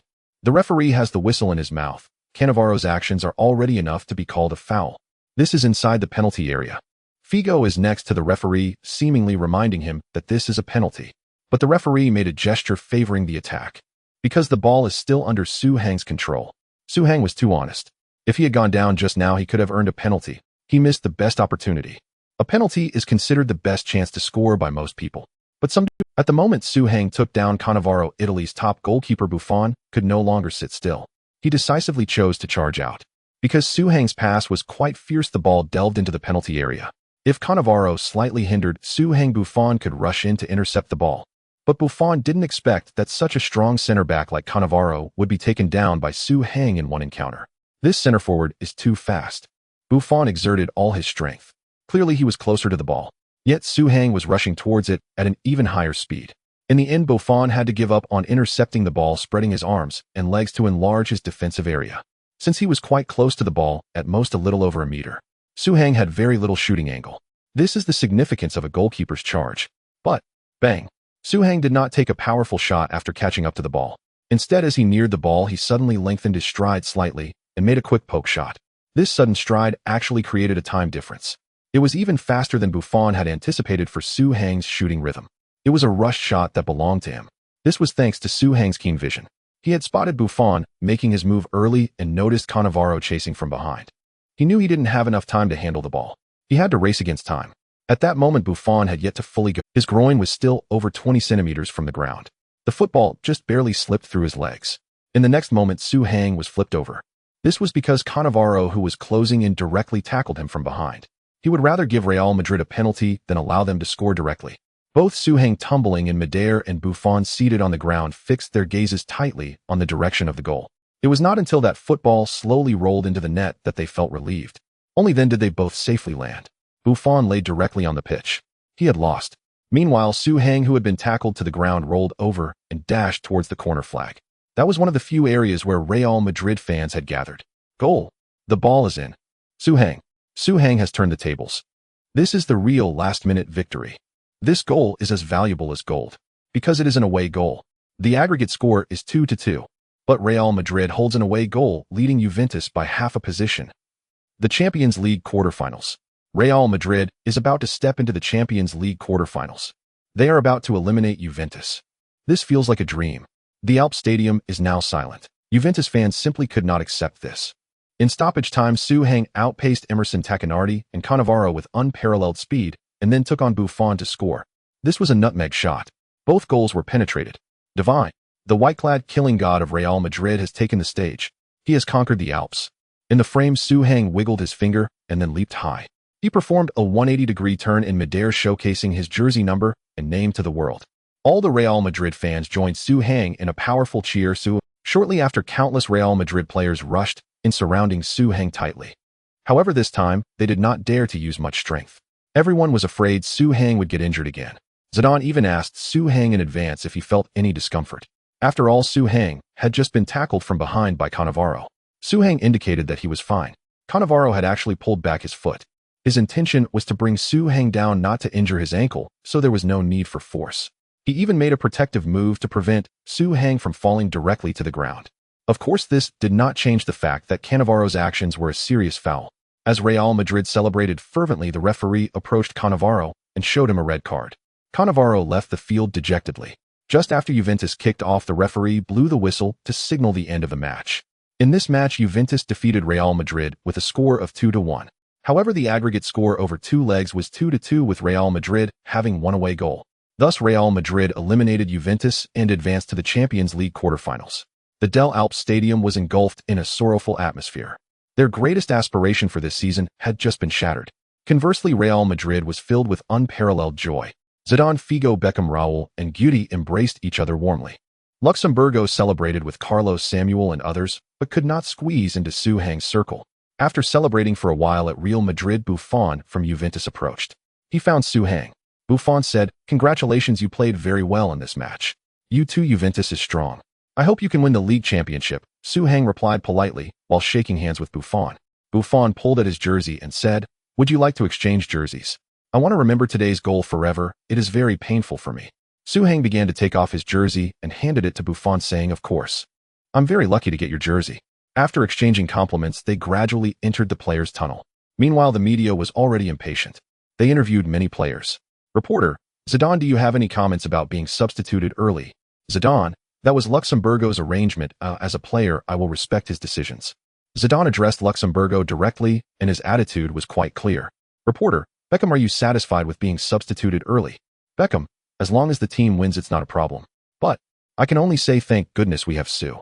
Reporter: Figo, you performed outstandingly today. What made you find your form? Figo: It's Su Hang. He discusses a lot of dribbling techniques with me. He always has new ideas that are eye-opening. Real Madrid stars were practically praising Su Hang, giving him high accolades. Raúl: Su Hang has great leadership. Giving him the captain's armband was the right decision, especially when the team is trailing. Guti: Su Hang certainly deserves that captain's armband. In fact, his performance in the game is even more important than that armband, I believe.